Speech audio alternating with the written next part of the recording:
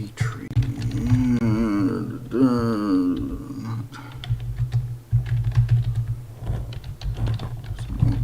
I'm just gonna. Yeah, that's right. I'm editing the stream description. And let's see. Am I live? It says I'm live. It does say. Okay, it does say that I'm live, so.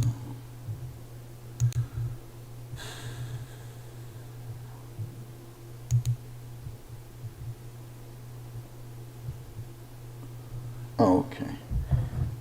I'm trying to find my own video here. Where is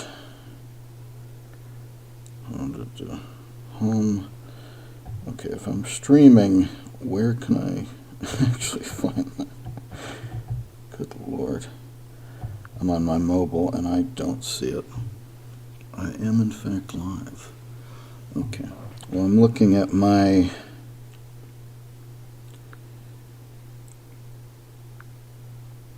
own channel on mobile. I don't actually see it. But let's... How do I actually see my own...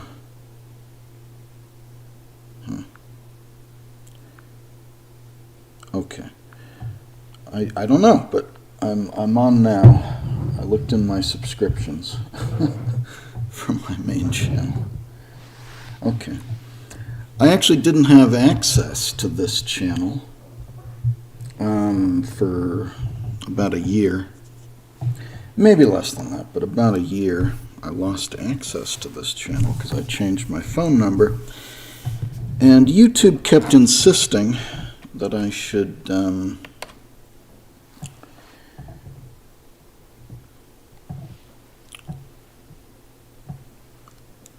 verify the channel with that phone number, which does not work anymore. I'm going to turn the camera on. See how terrible I actually look.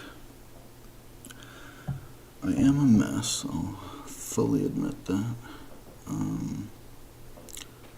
But we're gonna just roll with it. I'm going to be doing a little bit of film restoration today. And you can ask me some questions and whatnot, because I do have my phone open, and I'm going to look at your questions and what you're saying as I'm working. And this is Photoshop, and I've also got my Goemon tablet, my art tablet here, and this pen. And I've got a list also of particular frames in the War Machine sequence, which I'm going to be working on. And what has happened here is that in September 2013, which was a while ago now, I had sort of stopped restoration on The Thief and the Cobbler. And in December of that year, I went to see Richard Williams had started actually screening his version of the film, which we didn't know existed before then. But he had started screening a version of the film which he called A Moment in Time, because it was the last version that he was able to steal, to smuggle out before probably after he got fired. And he screened that, and I saw that in December. And, well, I'm glad. Welcome. And I had been restoring the film in one form or another since about 20 years ago. And I'd been working on the recobbled cut since 2006. 2007. And I'd been working on it for a very long time, and I had sort of released a version in September 2013. The 10th and the 17th of that year, I believe. And I realized that at a certain point I had to stop, that it was always going to be imperfect and dirty and this and that. But there was a bunch of work that I had left unfinished. And I met Richard Williams. I've told this story before, and he actually put his hand on my shoulder and said, "Garrett, you've got to do your own work." And I said, "Well, I do. I do my own work. I don't think people have noticed." I think he always had kind of mixed feelings about the film, the way I presented it, because I think he had a version of the film which was perfect, which only ever existed in his head. And my version was very necessarily a compromise that was sort of designed for...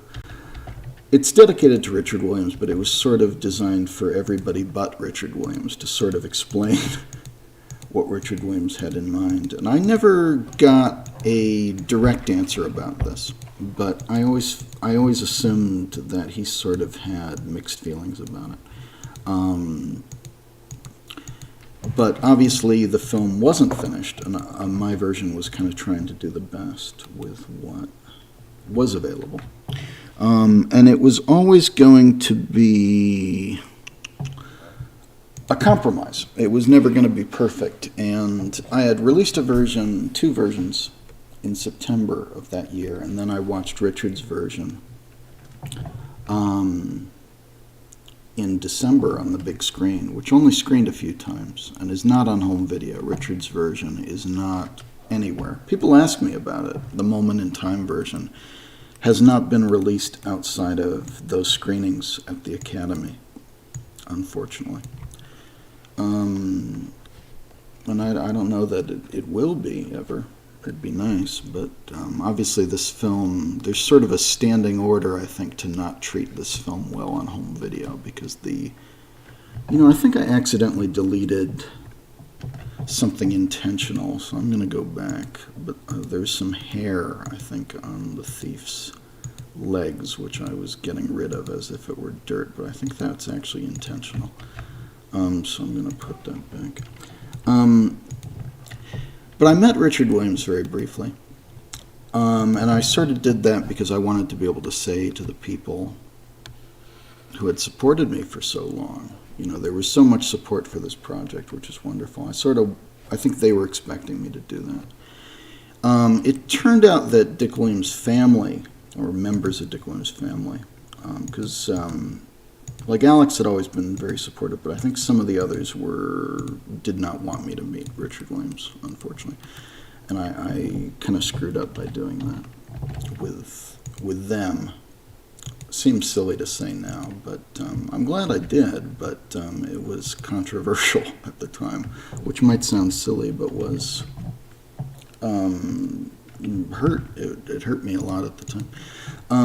His family was a little weird about it. Or certain people. Let me see. Let's see what I'm doing. But at any rate, I had stopped restoration work on the film at a certain point just because I knew it would never be perfect. And what happened more recently...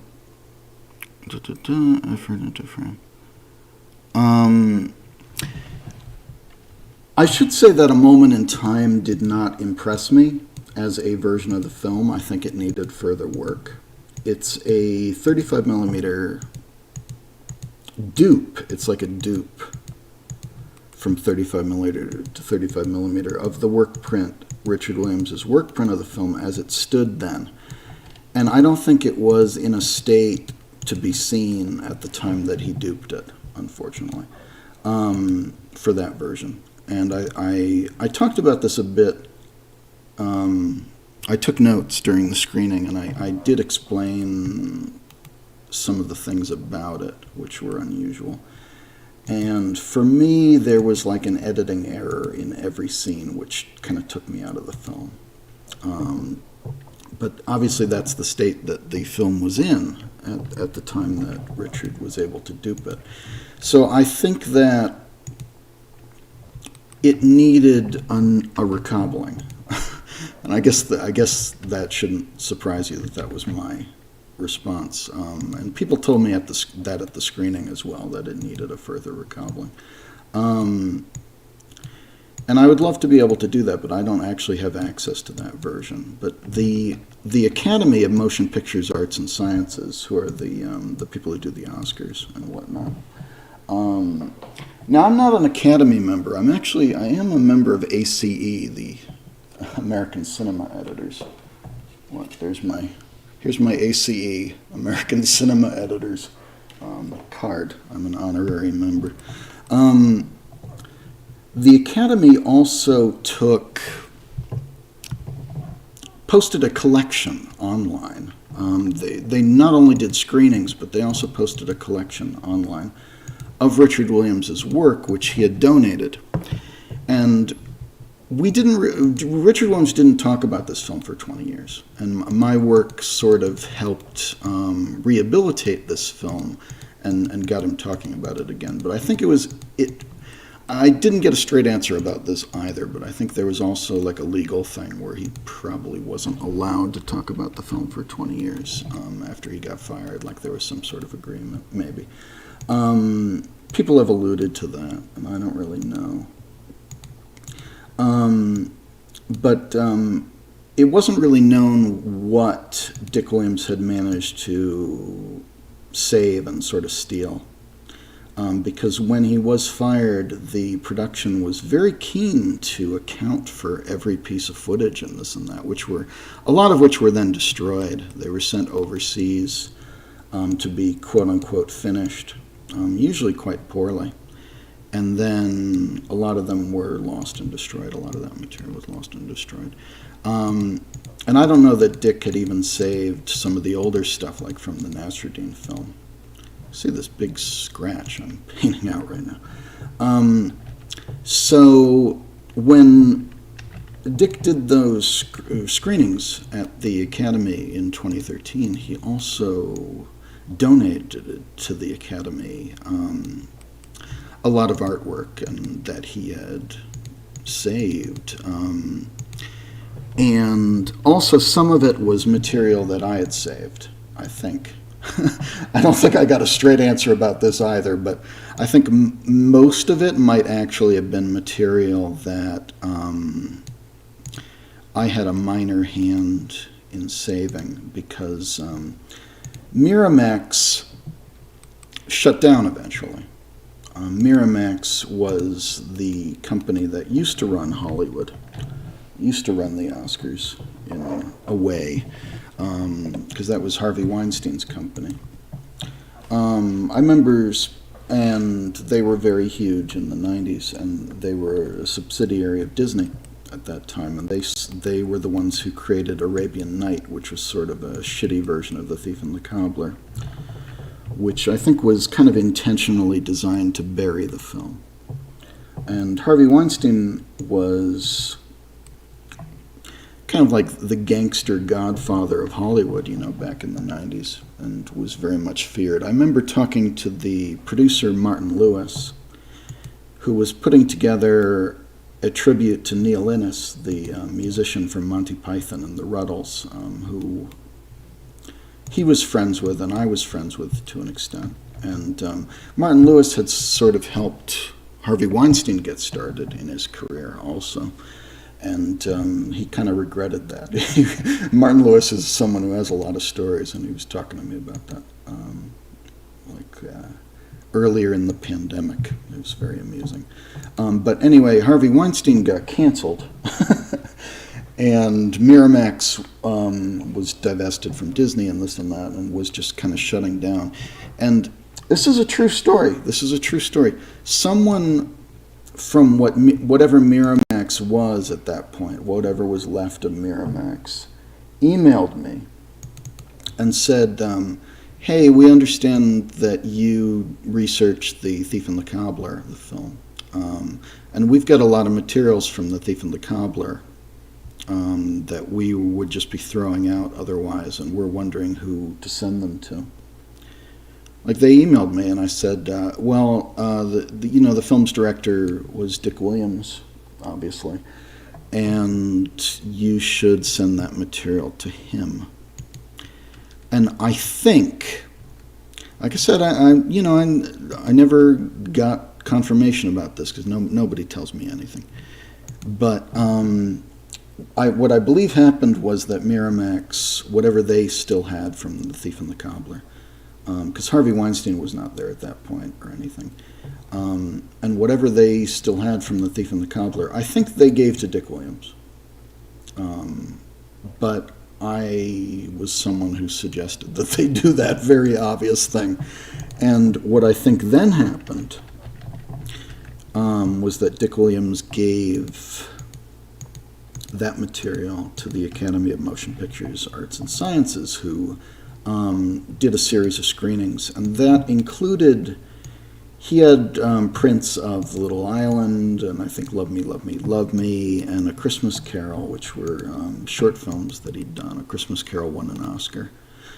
And they did some screenings which were like The Thief and the Cobbler, A Moment of Time, A Christmas Carol, and the wonderful work of Dick Williams just generally. And I did attend one of those screenings, and I think Dick went out for drinks afterwards with, I think, like Dean Leonard, people like that from who were animators and animation producers. And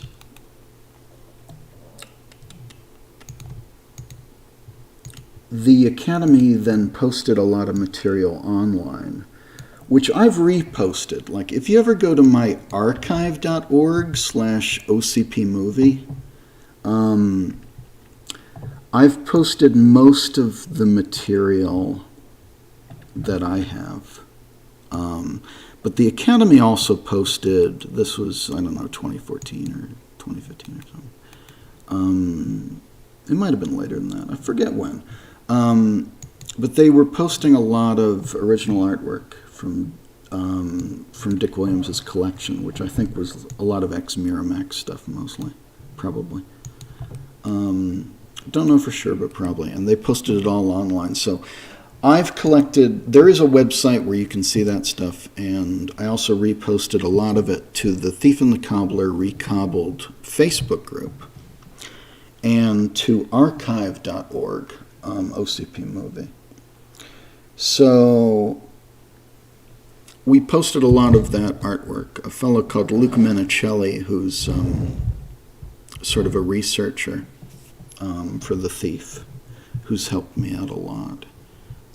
He was collecting all this stuff, and I was collecting all this stuff for a while from the Academy's website. But I don't have what the Academy has otherwise, That's just, well, that didn't work. That's just one of those things, what I just did didn't work, so I'm going to do that again. But what I'm doing right now, if you don't know, and thank you for sticking around, by the way.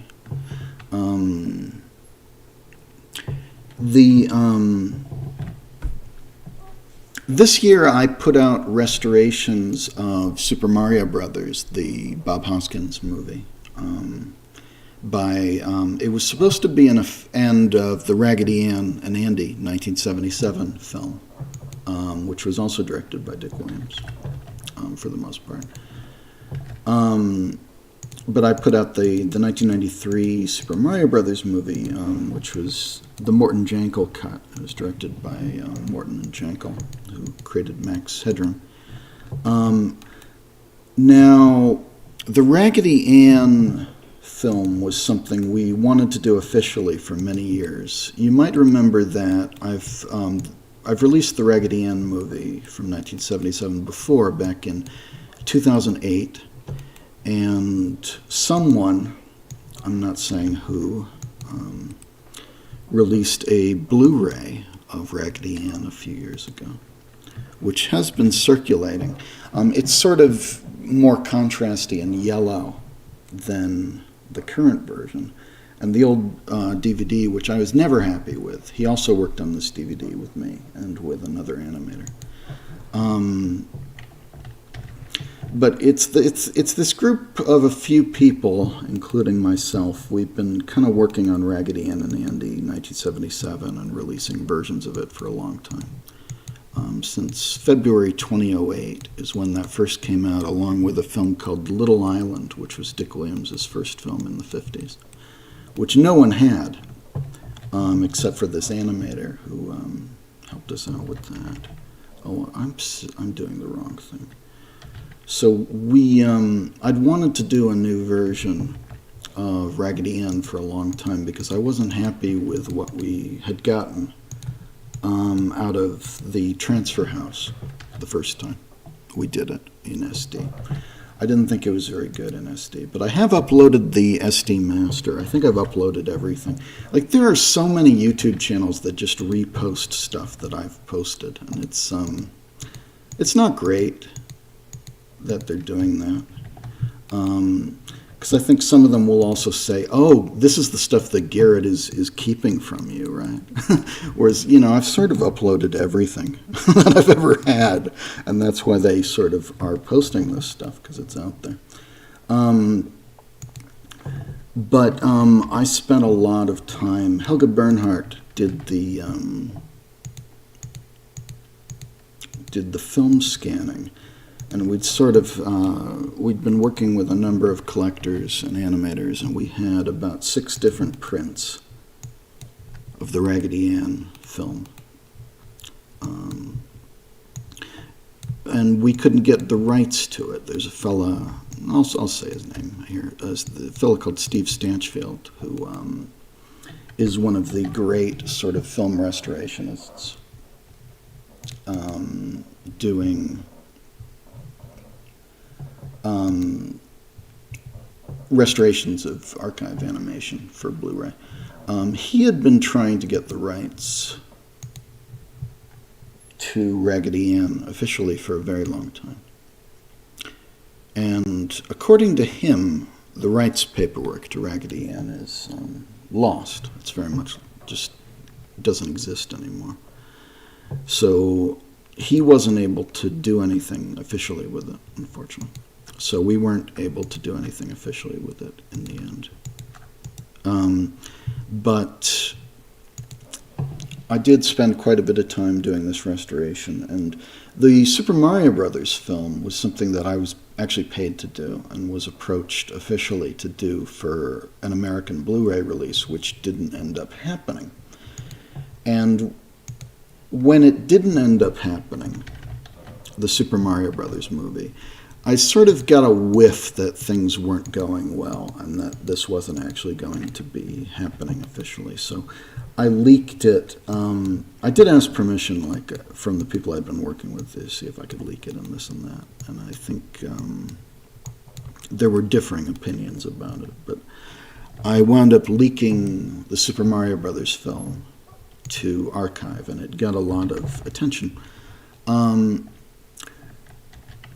And I said this yesterday, but one of the directors, Annabelle Jankel, who had also created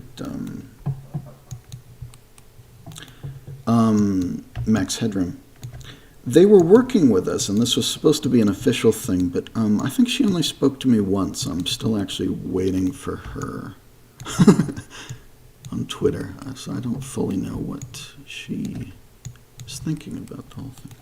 But it did get a lot of press, and there was an Australian Blu-ray of the Mario Brothers movie, which did use our version, but it was the unrestored version. It wasn't. It was just one of the transfers that we had done. I forget who actually did it now. Sorry. Like, we'd done a few transfers of these VHSs, and I kept saying, it's not good enough, it's not good enough. It needs to be a better transfer of this VHS so that we can get the best quality out of what was a very low quality VHS of this Mario Brothers movie. And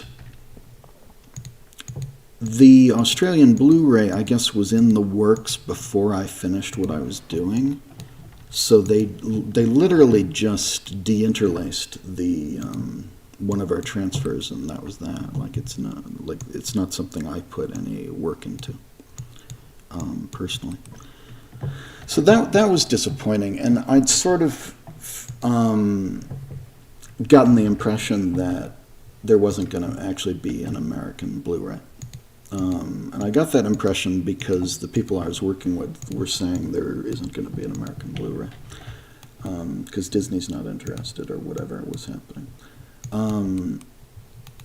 And so I just leaked it.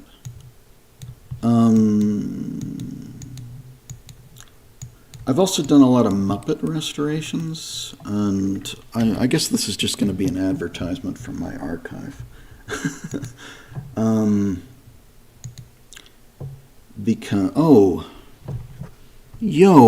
is there a lot of... You see, there's a lot of comments I'm missing. That's weird. Okay. Huh. Like, it looks like there's a bunch of comments I'm missing. I'm sorry about that. But it doesn't seem to be loading for some reason. But I'm going to type into the description here. I think, let me actually get this right, but the Raggedy Ann project, I don't know how familiar people actually are with this, but that's been one of the more interesting things. Oh, come on, what is... This is Chrome, where's my... Archive.org. Details. Okay. Details. I'm just going to add my archive because I've been talking about it so much. There. Okay. What St. Dennis is working on? Yeah, see, there's a ton of comments I missed. Okay. Richard had commercials in Europe. Yes, he did. The recobbled cut helped The Thief with new popularity. Yes, it did. I think that's why Dick Williams, before his death, started talking about the film again and screening his version. Would hate to see a moment in time to become lost. Yes, it would be great if it got a release. It is sort of a broken... It is a more damaged version of the film, I think. It needs a little work, but I would love to see it out there. And I would also like to see Arabian Night and a Princess and the Cobbler released in HD or widescreen. Loved your Thief restoration. Thank you. There's also the Art Babbitt collection. I guess I've seen some Thief stuff which is sourced from Art Babbitt. So I think you're right. It's not showing me the chat on mobile, so I'm sorry, I didn't see any of your chats. I don't know why that's happening, but I'm having a lot of trouble with this, oddly. I'm just using my phone to actually read this stuff. And when I saw the recobbled cut of this movie, it made me think of and reminded me of the work-in-progress version of Beauty and the Beast. See, that's, I don't know, because the Beauty and the Beast version is so similar to the final film. And obviously Beauty and the Beast was released, so I have mixed feelings about that. The Thief Archive live stream. There we are. Can we fucking... Please just show me the chat on mobile so I can work. I'm having I don't know. I'm trying to get my phone to to show me the chat. He had too much blackmail still. No. Can you tell me what scene Dennis is working on? That's a good question. Please, for fuck's sake, what is happening?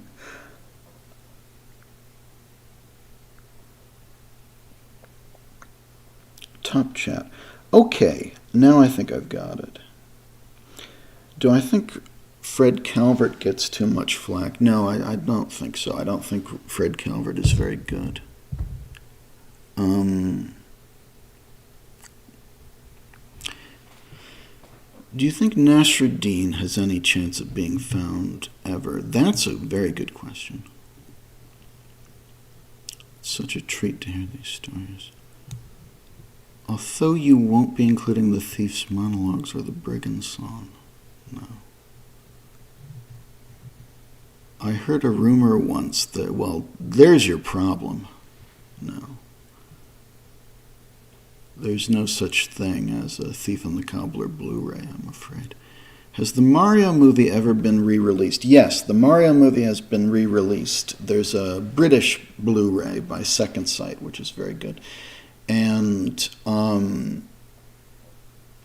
there was an Australian Blu-ray recently, which did include the work print, but not my restored version of the work print. Because I think they were in progress before what I was doing, unfortunately. The Raggedy Ann thing, there was like a previous Blu-ray of the Raggedy Ann, but that was way before we were finished. And I think there's nothing, there's like, there might be a couple frames from it in what I'm doing, or at least the same film print, I think, was used a little bit, but basically nothing from that was used in the new version. And I wasn't really involved with that Blu-ray at all.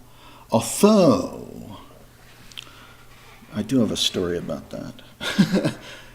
I want to get something to drink, so give me a second. But I was doing a restoration that I forgot to finish of something called Suddenly It's Spring.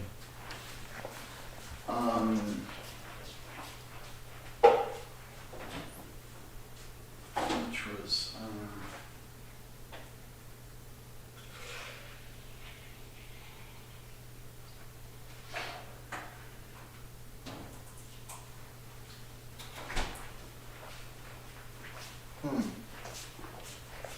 Okay, I'm getting something to drink, sorry. I'm going to turn the camera back on. So there was a short film with Raggedy Ann, not Andy, Andy's not in it, which is called Suddenly It's Spring, I think. And it has a racist scene in it, so I was doing an edit which sort of censors it the way you might do, like if you're doing a television cut, which doesn't have the racist scene in it. But I kept forgetting to finish it because it was low priority. But the Raggedy Ann thing has been very interesting because of the Raggedy Ann musical, which hopefully you've also seen at this channel or at the Rag Dolly channel. I don't know by now, but that's a whole other story. The Broadway musical. Is there a video on the process of how you do restoration? If not, do you plan to? I've done some restoration comparisons. Let me just catch up with all these questions, sorry. Is there any ways that Nasruddin could be found somehow? Okay. This is about the only way you can ask questions because your Twitter 3 gold balls was blocked. Okay, well, if I blocked you, like, you're probably just being weird, you know. I don't know what to say about that. There are a lot of people who are very mean about my work for some reason. And I've tried to bring it up to them. And I think there was like a lost media server, and people were being weird about me, and I kind of tried to figure out why. And someone said, "Well, you didn't answer my question on Facebook once," so, which I thought was a dumb question, but it was very important to them, and I kind of didn't realize that, how important it was to them, because they kept on like making up stuff about me on, I guess, on social media for like years after that. And I started talking to them to try and just say, could you calm down, because I don't like being lied about. And they said, well, we're kind of just jealous that you did this. I mean, which is flattering, that I've done something that is well received enough and well liked enough and famous enough that people want to be weird about it. But it does suck that if people are weird about it, because I don't have a regular job. This is sort of just what I do, and I've been doing this for 30 years. And if people are just going to make stuff up about me, that does really hurt, I guess, my career, for like no reason. But the people are weird. Which restoration companies would you say do the best work? I remember you telling me on Facebook recently that Thunderbeam Animation is one of the better ones. Yes, Thunderbeam Animation is excellent. I don't know if you also know Mauricio Alvarado, might be blanking on his name, but Rockin' Pins, who does the Max Fleischer stuff and stuff like that. I have a Facebook group called Knights of the Lost Media, where I talk about film restoration. I don't know, Knights of the Lost Media Facebook group. I should probably put that in the description. But I actually think Femboy Films does very good work, who did a little bit of work that I barely used because it was a different version. But they actually did a little bit of work for...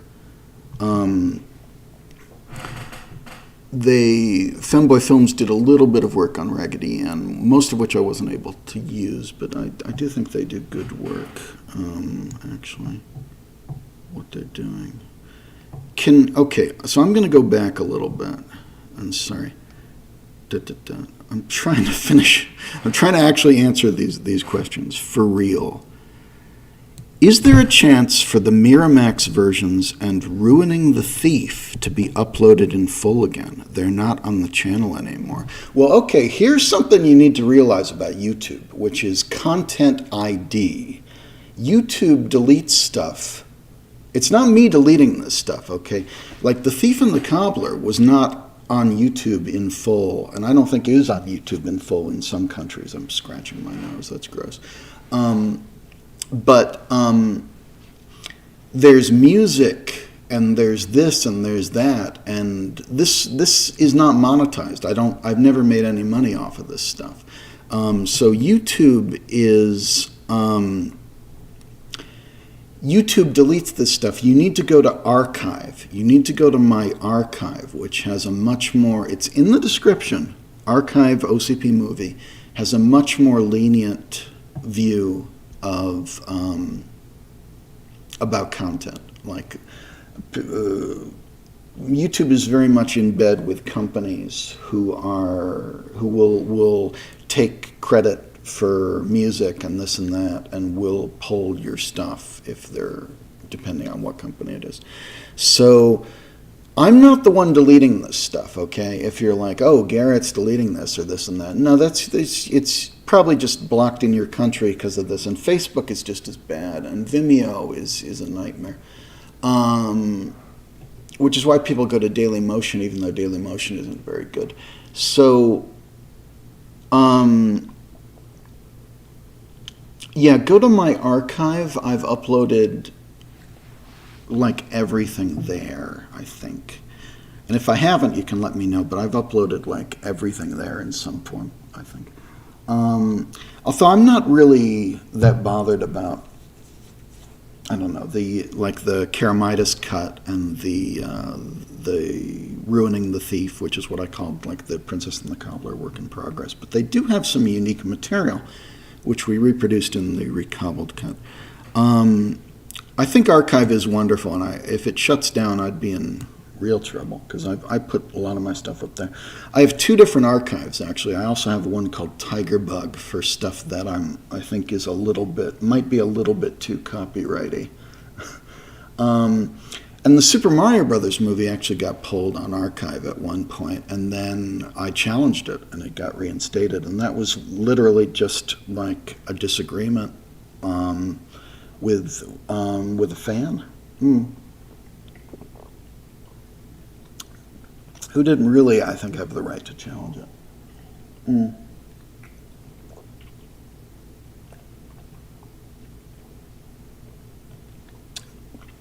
I'm drinking iced tea because I'm talking so much. Okay. Then I guess, is film Thief and the Cobbler is not done?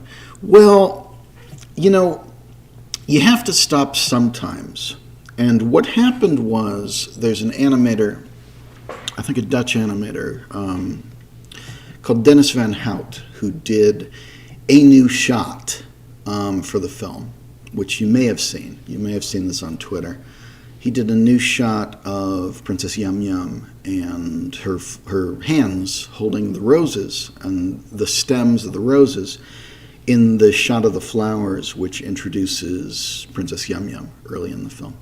And he had done a wonderful job on that. He'd spent many months finishing this shot. And it had been, what he did was very much based on unfinished pencil tests and this and that. And he's the only one to really finish, like, he's a real, he's a pro. He finished an element of that shot very wonderfully, and he's the only person to ever do that. So people started asking, when is that shot going to be added to the recobbled cut? And can you add Dennis Van Hout to the credits and this and that? So when I said, Dennis, can you do another shot for me also? So we'll have 2 new shots. And this past year, I've been, because of the coronavirus, I'm very isolated, and I don't have traditional work during this time. And during this time, I did the Raggedy Ann restoration, the Super Mario Brothers restoration, and a lot of other stuff, mostly at Archive and stuff like that. And someone has been paying for this, to be honest. But during this time, I also had my old computer rebuilt. I bought a new computer, I think 2019, like a couple of years ago, just a cheap PC from Walmart. And before that, I'd had a Mac, like a Hackintosh, which a woman called Jessica Blank had built. And it had stopped working a few years ago, so I bought a new computer. But I decided to ask Jessica Blank to rebuild my computer for this past year so that I could get old stuff working again. And it ended with me mailing my old computer back and forth to Jessica Blank and having her rebuild it and fix it. And I got that up and running, and I started doing new transfers of Video 8, High 8, Digital 8, all my old movies, because I used to be a comedy filmmaker in high school and college. I was part of a community of young filmmakers called Rewind Video, which I don't think there's any information about on the web anymore, which is for the best, because it was what it was at the time. And I had made like 12 features or something like that, and I'd written like 12 screenplays, and I went to film school, and I did this and that. And I'd made a feature about the She-Hulk, the Marvel Comics character, in 2007, the beginning of 2007, and like 2008 and 2009. And this camera's not really on me, is it? So let's see. Point it. I look fat and old. I'm sorry. I'm very sorry to those of you. I'm not looking at myself. I'm very self-conscious. But I wanted to rebuild that computer so that I could transfer all of my old footage from when I was. I've been doing this for 30 years. I started making films when I was a kid in 1993 and 1996, and I had like a Monty Python website, and I was trying to do sketch comedy and stuff like that.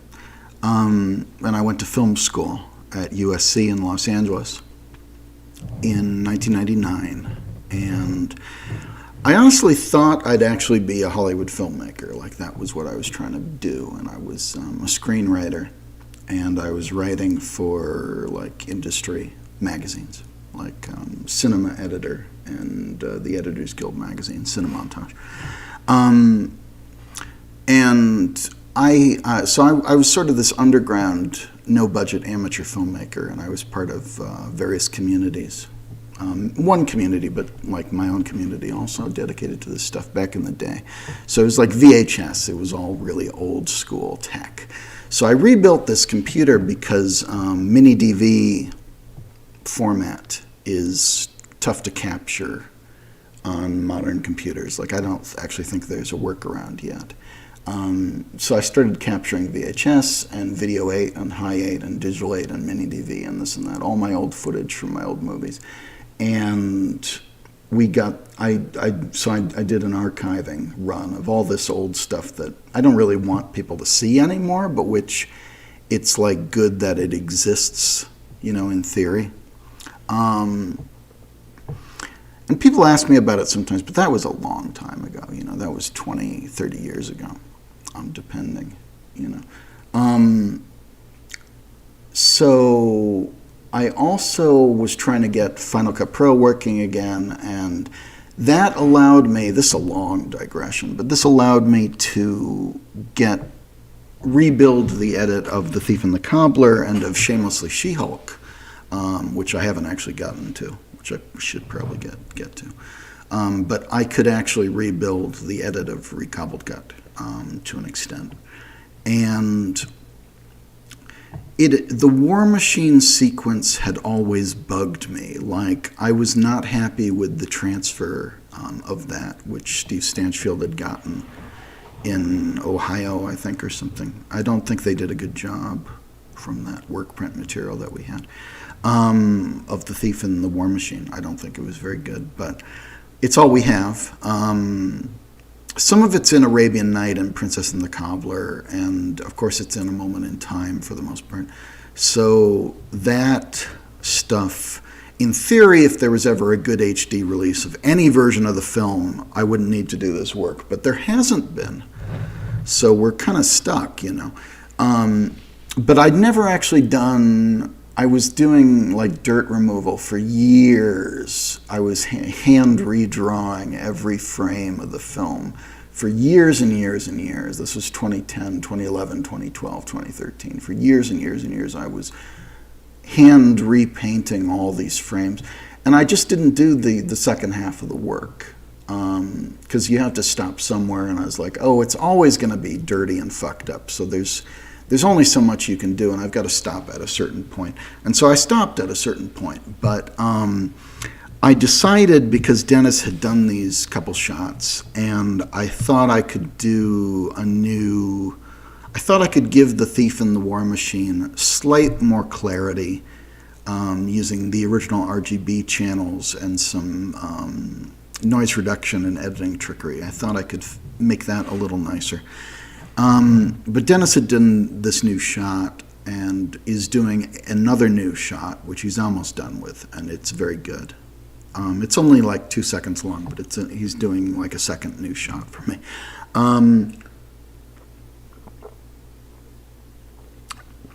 So I said, I'm going to do all the work that I didn't do originally. I'm going to go back and finish the splice frames that I didn't do. And I did that. I've done that now. I've done all the splice frames that I didn't finish doing before.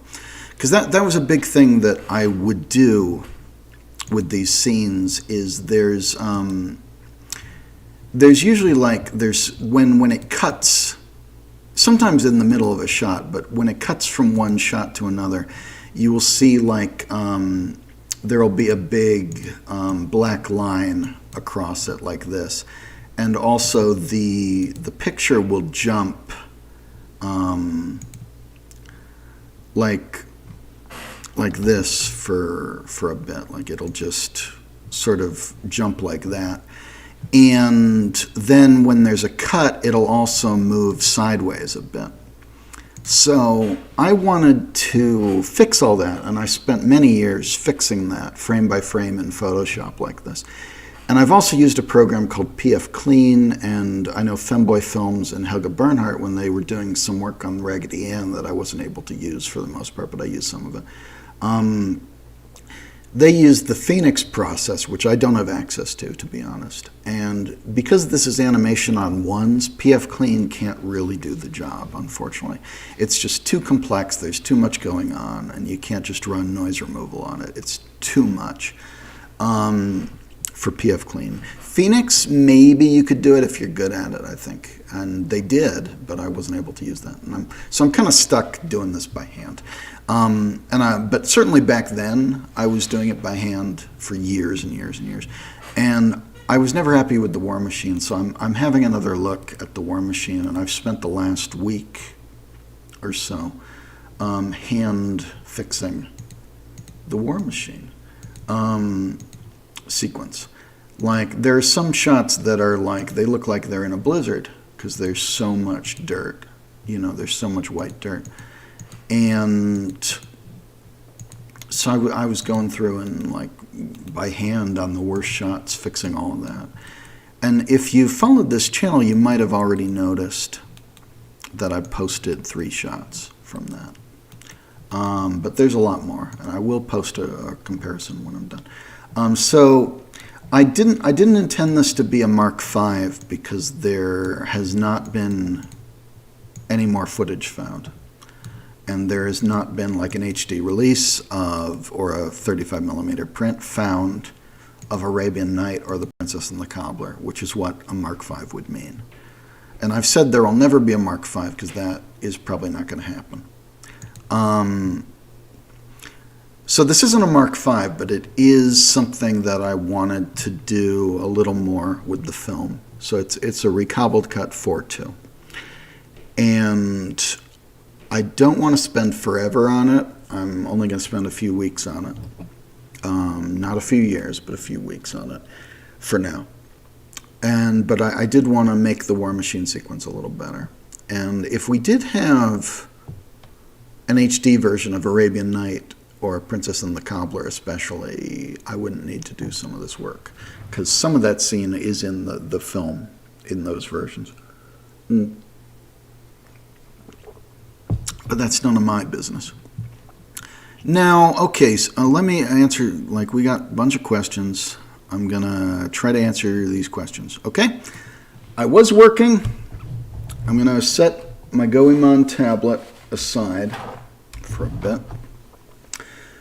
I'm going to be a 40-year-old man on YouTube with a camera right in my face, so I look like I look gross. I look fat and gross. I'm sorry, but I'm going to answer some questions for you, which I think I was already doing. And I'm sorry I'm not caught up, but I'm not used to actually having this many questions. Richard had commercials in Europe. Yes, he did. Richard was working in London, and so he would do commercials in France and a lot of other countries. And in 2020, September 5th, 2020, I think, an Italian dub was released of the recobbled cut, which is done by some fans. Loved Your Thief. There's also the Art Babbitt collection. Yes, I think so. I don't know how extensive that even is. Is that at the Academy? the Art Babbitt collection, because I've seen some stuff from the Art Babbitt collection, but I think it was like on Heritage auctions, and it wasn't very much. The Richard Williams collection at the Academy is huge, and they kept adding to it, but I think we got all of it. I have if you're really interested, and nobody ever seems interested enough to actually go into this level of detail, I have something called The Thief and the Cobbler Scrapbook, which I've uploaded to Archive, which is a collection of data, and which was like in 9 parts or something, and was just everything we were collecting having to do with the film for many years during our research, and is very in-depth. And we were also researching the Raggedy Ann and Andy Broadway musical by Joe Raposo and William Gibson, which starred Ivy Austin and was a big flop in 1986 and is quite wonderful. And there's now a video of Rag Dolly, the Raggedy Ann stage musical. It was a hit in Russia, and they do knockoff versions of it to this day without the original music or characters. That musical, a video of that Broadway musical has been found by a team of young fans who, a lot of whom weren't born yet when I was doing the recobbled cuts, which is wild to think. These are a lot of teenagers, 20-somethings, who were researching the Broadway musical. Because when I was researching, a fellow called Vinny Ratole, a blogger called Vinny Ratole, who's done some wonderful work. He had researched the Carrie Broadway musical based on the horror film by Brian De Palma, starring Sissy Spacek. That had been a musical which had flopped, and he had wanted to revive that musical and push for its revival, and he was very successful in that campaign. And we also wanted to revive the Raggedy Ann musical, and we weren't able to get very far. There wasn't any information about it at the time, and Vinny found what he could, bootlegs and everything. And at the time, we were kind of discouraged from doing that. But this new fandom popped up 10 years later because of the research that Vinny was doing and that I was doing. But they've done way more than we ever could, and they're now trying to do their own version, which unfortunately, as with The Thief and the Cobbler, there are people out there who don't want that to happen, who don't want this stuff to be revived, and they'll never tell you that directly, and you can't really know who's, but there is a general sense with The Thief and the Cobbler that when I restored The Thief and the Cobbler, I was stepping in some shit. I think a lot of my projects are oh, why has nobody ever done this before? And then by doing it, you sort of find out why nobody's ever done it before, because I think I have a higher opinion of Dick Williams and this film than a lot of people in the industry had.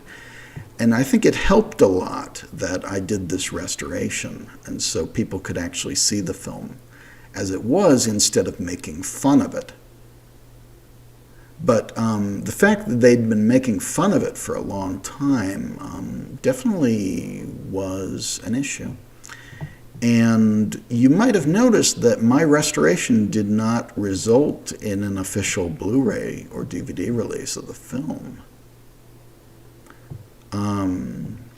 Well, actually, there was a Miramax version DVD, which was making fun of the film, but basically. But apart from that, yeah, you might have noticed actually wasn't fully successful in doing that. The recobbled cut version of this movie made me think of the work-in-progress version of Beauty and the Beast.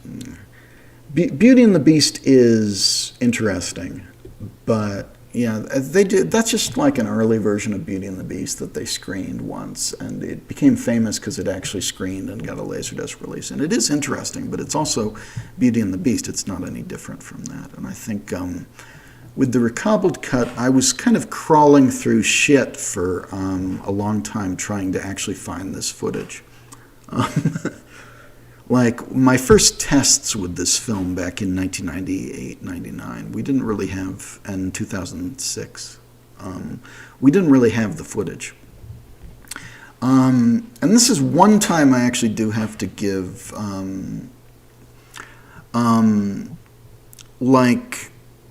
a lot of credit to the community, because when at the time I was a member of a website called Original Trilogy, which was a Star Wars website, which I left. I was a popular fan editor at that site, and I left because the community and I were not, some of the mods and I weren't getting along. But that was, I had done a Star Wars documentary called Star Wars Deleted Magic, which a lot of people then sort of copied and did their own versions of. It was a film about how Star Wars was made and was saved in the editing room. And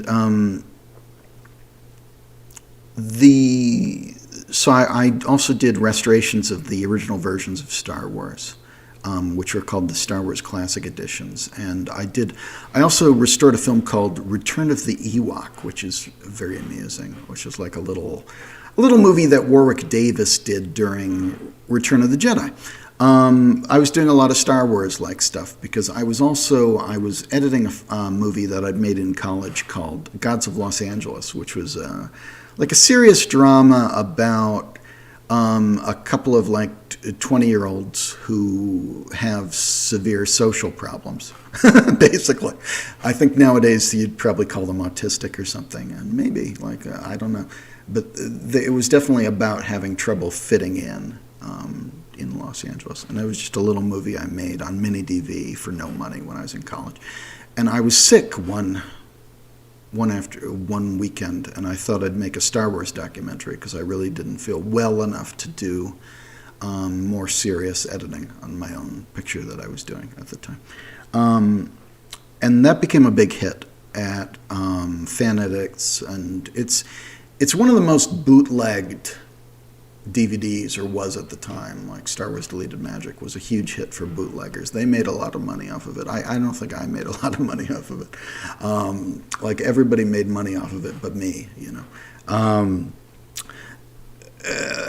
and so I was part of this website called Original Trilogy, which was saying, please release the original Star Wars films on home video.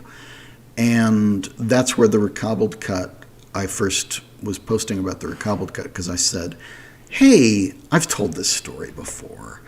But I was saying, there was a thread like, oh, what fan edit should someone do?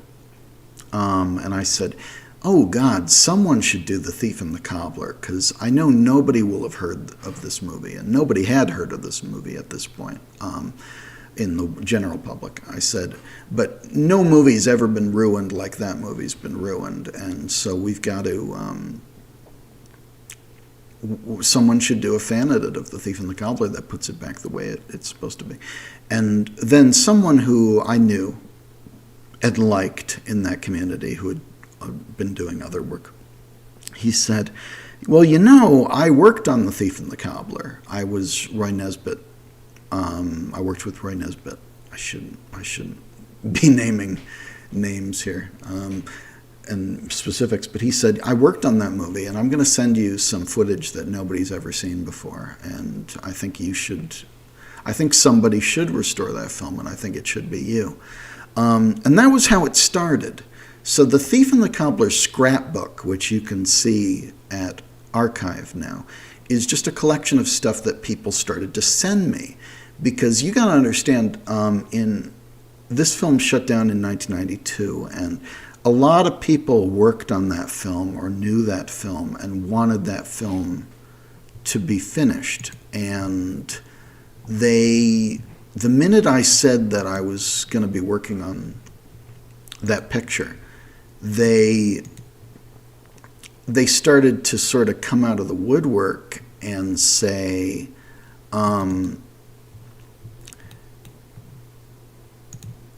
okay, here's some stuff for your restoration. Let's do this. And this kept happening for 8 years. So that was the Recobbled Cut, in the sense that I was doing a lot of stuff myself. Like all the work on the restoration and the editing decisions and this and that were me, but there was a fellow called Simon Maddox who animated on the film, and I believe he was actually our source for the film eventually, and certainly for a bunch of pencil tests and stuff like that, of stuff that nobody had seen and rare stuff. I think he was actually our final source for that, because he was working with a filmmaker called Kevin Schreck, who did a documentary about The Thief and the Cobbler. And he was working with me, and I met with Alex Williams, Richard Williams' son, to kind of get his blessing very early on.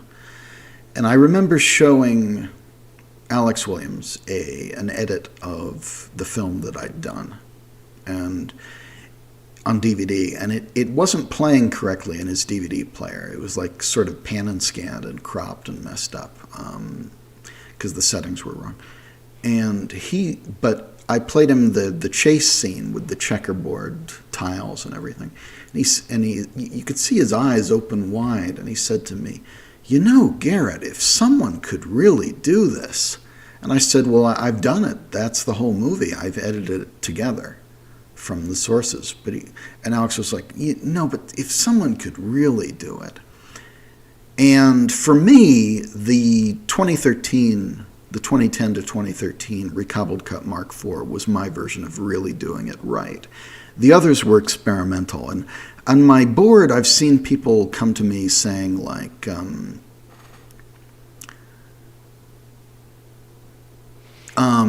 saying stuff like, "Okay, I prefer your editing decisions in the Mark III and this and that," which I don't remember the Mark III, and I obviously don't agree with that. But the first versions of the recobbled cut were sort of experimental and became less experimental, but it was also very much a group effort where people kept sending me stuff, and so that's the Thief scrapbook, and that's this YouTube channel, which was originally Patrick McCart's idea, but he ceded it over to me after a while.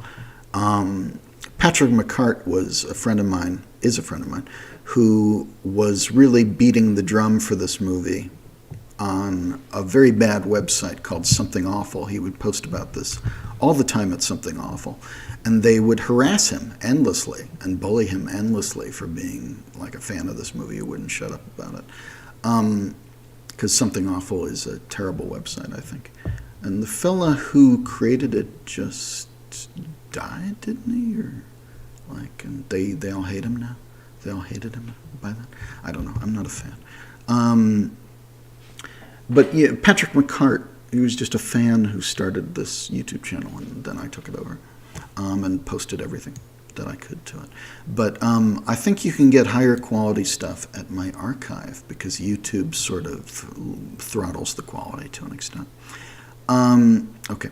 Can you tell... Okay, let me see if I can answer these questions. I know I don't shut up, and I'm not even working. I'm just talking. I'm not even working.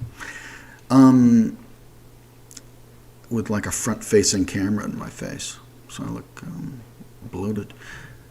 Can you tell us what scene Dennis is working on? Should I?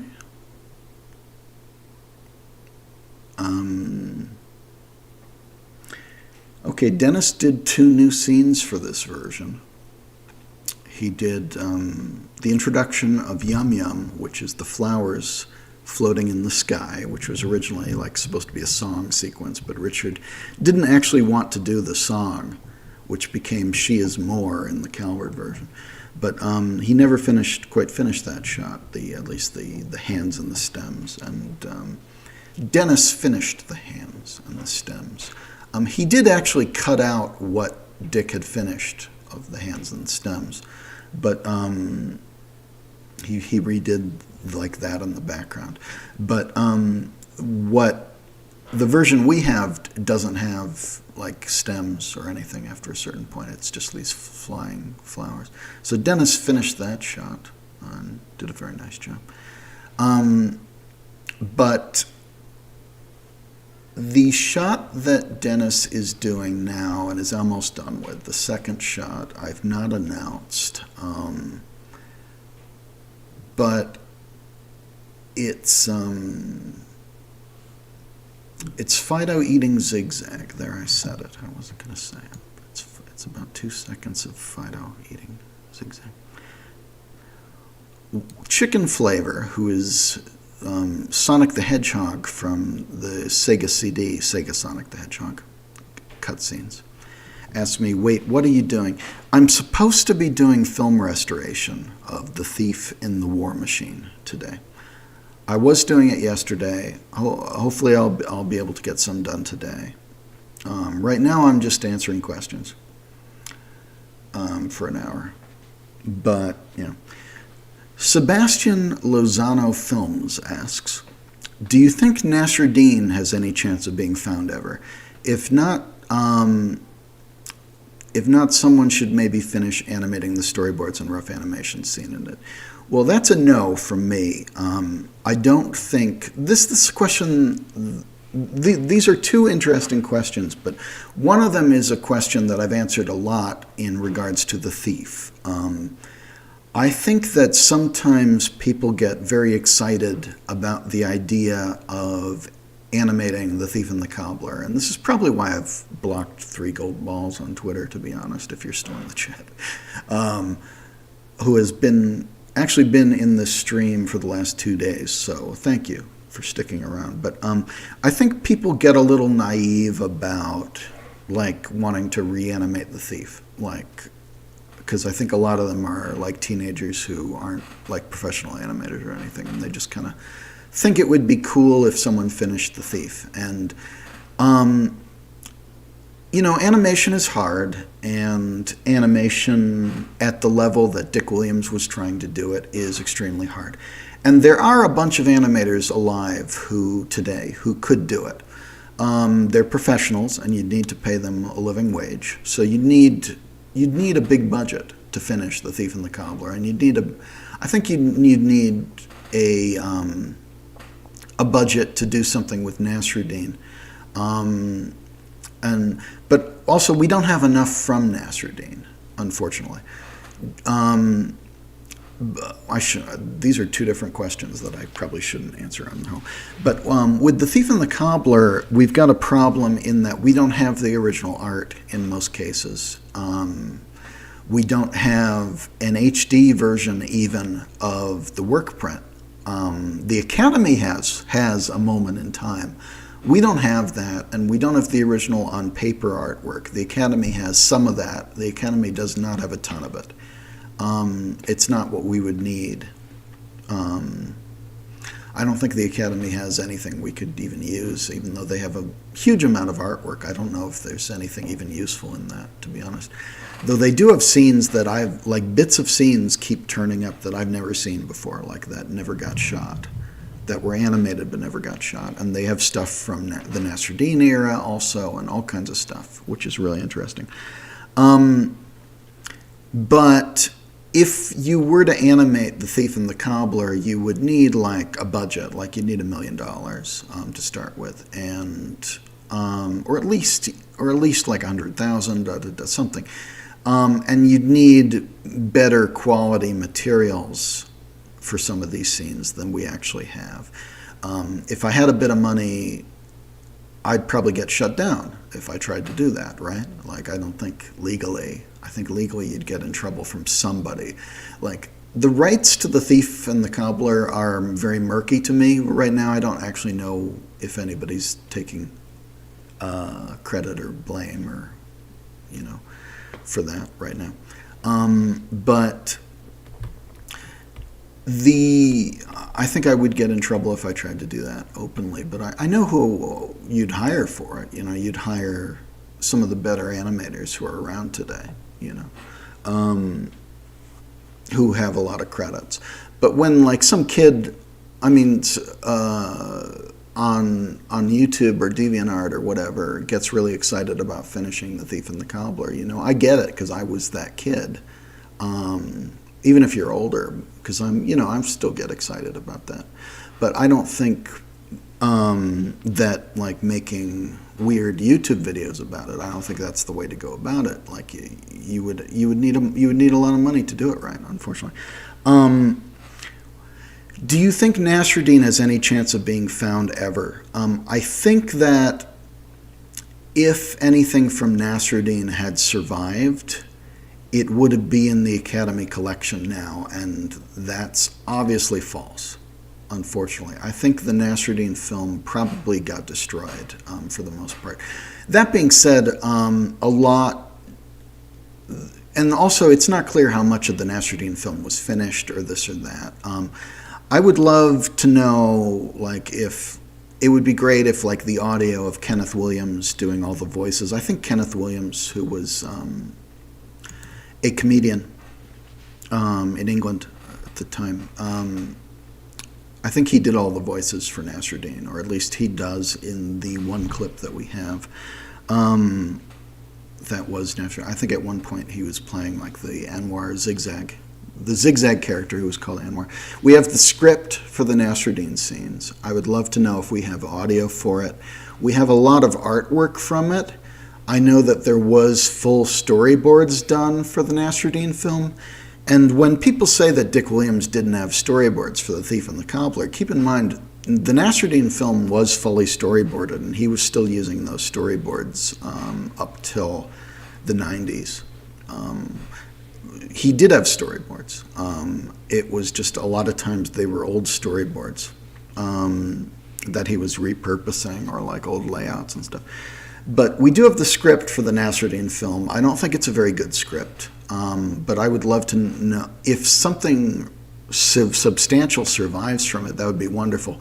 He did storyboard it. I know that some of those storyboards survived. I have seen, Alex Williams has shown me a big stack of Nasruddin storyboards, which were used in the final film for Zigzag's entrance into the city. And there used to be a The Thief 1 blog spot. There was a blog which was by some of the Thief animators, the Thief blog, which posted storyboards from that era of the brigands and stuff like that. I don't think the storyboards still exist in full. I do have a Nasruddin book, which is currently being used to prop up this camera. I do have, like, the 3 Nasruddin books I think I have. I've got a few books. He did storyboard it in full. A lot has survived, but I don't think that it survives as a film or even as footage or scenes that you could see, apart from what survived into The Thief and the bread scene, which was in a documentary. Excuse me. So, but I don't think someone should finish it. You know, I don't think anyone should try to finish it. Like, I think that Fred Calvert, when he finished The Thief and the Cobbler, had a budget. He had access to the original artwork and some of the original animators. He was doing everything a lot more correctly than any fan effort would be doing, and he still fucked it up. Like, it wasn't good for the most part. So, no, I don't think fans should just kind of be messing with it for the heck of it. And I think if fans get mad at me for saying that, but I see, like, a lot of people who kind of should just be doing fan art, you know. Fan art is fun. But I think if you're saying, oh, this is The Thief and the Cobbler, the finished version, the better than Garrett's version, and I'm drawing some stick figures for it. It's I mean, Art Babbitt was very good at stick figures, but I don't think you're very good at stick figures for the most part. I don't know. It's weird territory, because I love the enthusiasm that people have, and obviously I'm just a fan and I can't speak with any authority.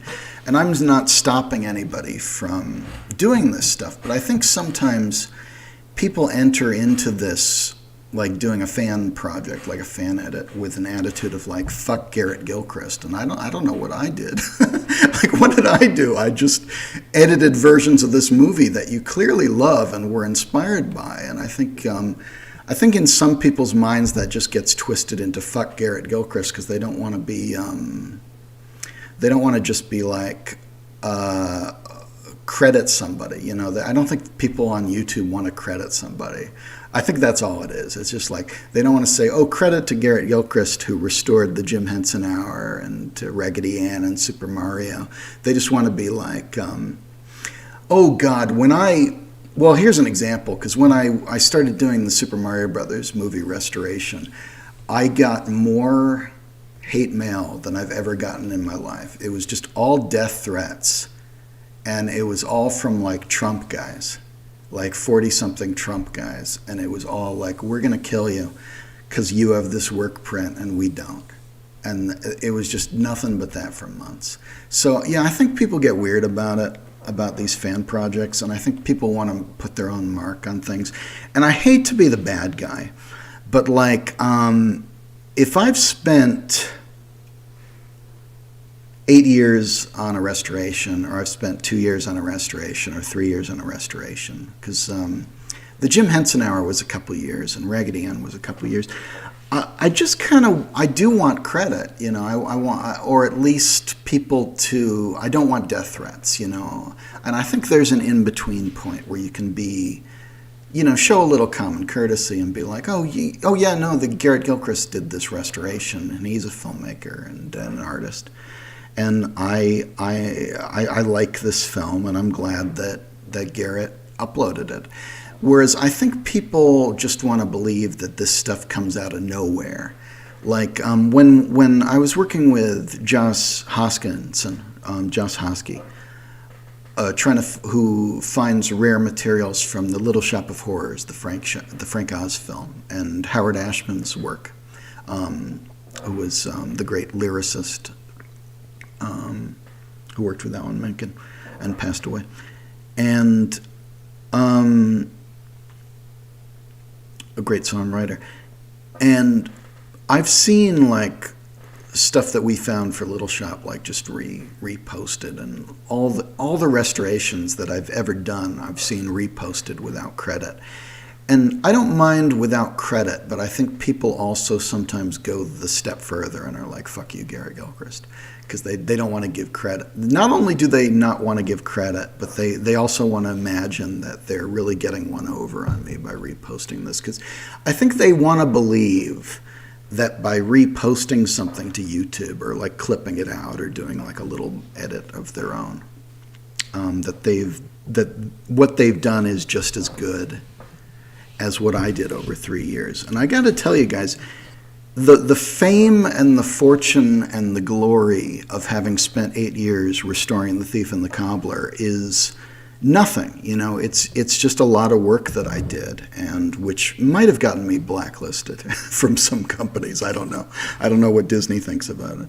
And a lot of people in the animation industry have been very kind about it. And we had a whole community that was very supportive, and it was all very wonderful.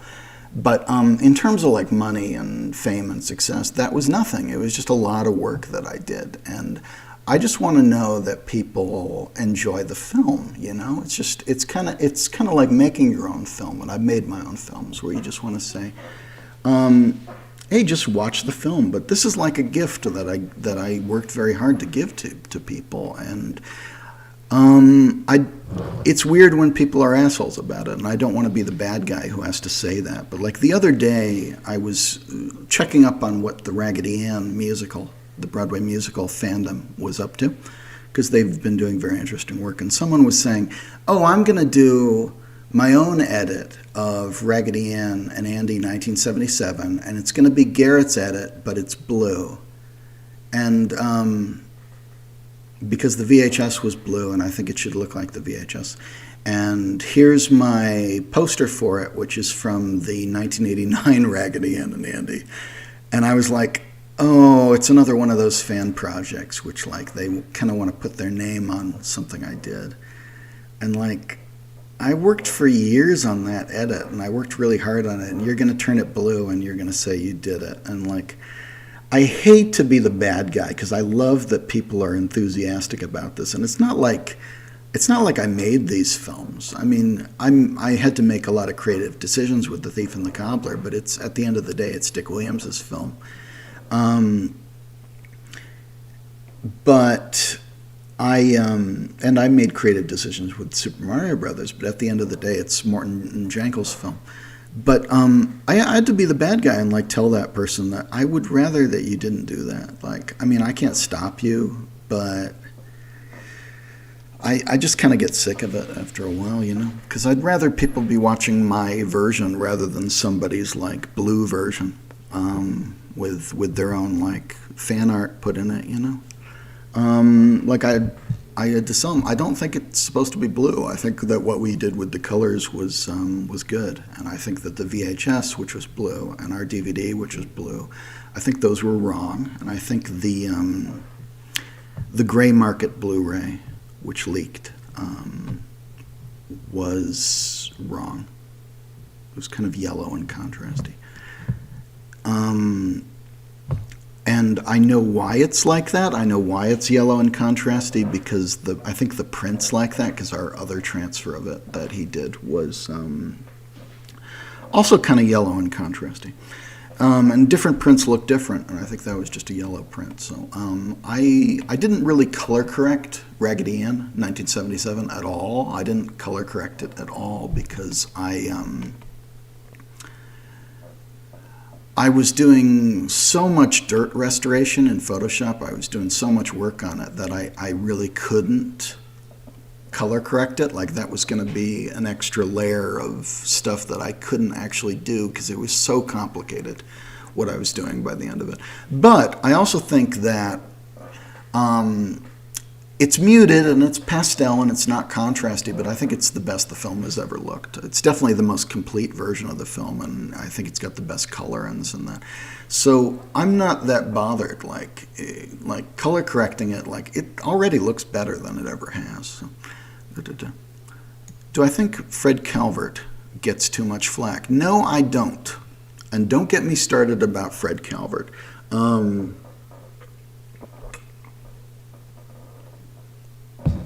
I think Fred Calvert wanted that job, and I think he sabotaged the film.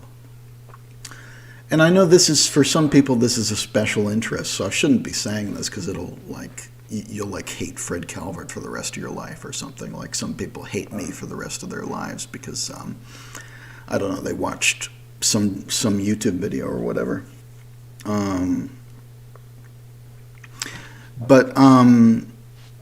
I think Fred Calvert wanted that job. I think his production company, he's not a good animation producer. The work he produced was bad and was cheap and just wasn't good. And I think that, I think he wanted this job, and I think he kind of shit-talked and sabotaged his way into it because he didn't have a job otherwise at the time. And I think when he got the job, he didn't want it anymore because I think he realized he fucked up, and I don't think he knew what he was doing. And I think that if there wasn't so much shit-talking and trash-talking involved with this film, this chair is making a lot of noise. I should probably get the other chair. But if there wasn't, I wrote an essay when Dick Williams died. I wrote a number of essays, which for me were intended to correct misconceptions. And this was also true of the Animat interview. Animat is a YouTuber who had done like a multi-part review of Thief and the Cobbler. And I thought it had a lot of misinformation. But I thought that every YouTube video about The Thief and the Cobbler, nobody ever talks to me first. They were like, oh, Garrett Gilchrist did this Thief and the Cobbler edit and did 8 years researching this. Maybe we should talk to him. But they don't ever talk to me when they do these YouTube videos. They do like 5 minutes of research, and then they sort of vaguely like do a video about what they remember from that. And I'm like, I can't watch those because I'm also, oh God, oh God, oh God, no, no, no, no. And it also gets one-sided. Like sometimes you get a documentary like, I mean, I've seen documentaries where, like, you know, if you're not the one in the room, they're going to blame everything on you, right? Like, and if you actually talk to older animators who worked with Dick Williams, and interview them sometimes too, it's a crapshoot whether they're going to tell the truth and whether they're really fond of Dick Williams or this or that, or if it's not even focused, is it? Which is probably a small mercy. A lot of older animators actually just live to talk trash about Dick Williams and about this film. So I think that's why Fred Calvert, I think that's why Dick got fired in a lot of ways, because he could be difficult, but I think a lot of older animators, I did an essay about this, correcting like misinformation. When Dick Williams passed away, I did a bunch of essays because I was processing my feelings about the whole thing. And one of them I said the devil's radio, which was George Harrison's term for gossip. And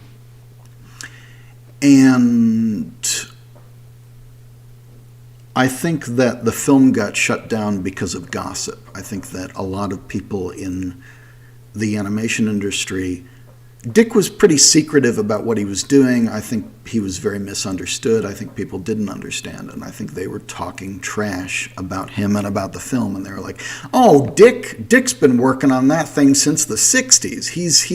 He's cheating you. He's conning you. It's the same movie, like, you know. Dick finished that back in 1970, and like, no, he didn't. Like, it was a different film then. Like, he was improving his work over the years." But people would just talk shit and like give the impression that Dick Williams would never finish the film and was ripping Warner's off. And so I think that was part of why he got fired. Yeah, I think it's the devil's radio. I think people gossip, people talk trash, and it's unfortunate. I don't know. Okay. I read a rumor once that The Thief will someday in future also get a Blu-ray release. No, it won't. That's not a current rumor. People just say stuff. People just say stuff. I loved seeing your latest Ann and Andy restoration, says the Retro Shack. Thank you. I think it definitely deserves to be put on Ultra HD Blu-ray. Well, if we could have gotten the rights, we would have. And if Steve Stanchfield, the Thunderbean, if he felt like putting that out, I shouldn't name names, he would, because he's a good friend of mine. And he might. I mean, you're free to do so. You can just put it out. But yeah, we wanted to get the rights, and I'm not a person who. I'm not in those circles where I can kind of talk about the legality of it. I don't really know. And the rights paperwork, what Steve told me, because he was trying to get the rights for many years, is that the rights paperwork no longer exists for the 1977 film, and that maybe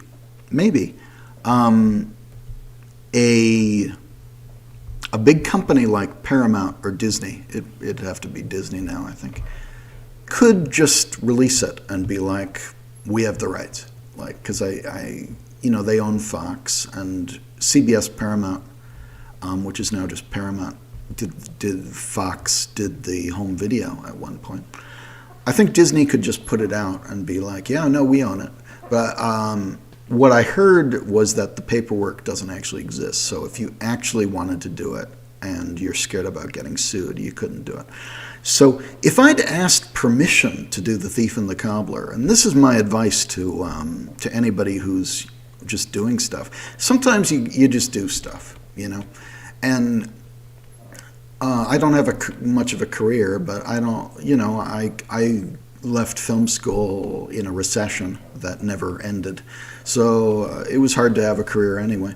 Everyone in the animation world seems to know who I am, but and a lot of them have been hugely supportive and nice, but that hasn't actually gotten me any work, because I'm not really an animator anyway. I didn't study animation.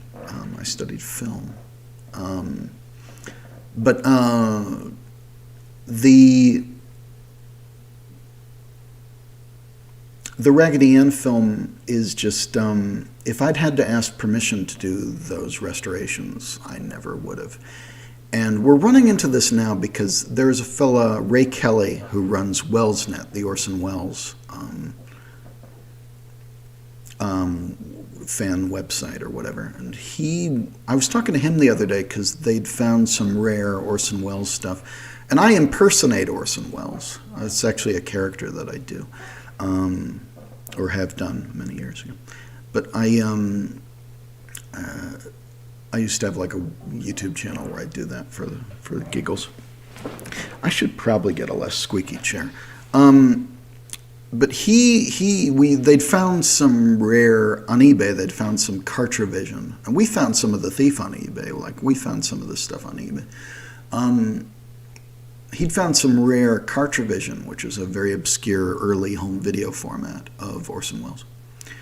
And he said, I want to put it out, but I want to do it legally, and I want to talk to Orson Welles' estate, which he does often, and The Other Side of the Wind, which just got finished, which was a late Orson Welles unfinished film, was held up for many years because there's competing elements of Orson Welles' estate. There's Oja Kodar, who was his romantic partner at the time, and then there's also his daughter, I think Beatrice Wells. I'd have to look it up. And there are a lot of different concerns which weren't getting along and which were trouble for that film. There's a couple of documentaries about that, so I don't need to get into that, about The Other Side of the Wind, Orson Welles. Anyway, they found something which was shot by the same fella, Gary Graver, like some monologues of Orson Welles, and Ray Kelly was like, I want to put these out, and I'm looking for more stuff, and we think we're going to be able to find 3 of these, maybe 2 or 3. We have 2, we might be able to find 3 of these tapes. But I want to do it legally, and I want to do it on home video. And if I'd had to ask for permission, I don't think it would get out there. And it's rough because the Super Mario Brothers restoration, I had permission. We were working with the directors. We were working with the Super Mario Brothers fan archive. We were working with this and that and the official Blu-ray folks. And then I started like getting hints that there wasn't going to be an American Blu-ray from Disney and that some people were unhappy and this and that. And I leaked it to archive. I did ask permission of everyone I was working with first, but if they'd said no, I don't know what I would have done, because there's a couple people who like regretted giving permission afterwards. But when I asked permission, they said, yeah, no, go ahead, put it out there. Because if I'd asked permission for Super Mario Brothers restoration, I don't think that would have ever gotten out there, so I kind of had to just bite the bullet and do it. And it got a lot of press. There were hundreds of articles about it the week it came out. It was this huge thing. But I think it also got received as a fan project, like a fan edit, which was not my intention, because I'd never seen that film. I'd never seen the Mario Brothers film. And I was very well paid for what I did. And we had permission, but sometimes that stops you. So in the end, it was just like, fuck it. Like, I just put it out on archive. But that did mean that, I don't know, I was talking to somebody a few weeks ago who had put out like a trailer and put out his own, I think, DVD and Blu-ray of my version of the Super Mario Brothers movie, the Morton Jankel cut. But he had renamed it something like Extra Life Edition, and it was like Super Mario All-Stars branding and all this and that. And he'd said, oh, it's from his name films. Like, he'd put his name all over it. And in the trailer, my name's not there. Nothing official is there, nothing this is that. He just put his name on it. And this happens with everything I do. there's somebody else who will just put their name on it like they did it. And it was like, and he contacted me like, well, I saw him on Facebook and I was like, I edited that film, actually that version of the film, and you're putting out a Blu-ray of it with your name on it. He was like, oh yeah, no, I love what you did. It was like, that, it was just weird. And he was like, I'll send you I think a DVD or Blu-ray of it that I've had printed. I was like, God, this was supposed to be an official project, man. This was actually supposed to come out on the legit US Blu-ray, and it still might. But to my knowledge, there's no plans for a US Blu-ray of Super Mario Brothers. And I've never heard anything about a Blu-ray of The Thief and the Cobbler in any form, or Raggedy Ann in any form, or any of these films in any form. So, or the Jim Henson Hour, I've restored more Jim Henson stuff than anybody. If you ever see that GIF of Kermit the Frog typing, that's one of mine. That's Little Muppet Monsters. But I do this because Disney doesn't. Like 99% of the time, I'm doing something that Disney probably had the rights to at some point and just doesn't give a shit about.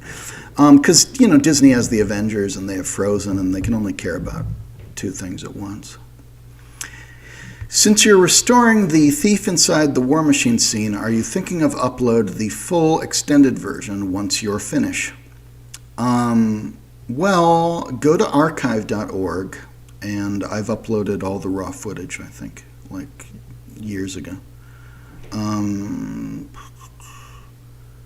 But also, The Thief in the War Machine scene, I think that what's inside the recobbled cut is the correct edit. There is more footage in the raw reels, but this version is not much shorter, and it's restored. It's going to be restored to an extent. And I don't think there's much missing. I don't think there's anything important that's missing. Because it is cut in the same way that Dick Williams cut it for the work print. I think it's longer than the work print. It's usually, like my version is usually longer than what's in the work print. So I think if there was anything like genuinely interesting about the extended version, it would be in there.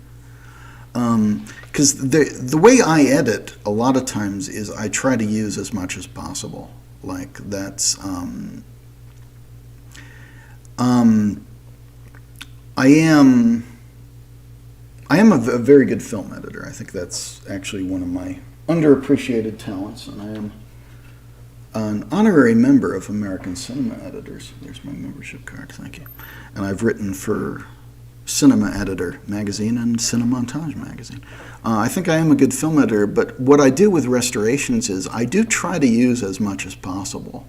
Like with the Super Mario Brothers movie, I think that was a good project for me because if anything was worth using from that extended VHS, I used it, and I think that's sort of the way I work. That was something that was kind of up my alley, so to speak. It feels like I got a little.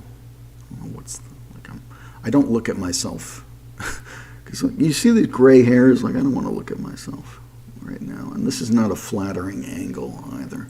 Like I can look presentable if I'm not if I don't have pimples today or whatever is going on with my lip here, and if I'm shot in a very specific way. But I think right now I just I feel gross right now. I don't know. So I'm not going to look at myself, but you can look at me. These 40 viewers can look at me. I'm curious, asks Zakiah Dillard, is there a video on the process of how you do restoration? If not, do you plan to?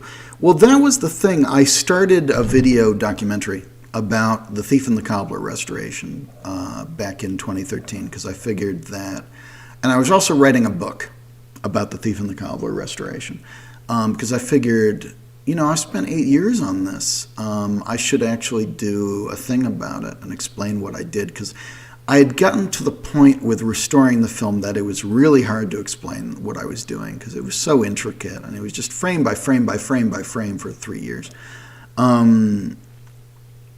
And so I was live streaming it too for a while. I think it was actually, was that actually called livestream.com? And in February 2013, I did a live stream which got invaded by 4chan trolls who were either fans or enemies of some YouTuber, like YouTube review show. And they started spamming the chat with the N-word and with like porn links. And it was scary. Like I think some of them still show up in this chat when I was live streaming, and it was 9 years ago now. But I didn't like streaming after that because I was scared they'd come back. And they did a lot of 4chan threads about me, just basically kind of making up conspiracy theories about me and Doug Walker. And Doug Walker had done like a video about The Thief and the Cobbler and a video about the Raggedy Ann video. And I don't think they were very good videos, to be honest. But if they got people to watch the film, then fine. But I only ever talked to Doug Walker once, and I was asking him, why did you do that? And he said, well, it's my character, and it's what I do, and it's and then there was like some further harassment from all that. But I mean, I don't blame Doug Walker for that. It was just 4chan being 4chan. I shouldn't talk about this. I'm curious, is there a video on how you do restoration, was the question.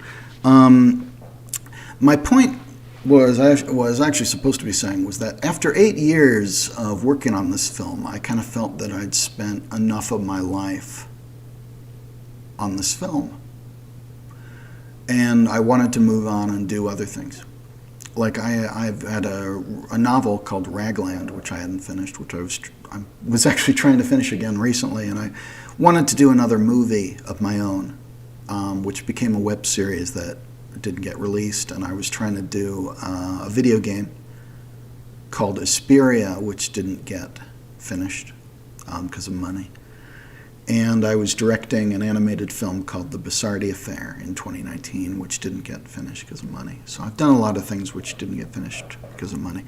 But I wanted to move on with my life. And so I stopped restoring the film, and I stopped... I didn't write a book about the film. There's a fellow, Ross Anderson, who was writing, I think it might have come out, who was writing a book about Roger Rabbit, I was helping because there was a lot of overlap there. But I didn't end up writing a book about The Thief, and at the end of it, it was just because I needed to move on because I'd spent 3 straight years doing it. And even Dick Williams had said, like jokingly, Garrett, you got to do your own stuff. And I said, well, I do. I just don't know that people have cared enough to make it viable. And that was still true, like with a lot of my stuff. The money wasn't there. And the Patreon support wasn't there. I do have a Patreon. And so I haven't, like a lot of my projects kind of didn't get the attention that I wish they had. But I kept doing film restoration, but like I felt like I did a series at orangecow.org. I need a less squeaky chair. I might come back with a less squeaky chair. When I'm finished with these, how about that?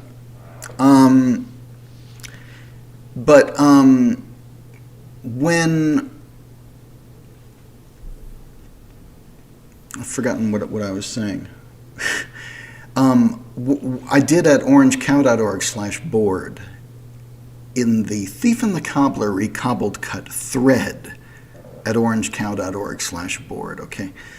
There's the beginning of that thread I reworked so that it's an explanation of how I was doing things in the early stages of the Recobbled Cut. And it goes into detail about a lot of things in a forum thread format. But I never did a video about it, and I actually had elements and video from a video I was going to do about it, but I never did.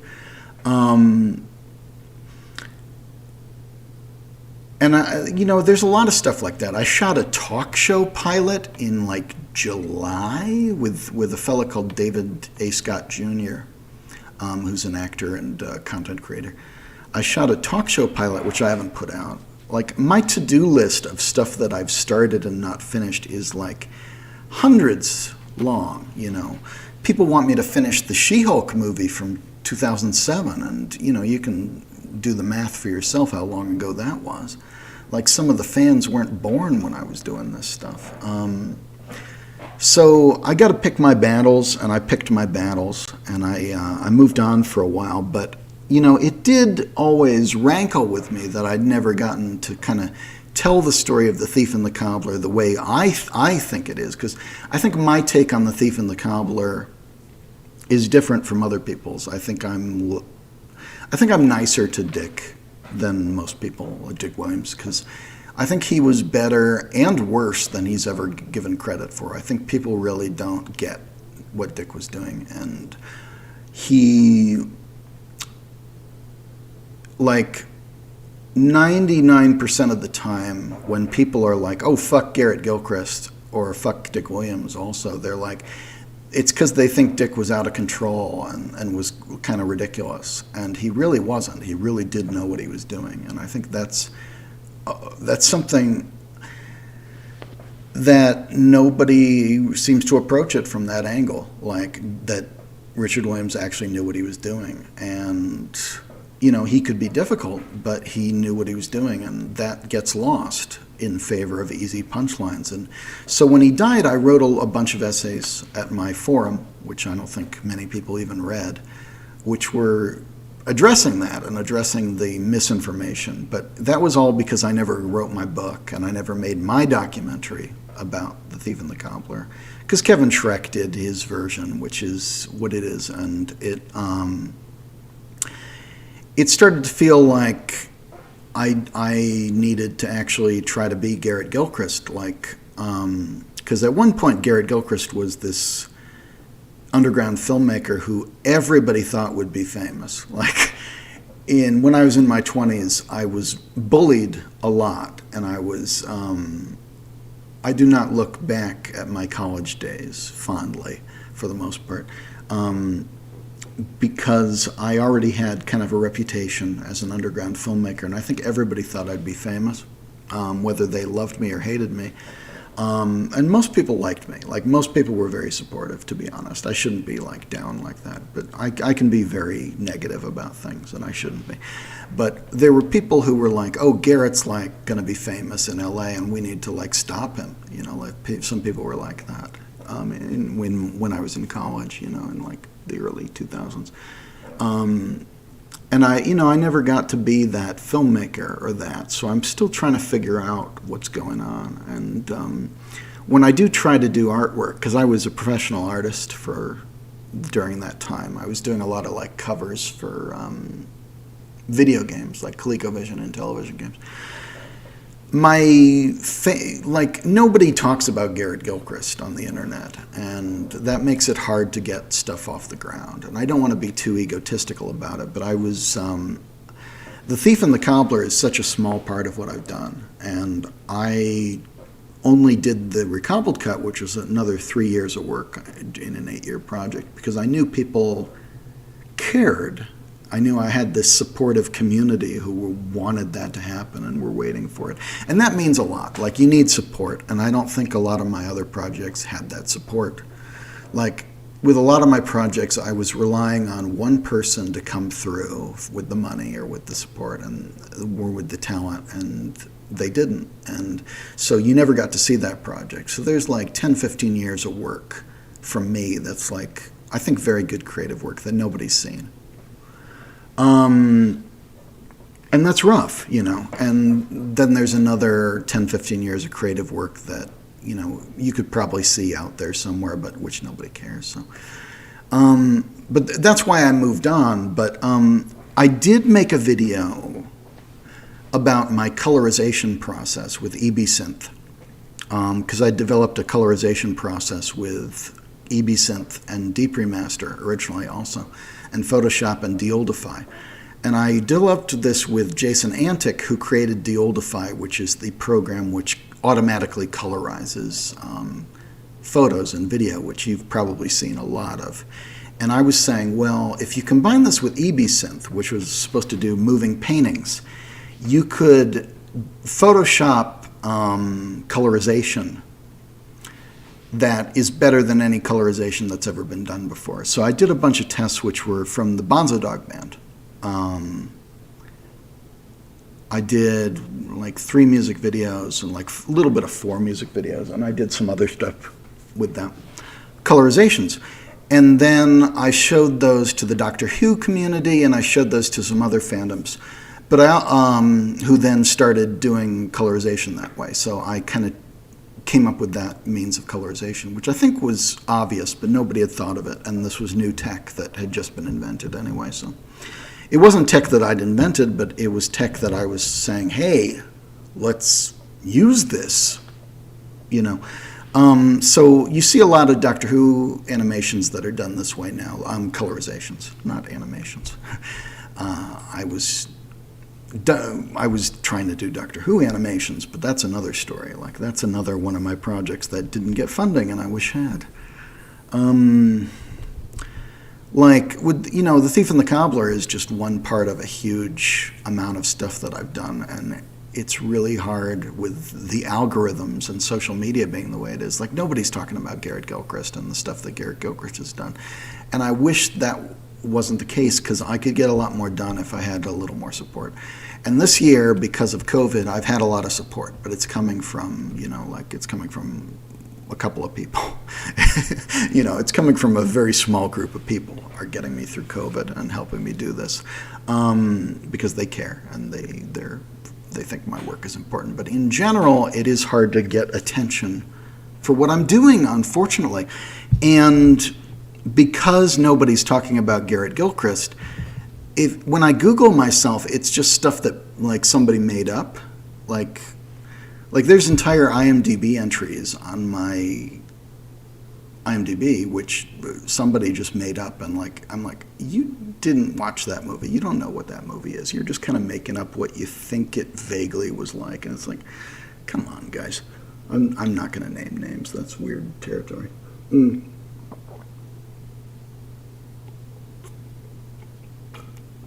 But like, I wanted to finish my novel this year, and I haven't. I was trying. Apparently, I need to cough because I got phlegm. I was starting to write a movie this year, and I kind of wanted to make a new movie. Like, it's been a while, but it's hard. Like, it's my YouTube revenue has dropped down to like nothing, and I haven't done anything with my main YouTube channel in a long time, and I don't know what I would do with it at this point, because it's dedicated to the She-Hulk movie from 2007, so I don't even know anymore. But yeah, my answer is there a video on the process of how you do restoration? You know, I kind of picked my battles in the end, but I did do a restoration comparison, at least for Raggedy Ann, and I'll do a comparison for this. But, and I did a thread, but it's like, I don't know. I don't know to what degree people care.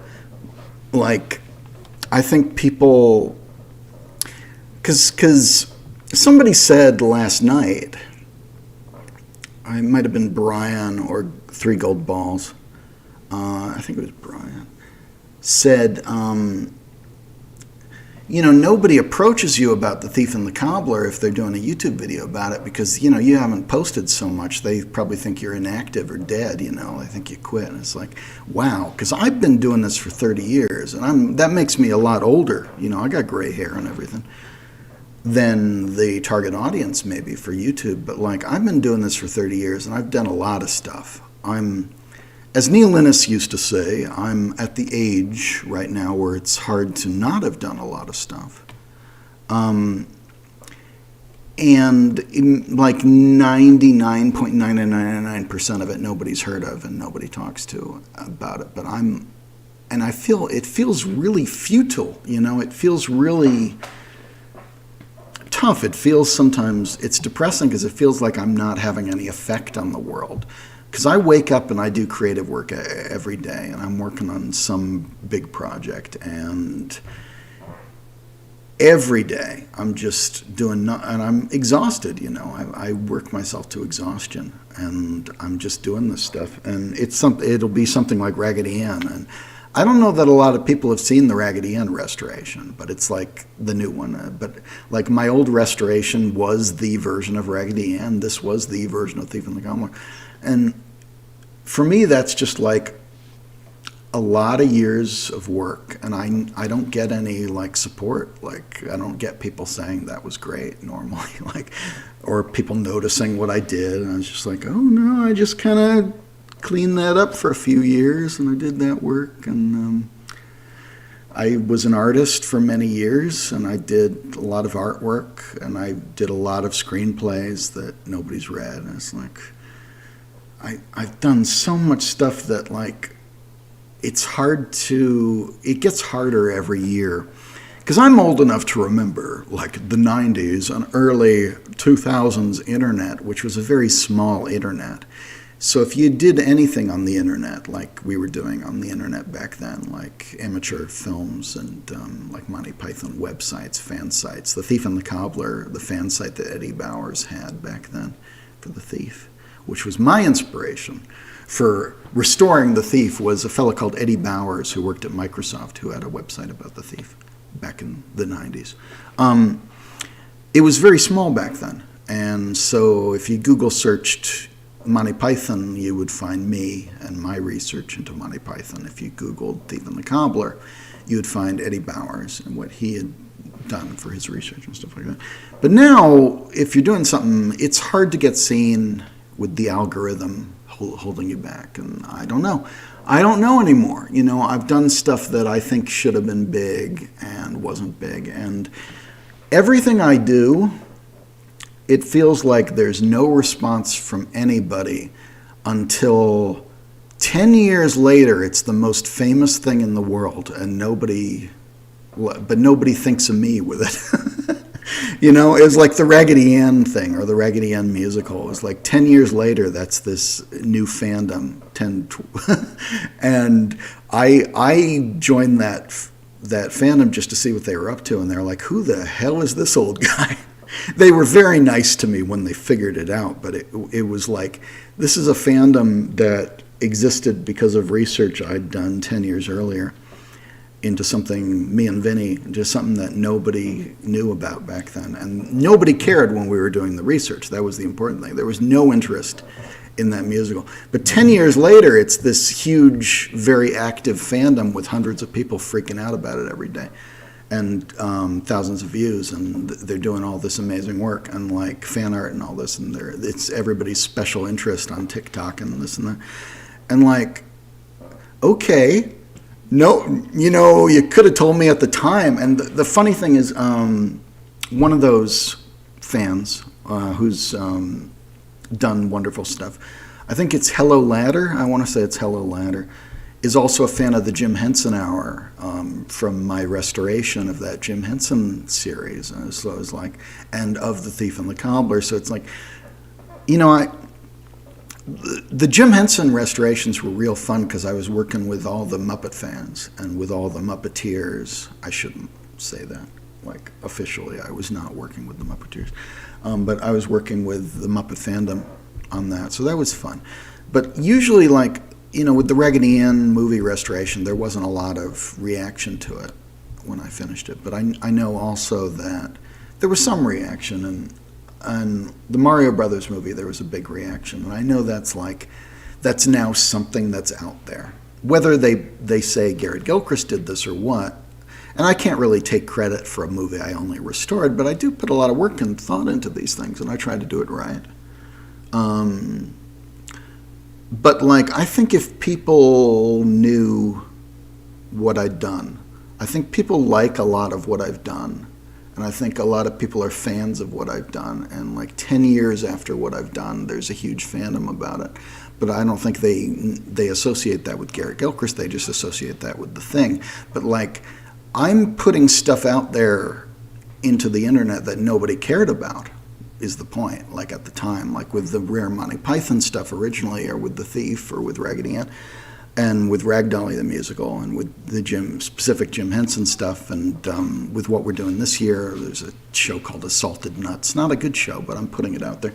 We're putting a lot of stuff out there on the internet that nobody's heard of, and we're putting it on the internet in a way that you can appreciate it, and we're hoping that people appreciate it. And then 10 years later, I find out that there's a fandom about it, and that none of them know who I am. So that's what happens. But like at the exact time that I'm doing this work, like it feels like there's no reaction, and that's hard. And like I'm doing this for nothing, you know. I don't have like an income. And I see people making so much money from Patreon who I think are putting garbage out into the world, who are like politically bad people, and they make a lot of money off of Patreon or something. And wonderful people also make money off of Patreon.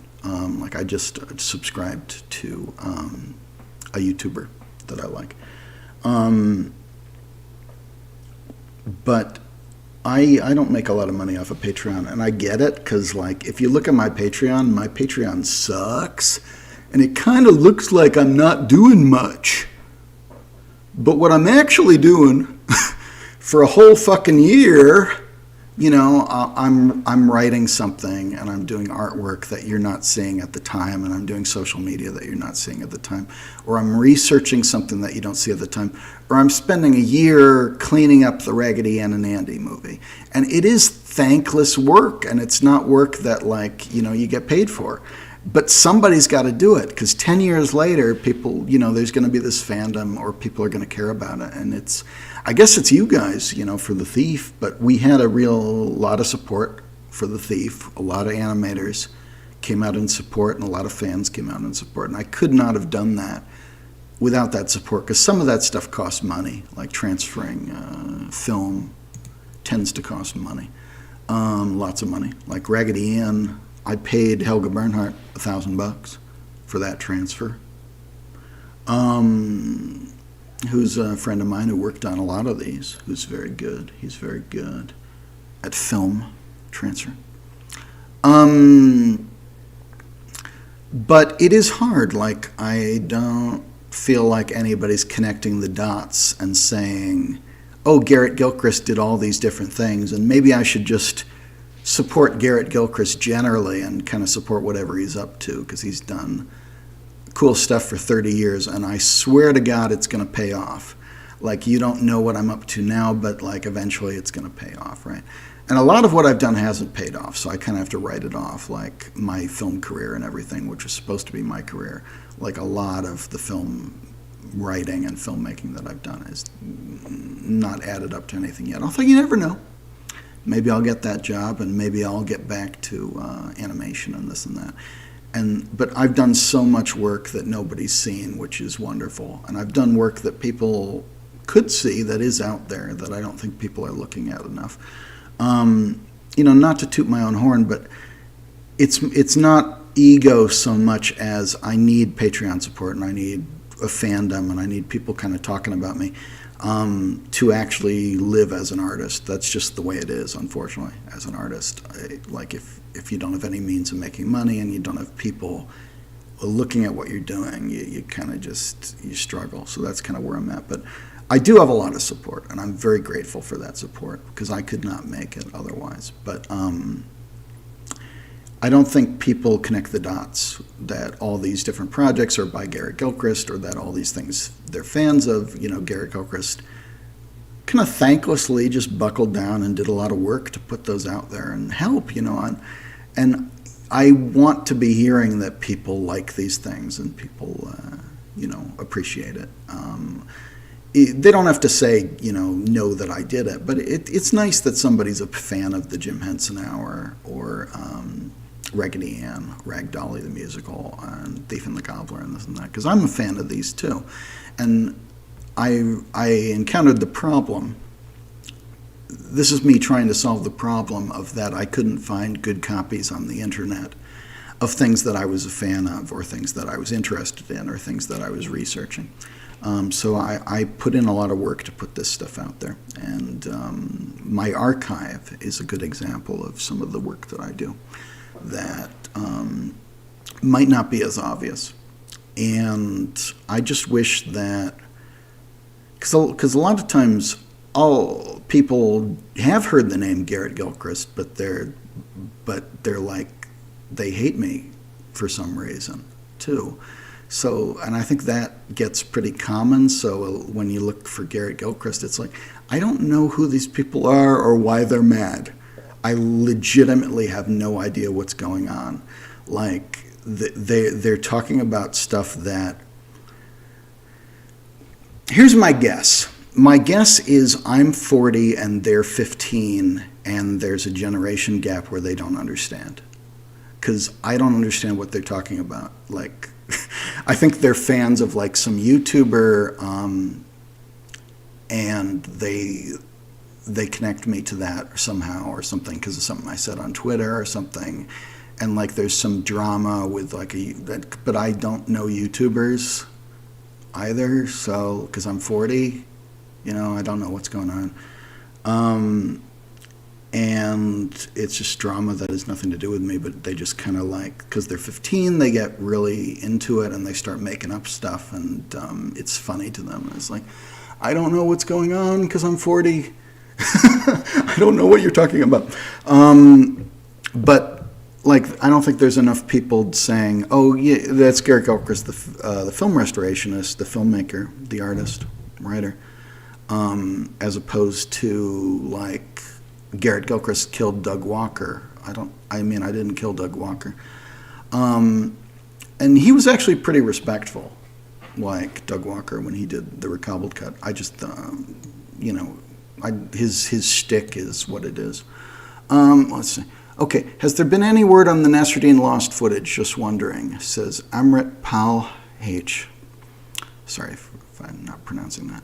No word on Nasruddin lost footage. I'll let you know. You can check the Recobbled Cut Facebook group, but any lost footage from Nasruddin we've already released. We do have the script, and I think that's going to have to be good enough. Stephen Sturdy says, have no fears, Zigzag, your Grand Vizier is here. Well, I do have some fears. I think I would have one fear if they outlawed Simpsons porn. That's a joke.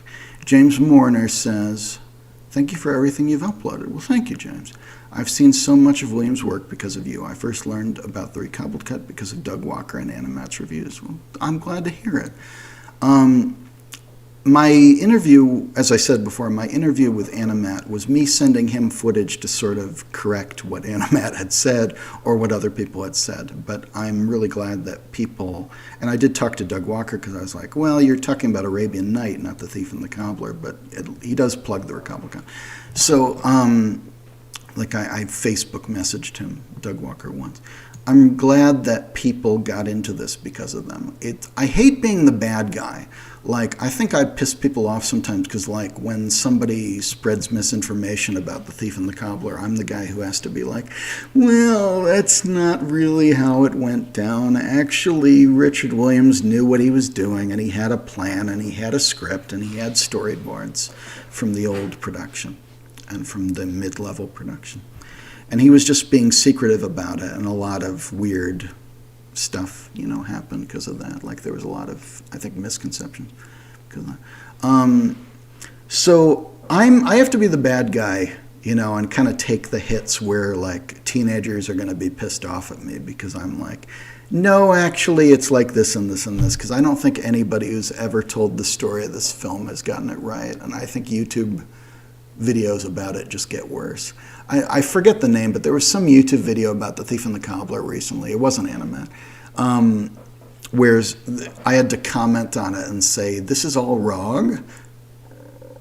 Like, you're calling this a Disney film, like it was produced as a Disney film, or it was like stuff like, it was all misinformation. And like, I had to be the bad guy because he'd already made that video based on no research. And I don't know. Like, I have to be the buzzkill, I have to be the one who corrects it. And that's not a popular person to be. That's not, And I think I ran into that a lot, like in my life. because I was very focused on being a filmmaker, and I was very serious about what I was doing. And I think some of the people I was working with in college were not as serious to that point. And I had to be the bad guy who was like, no, we need to do it like this and this and this and this and this. And they were like, I will kill you. That's kind of the way it went. And there was a fellow who went into VFX who was very talented, who went into VFX after college, and he sort of stabbed me in the back. And some people in college, they kind of like they went to the teacher and was like, oh, I can't work with Garrett because he's telling me how to do stuff. And I'm like, nobody should tell me how to do stuff. I'm like, sometimes somebody should be telling you how to do stuff. Like, I was just trying to help. Good Lord. I think that's going to be like my gravestone. I was just trying to help, Tim. Maureen, I was just trying to help. Because I was excited. I was a kid. I was 22. And I was trying to make a little 16 millimeter movie. And I'm saying too much. But I was excited, and I knew how to do this, and I wanted to help you make this movie the best it could be. And you just didn't want to be told what to do. And I think that's kind of the American thing of I don't want to wear a mask. I don't want to this and that. I wear a mask, I'll wear it. But I was excited, I was approaching these projects in good faith, and I just wanted to help. And in my 20s, it happened a few times where somebody hated me because I was trying to tell them I was trying to help them make a movie better. Happened a lot. It's not stuff you'll have heard of. One again. Where did you get the idea to use George Martin's From Me to You Fantasy for the Thief Jewel scene? And that is part of the score from the Beatles movie Help. It was Patrick McCart's idea. He's a friend of mine who used to run this channel. This is about the only way I can ask questions because my Twitter 3 gold balls was blocked. Yeah, I'll block people on Twitter just for being annoying. I mean, sorry. Don't take it personally. Please don't take it personally. But I'm 40, and a lot of these people are 15 or act like they're 15, and I'm trying to not get stressed out. I don't know if there's any not rude way to say this, but sometimes people just stress me out, man. I was talking about this yesterday, but there was some guy who kept messaging me, his special interest that week was the new Archies, an NBC cartoon show, which I've never seen. And he was convinced that because I'd posted some cartoons, I must have all the episodes of the new Archies. And he was sending me threatening messages saying, I will kill you. I will if you don't give me the new Archies. You are stopping me from having the new Archies. And I get messages like that. That's not that uncommon for me. Because people who are special interest is animation, or people whose special interest in Muppets, or YouTube reviewers, or other stuff that is for 11-year-olds. Some of these people are.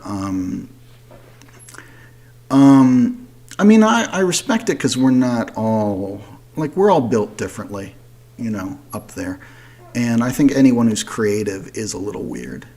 That was kind of my problem in my 20s, because I was weird and they were weird, and we didn't want to be told what to do, right? We wanted to do it our own way.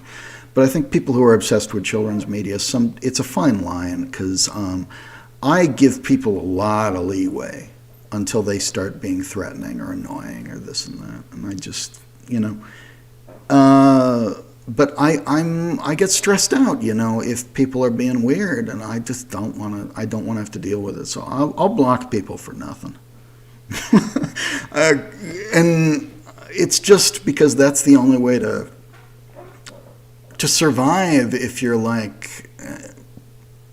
a relatively old man on the internet who's just trying to work on some stuff. I don't want to be stressed out because somebody is obsessed with a cartoon show I've never seen or this or that. And people will ask me, "Are you going to restore this movie or that movie?" And I don't want to usually. Usually it's something that is already on video and which nobody. It doesn't need my help. And I was offered work. I think. Well, yes, I was offered a possible job working for Fleischer Restoration. I was like, I never wanted to be a film restorationist, actually. But I said, well, tell me more about it. They can tell me more about it. And then I didn't hear more about it. Because if you express any concerns to people, or if you try to explain yourself, or if you try to explain something, it freaks people out. It genuinely freaks people out when you try to explain to them how they're wrong and what is actually the truth. And I'm trying to be helpful and explain stuff, and it freaks people out. They're like, oh, you're telling me I'm wrong just because I think that The Thief and the Cobbler is a Disney film by Don Bluth? Yeah, you're wrong about this, and I'm being polite, and I'm trying to explain this to you. And they're like, I'll kill your family, so you're blocked, That's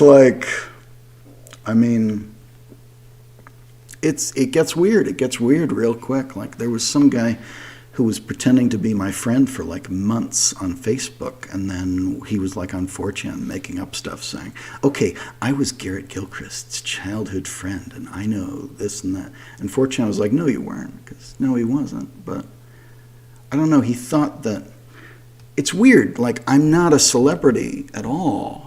And I still, sometimes, it's very rare, but sometimes I'll get messages that are, I think, the kind of harassment that a minor, YouTube celebrity would get, basically. And so I'm learning to deal with it, but it's still weird. I think I'm still allowed to say somebody's being weird. And I also wanted to be a YouTube celebrity. I wanted to be a feature filmmaker. I think I was a very good screenwriter and feature filmmaker, and maybe still will be. But the economy has not been good for people my age or younger. So I never got to. I kind of stopped making amateur movies as much as I used to. When I was a kid. When I was 20, let's say when I was 15 to 24, 26, maybe even 28, I was doing a lot of amateur filmmaking when I was young. I think I was working on 5 features in the first half of 1999. I shot 5 features, which were comedy features, like Monty Python ripoff comedy features. In the first half of 1999, which was my last semester of high school. And then less after that. But I was young and had a lot of energy. And they were stupid. They weren't something I would show anybody now. There's nothing that I was doing back then that I would show people now. And if people are sending me emails about them, I'll probably tell you, please don't email me anymore. But when I was a young filmmaker, I had access to resources, to locations, to I'd have 30 people involved in a shoot, in a scene, in this and that. And last time I was shooting I did this talk show, I did little web series stuff. I couldn't get one person for it. It's harder now, and it's because the economy crashed and nobody's fucking around anymore. Everybody's desperate. And then COVID happened and nobody wants to leave their house. So it's hard to make a movie on that level. And making all those shitty movies taught me a lot. I think if I had to sit down and teach a young person about filmmaking, I could, if I was getting paid for it, or if it was someone who I cared about in any way, if I had, it was family, basically. But I'm not really, I moved away from, my family was in Connecticut, and I've been in California for most of my life, so I'm not actually close to my family. But So the my point is, doing bad work as a filmmaker when I was a kid, when I was in high school in my 20s, and doing the She-Hulk movie and God's Los Angeles and all this, was my film school. I went to film school, but making movies was more of my film school. It was how I learned to do it. And now that I know how to do it more than I would have back then, you make a lot of mistakes, you learn. I don't have the money and the people and the resources and the locations anymore, so I kind of would like to be making a movie, but it's also starts to be like, well, what's the point anymore, right? What's even the point? Okay, I'm gonna move. This is 2.5 hours. I'm sorry, I'm not even close to finishing these because I go off on tangents. Is there any ways that Nasruddin could be found somehow? I don't think so. I don't know if anything exists, but you never know. You never know. I wish. Kiki Hideout says, "Don't tell you woke, mate." I don't think that's not very coherent, but I am a leftist. Yes. Gathering that you're not. WatchSync 2009 says, I've already answered this, which restoration companies would you say do the best work? Thunderbean is very good. Chicken Flavor asks, do you think racism and other outdated things should always be removed when restoring? I think it's a nice thing to do. I think I did a Bonzo Dog Band restoration recently, and they did some racist stuff, like a lot of Monty Python type people did some kind of racist, or had racist moments, I guess, is my point. And I tried to cut some of it out and put some of it in buried in special features in a zip or something. And it bothers me. It bothers me a lot, these old racist moments in otherwise important, culturally important things that I'm restoring, and then I'm like, oh, there's a racist thing in it. There's a thing. There's a... and The Thief and the Cobbler, people will say that about the eunuchs, who are these kind of big, these big guys who are very simply designed, and so it looks a bit racist because the design's so simple. And they were turned purple in the Calvert version, and I turned them not purple in the recobbled cut, but it's not a good design, and I think that if I had a budget, I would probably have those characters reanimated rather than... I wanted it to be consistent, so I kept them black. But I don't think it's a good design. I don't know if it was intentionally racist. I hope it wasn't intentionally racist. I don't think of the film as intentionally racist. I think it's an Englishman, a Canadian Englishman's view of a war between India and Persia originally. And it's very exotified, but I think he was just expressing his admiration for Persian art and for simplified designs. But it isn't. It's a design that is so simple that that you really wonder when you're looking at it, if it was racist or what. So I think I would have that cut, or maybe not cut in this case, but a lot of times I would suggest that stuff be cut. But sometimes you just got to deal with it. But if it's a nice thing to do, I don't like these racist moments and things. I don't like having to deal with this bullshit when I'm restoring old material. It's saying no data. Are we still on? I guess, yeah, it's saying I'm live. I guess I'm still on. But is there a problem, sir? But I I have a Facebook group called Knights of the Lost Media, which you should all join right now. It's in the description. Knights of the Lost Media on Facebook, as well as the Recobbled Cut group on Facebook. But Knights of the Lost Media was designed specifically to talk about lost media or rare stuff that I find without allowing racism, as much as it's possible to do while still talking about old stuff.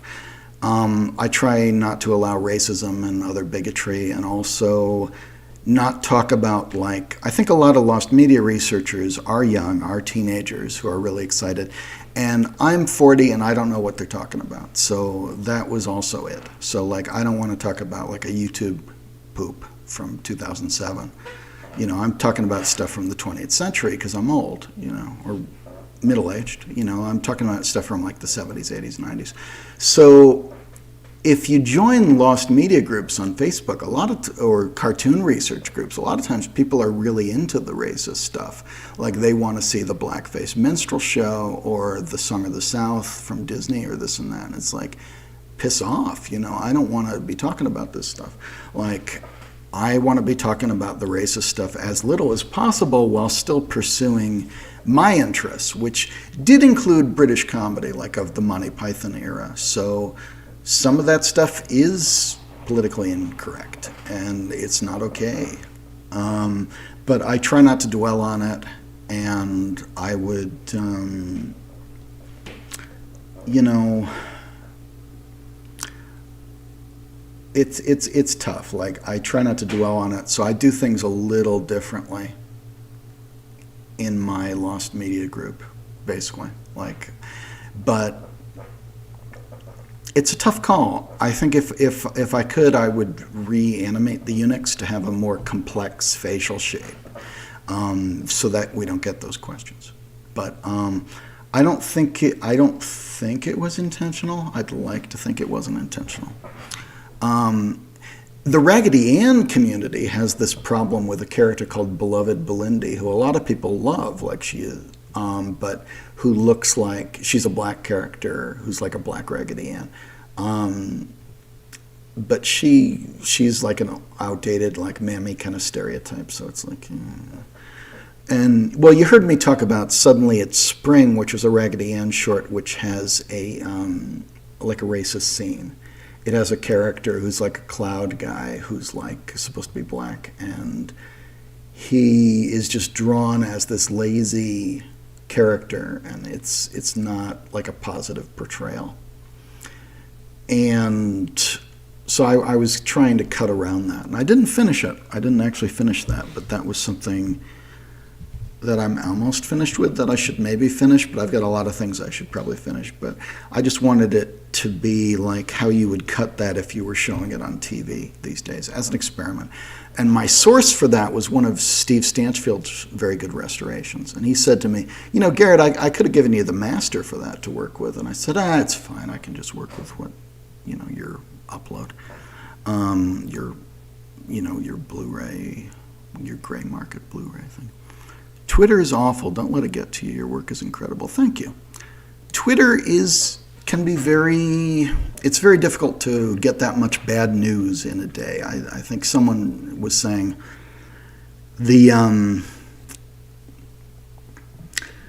like Twitter, you get a lot of harassment, and I think there's a lot of like very extreme people on Twitter who just harass strangers, and it sucks.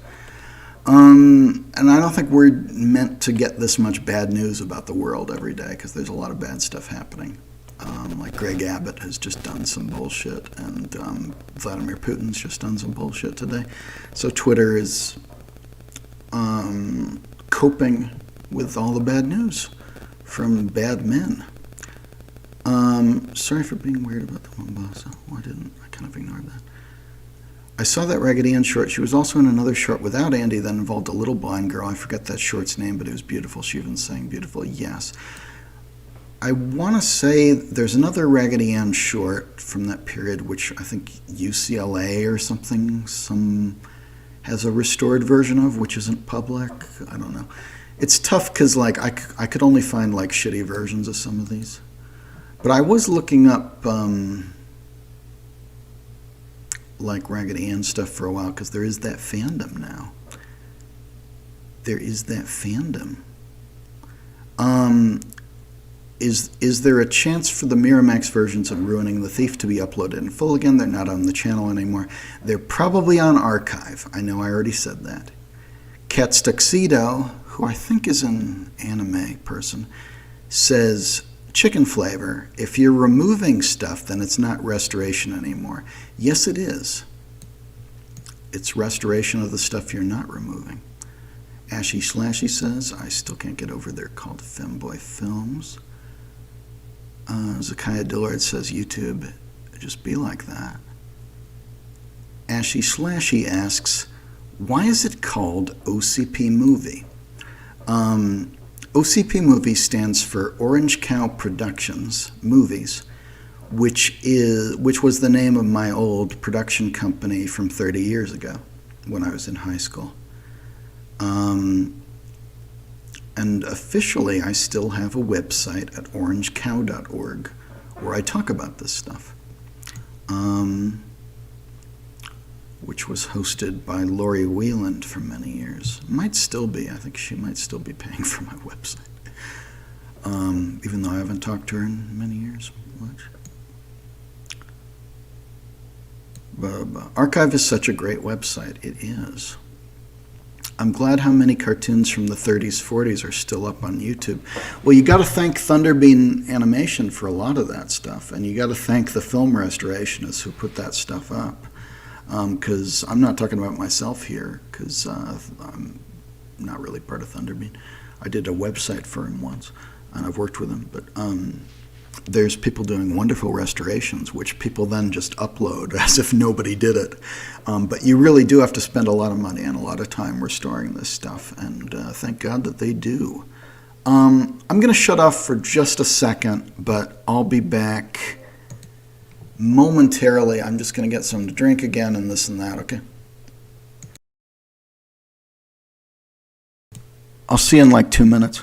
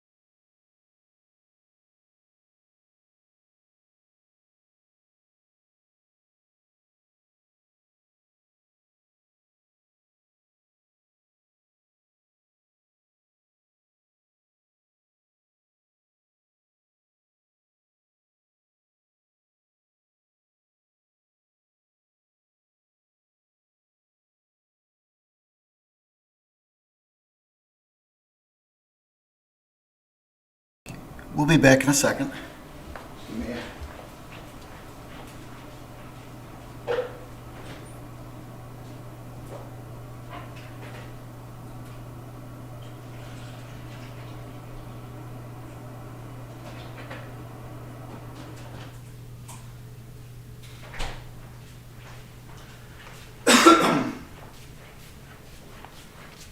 Coughing, but I'm gonna.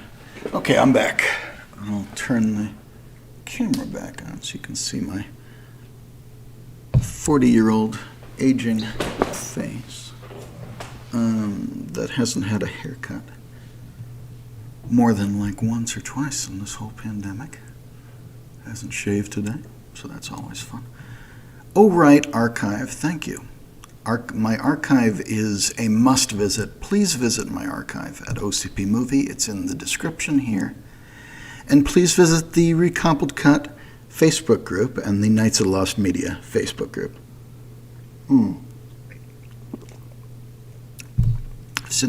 I probably already answered these.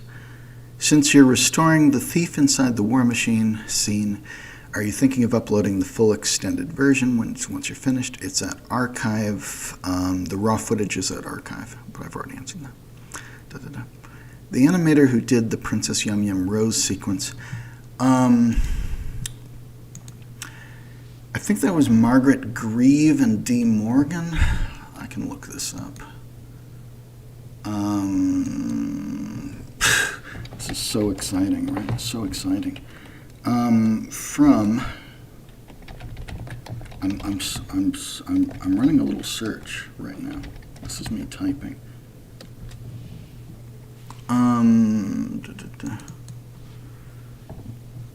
Excuse me.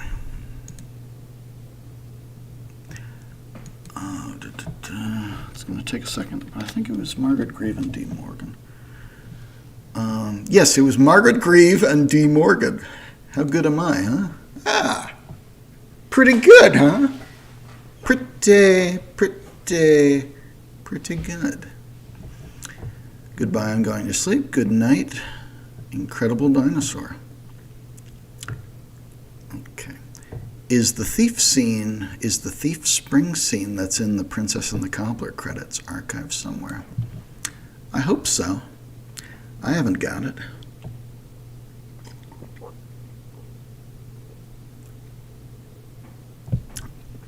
Our best source for the thief spring scene, because it's not in the work print. It's not in A Moment in Time. It's not in the U-matic work print, which people think is the VHS work print, but it's U-matic. But the thief spring scene in the Princess and the Cobbler credits, which is also in the Recobbled Cut credits, I think, or was. No, it's not in the credits anymore, but it was in the credits at one point. Yeah, that's, I don't know. Hopefully there's textless credits. That's pretty common for textless credits of a movie to exist. But I haven't got it, apart from what's in the Princess and the Cobbler 4x3 DVD.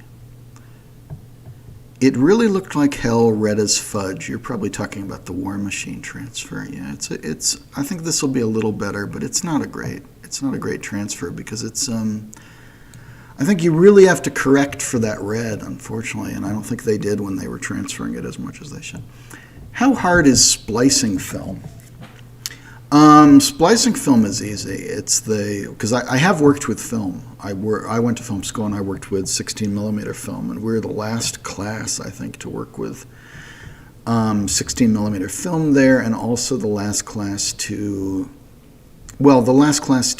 edit film on a Moviola and a Steenbeck instead of digitally. We're the last class to not edit digitally, and we're one of the first classes to edit digitally, and we're the last class to edit using magnetic tape for the audio and this and that. So the splicing is easy.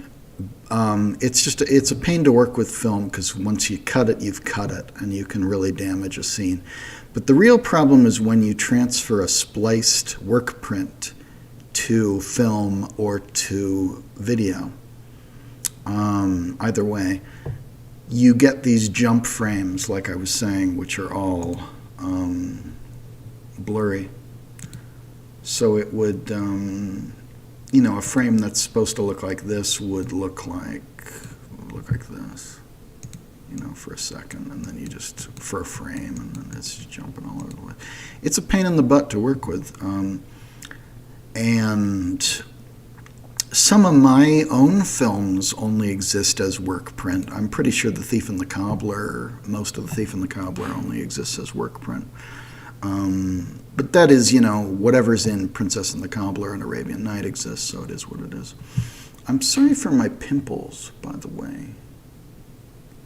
Some of these are, I don't think, some of the dots I have many interesting dots on my face, which are permanent, like these. These are permanent. I'm very, very proud of these.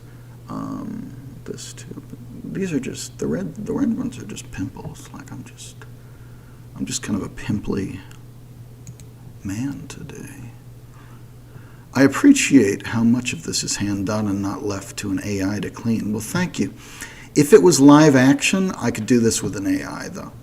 You know, if I could do this with an AI, I absolutely would. But I can't because it's such a complicated film visually that the AI doesn't work on it. And Raggedy Ann was like that too. Raggedy Ann, some of Raggedy Ann is on 2s, some of it's on 1s. The stuff that's on 2s, you can clean with AI in PF Clean. And the stuff that's on 1s, Femboy Films and Helga Bernhardt actually were able to do some Phoenix work with it, which was very good. But I wasn't able to use all of that, and I had to do it all by hand when it's on 1s or when it's complicated or when it's like end of the reel, you know, when it's at the end of the reel, it gets real dirty and messed up. You know, there's a scene in the Raggedy Ann 1977 movie where the captain, I think he's called Captain Contagious, he sings "You're My Friend" to his parrot, who I think is Paul Dooley or something, or one of those character actors. And that scene got really dirty at the end, and I just had to, but it's also flickering. It's got a flicker, a frame by frame, like flickering candle effect. So that was a nightmare, and that took ages, and I did my best with it, and my God, was that hard to deal with. You can see that. Please watch the Raggedy Ann restoration comparison right here at this channel and at Archive, because you'll get a sense of how much by hand work I had to do, for real. Femboy Films, yeah, they're a little controversial, but they do a lot of film restoration here on YouTube. Sebastian Lozano Films says, if another person were to make a fan cut of the film trying to finish it, what would you think about it? I think I already addressed this a little, but I would think that person is probably just doing it to troll me. Probably. I mean, honestly, I think they were probably just doing it to be a dick. But I don't think they would really, I don't think you can really do new animation for this movie without a budget. What is a question you would like to answer but nobody has ever asked you? Would you like to marry pop music sensation Marina and the Diamonds? And I think she'd probably be a little difficult, but I would say yes. What's the history of Roger Rabbit? Well, there's a video on this channel about a unmade version of Roger Rabbit, which would have starred Paul Rubens, Pee Wee Herman, as Roger Rabbit, and Ross Anderson. I think the book is called Behind the Ears. I don't know if it's out yet. I know there's a website. It might be out. I'm not going to Google this because I'm forgetting, but he's a good guy who's writing the story of Roger Rabbit. But there's been a lot of documentaries about Roger Rabbit, if you're curious. There weren't documentaries about the Paul Rubens version that Daryl Van Sitters was directing and which didn't get made. That was like early 80s, like 83. But you can see on this channel, you can find out more about that early effort, which was also related to Daryl Van Sitters and this crew, like Chris Wedge, were working on Sports Goofy in Soccer Mania, which was another Disney film which did get made but which fell through the cracks because Disney was also wanting to make a show about Uncle Scrooge McDuck, the old Carl Barks character. And Sport Goofy and Soccer Mania was what that crew came up with, who were also going to do Roger Rabbit. But Disney went with DuckTales instead, and Sport Goofy is pretty obscure. I see my camera died. That's correct? So I'm actually going to get a new battery real quick.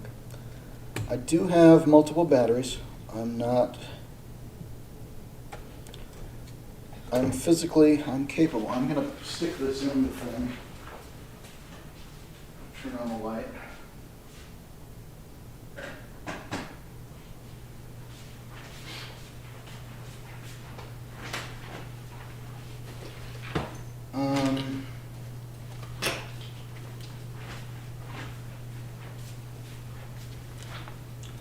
Let me see.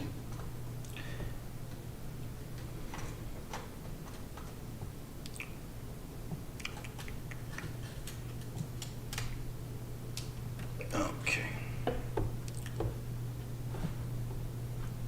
Jokes aside, my actual question, I think that I've never been asked, would be something about my personal work. But so much of that personal work is like stuff that I think should only live on in my brain and my memory anyways. Or is stuff that nobody would know to ask me about. So I want to be asked, what I actually want to be asked about is the next thing. Like I would like to be making a feature film or like an animated show or something right now that people are asking me about. Like it was always like the next thing, you know. And a lot of those next things, unfortunately, like there's a video game called Asperia, which fell apart. There's a web series, which there's a talk show pilot that I haven't released. There was a bunch of other things. There was a novel and a movie I may be working on. But I was directing an animated film also called The Bissardi Affair in 2019, which lost its funding.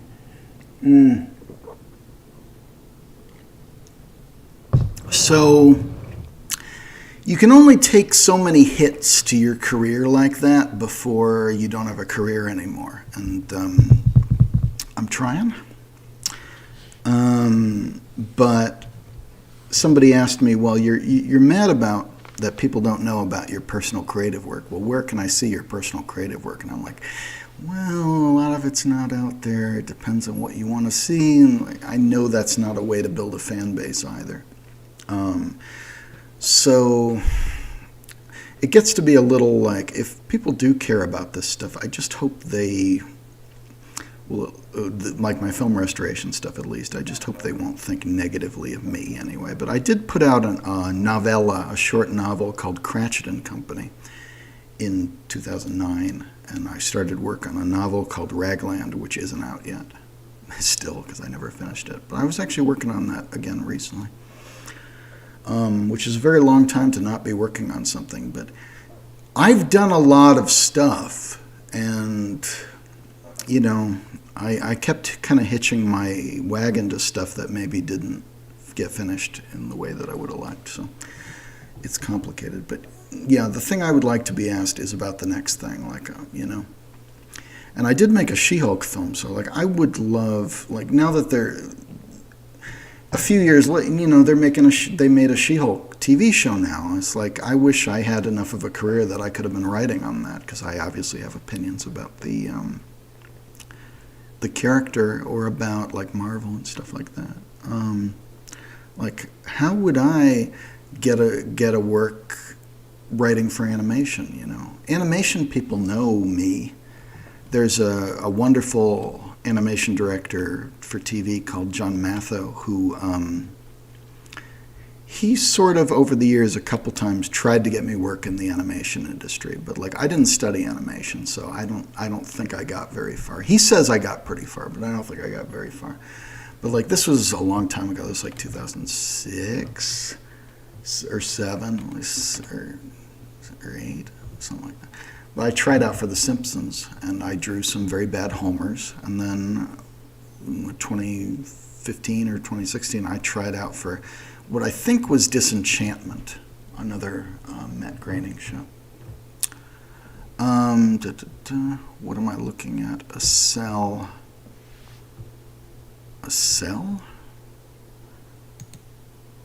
Oh, I thought you were asking if I was in prison. Yeah, you probably were at that point. But that was a while ago. Like an animation cell, yeah, probably. I'm fat and gross too. We should hang out. Well, I should hang out with a lot of people. COVID makes it hard, but I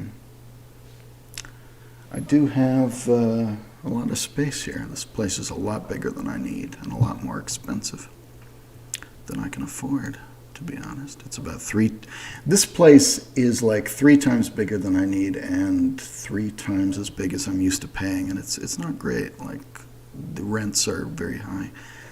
And it became hard to find housing. So we kind of ended up just getting like a bigger place because nobody else would have me.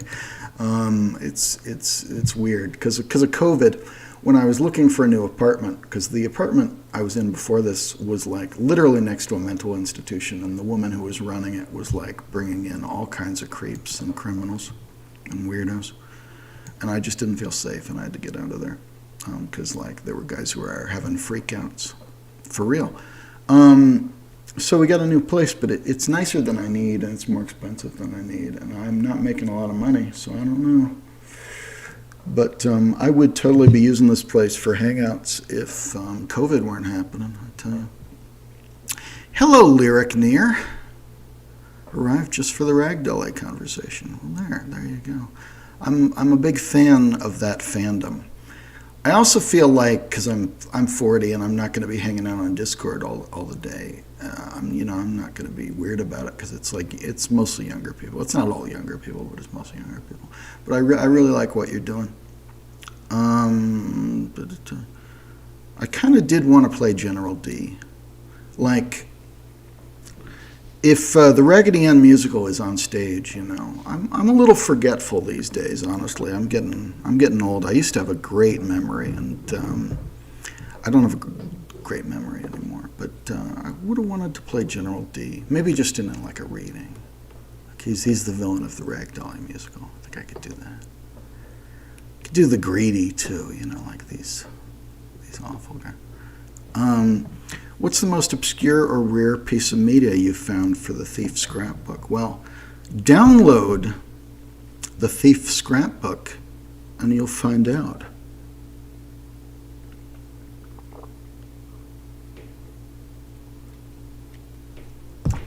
That's hard. That's hard for me to answer. I think this is all pretty obscure and cool. But I'm always looking for rare media, and you can join the Facebook group Knights of the Lost Media.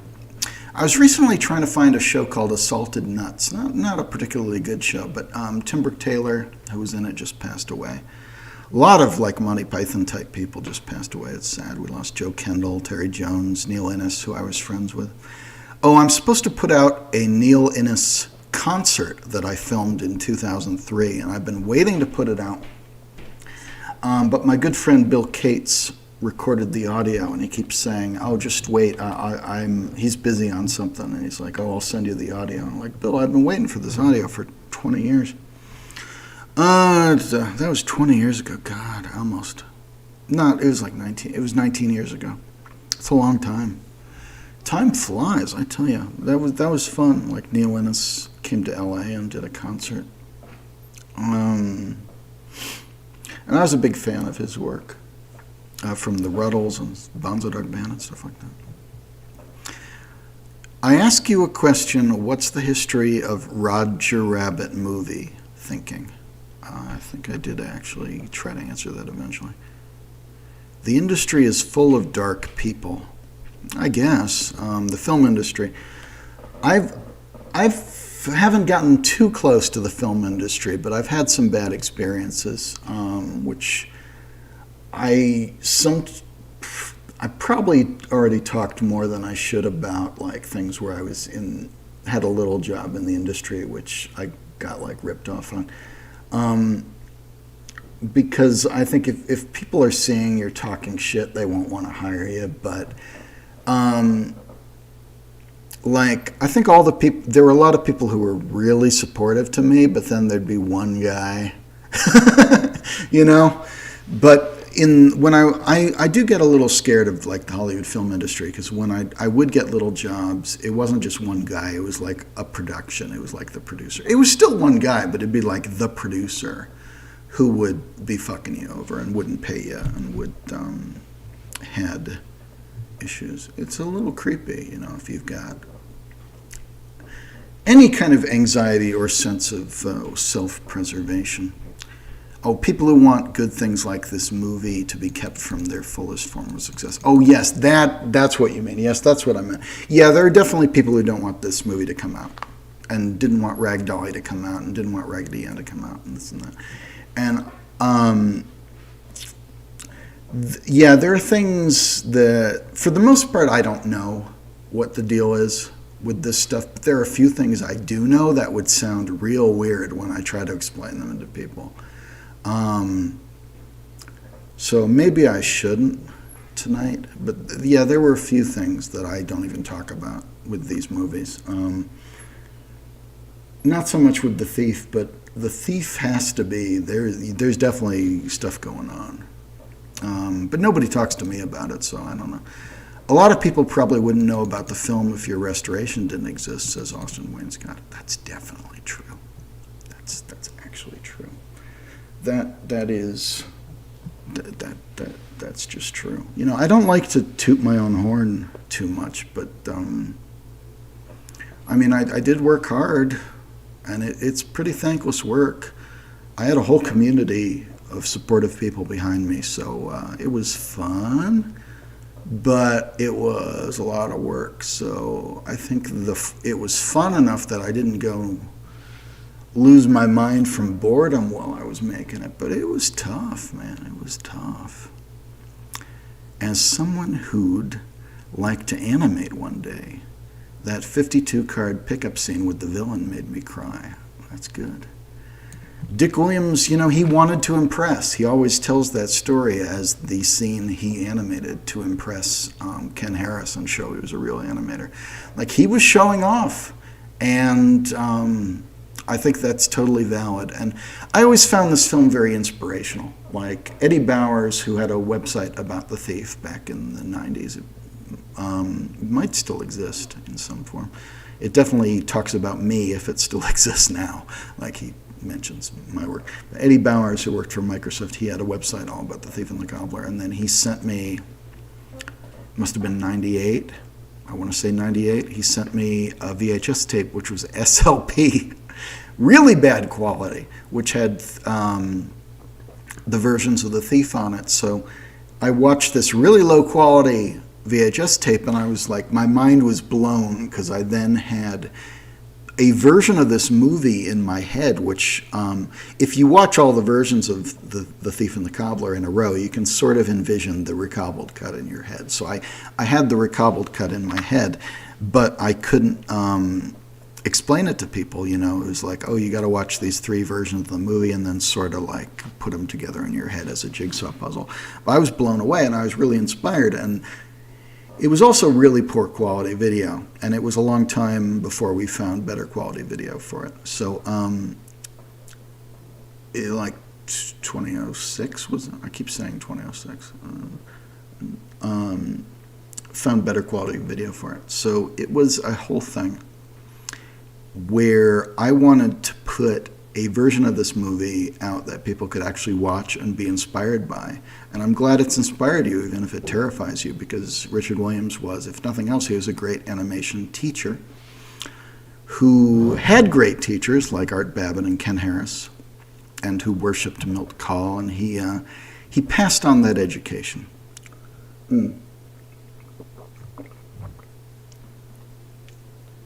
But most of the work I've done, which is pretty selfless work in the sense that you don't get money or fame from it, has just been putting a better version of that out on the internet, replacing people's terrible quality copy of something with a better quality copy. I'm clearing my throat because I've been talking for 3 hours. Good old Groovy Jake says, I do appreciate the new Raggedy Ann fandom. Seems a lot of modern fandoms are super passionate for good or bad reasons, and it's cool the film and play got so much attention. Absolutely true.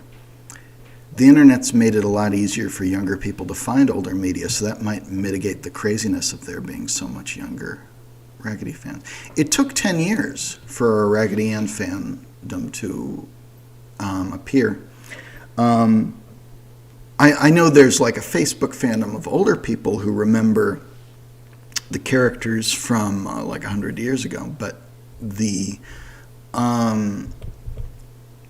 younger, like teenage fandom who are researching the Broadway musical, which is very hard to research, or was very hard to research, is still pretty hard to research. And they're finding so much amazing stuff, and you can actually watch an early version of the musical as a video now, which was unthinkable when I was researching it. But yeah, again, it's one of those things that like there's a fandom for it 10 years ago, and when I was doing the actual research, the original research with Vinny, there was nothing, like there was no response, and it was just like, nobody cares. Okay, but I think this is interesting, so I'm going to put some info out there. And then people are like, so there was this website called Orange Cow? Wait, I think I follow this guy on Twitter, and he's some weirdo, and is like this and that. So like people gradually figured out that their whole fandom kind of came from there, but they were like, who the hell is this guy that I'm asking about this? And it was just funny because I had no idea there was a fandom. And then I looked in this Discord server to see what was up, and people had mixed feelings. Like some of them were really excited. They were like, oh my God, it's the guy who actually did all the restoration and this and that. And I guess we actually have him to thank for this fandom in a way. And then other people were like, I heard he kills you if you talk about The Thief and the Cobbler. Like if you talk about The Thief and the Cobbler and Arabian Night, Garrett Gilchrist will come to your door and kill you with a nail gun. So it was like there were mixed things about me, and I don't get it because I'm not young and I'm not part of those fandoms. So people can just kind of make up stuff, and I guess I'm just famous enough from having done this restoration that people come up with stuff. So it was a little awkward at first, but then they were just the nicest people after that about it. But yeah, that first night was a little weird. And I just want to know that the young fans aren't like harassers, or like, you know, aren't going to be creepy about it. Because otherwise, I love that there's any interest in something that I'm also interested in and have put out on the internet, you know. I'd kill to see some of the earlier deleted footage, like with Nasruddin and when the Princess Sister had a larger role. Well, I don't know how much there was footage, but I've put some of that on this channel. But yeah, it's hard to know how much footage there even was, although it does seem that there was a lot of work done on Nasruddin that we haven't seen as pencil tests. But the actual Nasruddin footage, a lot of it was either redone for The Thief and the Cobbler or even survived into The Thief and the Cobbler in some cases. But there is a clip of the Nasruddin character. And there's, with Kenneth Williams doing the voice of, I think, all the characters in that clip. The younger movie Raggedy Ann fandom is a little wild, but the musical fandom is less crazy, I find. Yeah. Well, you're crazy in a good way. Like, the musical fandom is crazy in a good way because you've found so much and you've worked so hard and you've outdone me, which is rare. Like, with a lot of this stuff, I feel like I wouldn't do these restorations if I thought there was someone else who could do it. Like, you know. But I think at the time when I was doing Thief and the Cobbler, I was the only one who cared, and I was the only one who had the skill set. And with Mario Brothers, I was the only one they approached, and I had that skill set. And I said, well, you come to the right guy. I'll do my best with it. But generally, like, if I thought someone else cared enough to do it, I probably wouldn't. So when people ask me about, like, or I just don't care enough, because, like, this is very thankless, punishing work. So I've got to just kind of be into it. I've got to be like, really focused and just care about it at that time.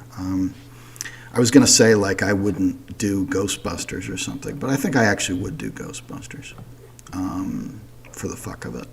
Like, I've considered doing Ghostbusters 2. I probably won't. But, like, stuff like Rock and Rule, like if you ever see the soundtrack for Rock and Rule, the Nirvana film, that came from, it didn't come from me, but it came from a guy who I contacted who sent it to someone who sent it to me. And people usually don't credit me for that, I think, for the Rock and Roll soundtrack, but it's at my archive. And a lot of the Jim Henson stuff out there came through me now, because I was trying to find the best versions of it and this and that. And I'm going to just scratch my nose. I'll just scratch my nose there, because I've been talking a long time. The chase scene was so cool. The palace chase is the perfect scene to show anyone who hasn't heard of the movie. Sounds awful. Oh, sorry, I'm way behind. Something awful sounds awful. Rich low-tax Kiyaka. Oh, I know. He was a bad dude. There's more scenes you guys are restoring. Yes. I'm trying to restore the War Machine scene.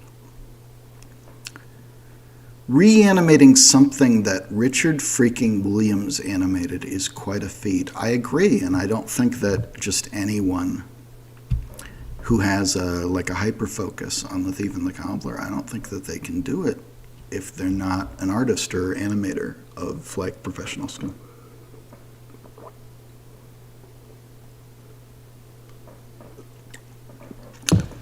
And I did get three artists, one of whom was Andreas Wessel-Thurhorn, who actually worked on the film, drew the hands for us in the opening sequence of the recobbled cut Mark IV. And I recruited 2 other artists via social media to do new art for us for that. But that was just like new storyboards, and that was people who were already doing fan art. So they worked together to do it, and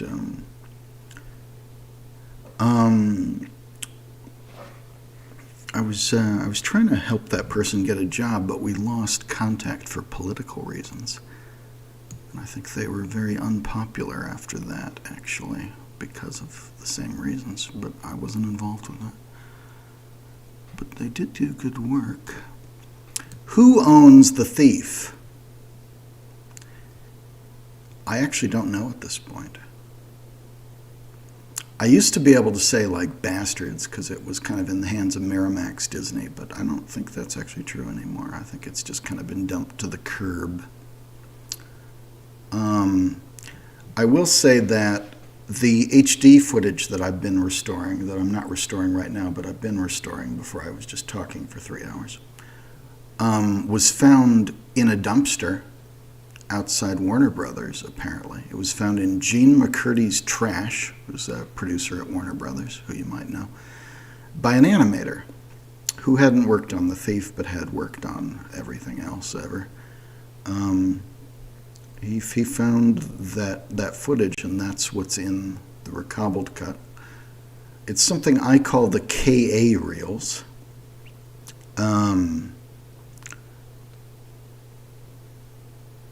If you ever hear it called anything else, that's I shouldn't get into that. I feel like The Thief being restored is more likely than The Clown Who Cried seeing light of day. I don't.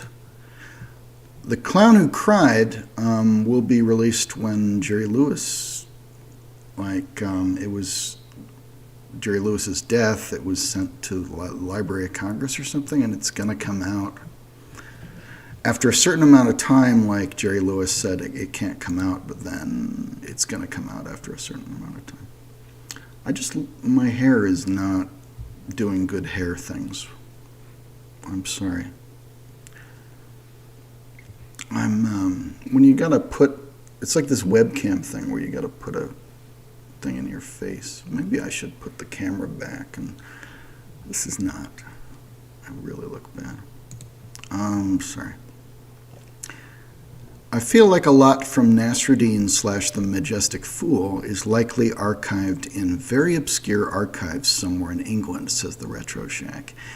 I don't think so, because if Dick Williams didn't have it, then nobody would have it. And I've heard that Dick threw old stuff away. If it was that old, he threw it away. But he was also fired and had to give up everything. And he didn't give up everything. He kept The Thief and the Cobbler work print, and he kept some stuff from Nasruddin at the time, like artwork. But I don't think it exists anywhere in some archive. No, I don't. It's possible, but I really don't think so.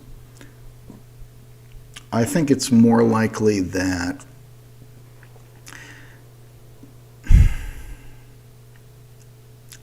we haven't seen everything that exists from The Thief and the Cobbler, right? Because there's film elements that exist. The film exists. But I was always told by, like, Alex Williams used to say, well, there's a bunker in Burbank that Disney has, which has thief stuff. And maybe that's been cleared out now. Maybe that's the Miramax thing that they were like, okay, let's shut it down and send it. So I don't know. Lyric Near asks, not a very solid question, I know, but if you're willing / able, I'd love to know more about the early work on Ragdolly, researching it. I think that's what you mean, like researching Ragdolly.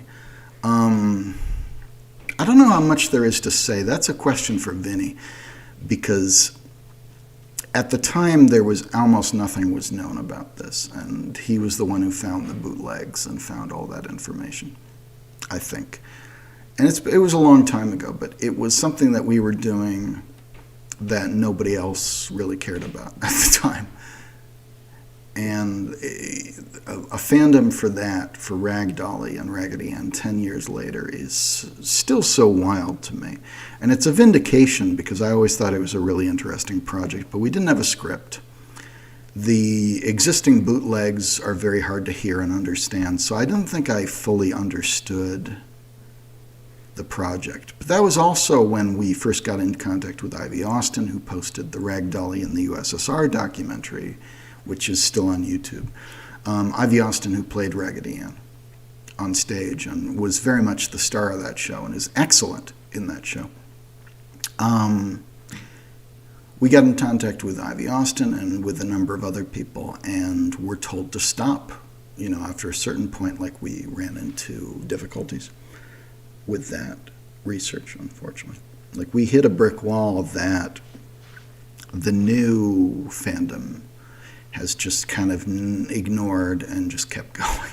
Like, we weren't able to find videos, is what I mean, like the way that you have, and we weren't able to find the clearer audio that I think, and photos that you have and can't share. But obviously Ivy shared the documentary, and that was a big deal.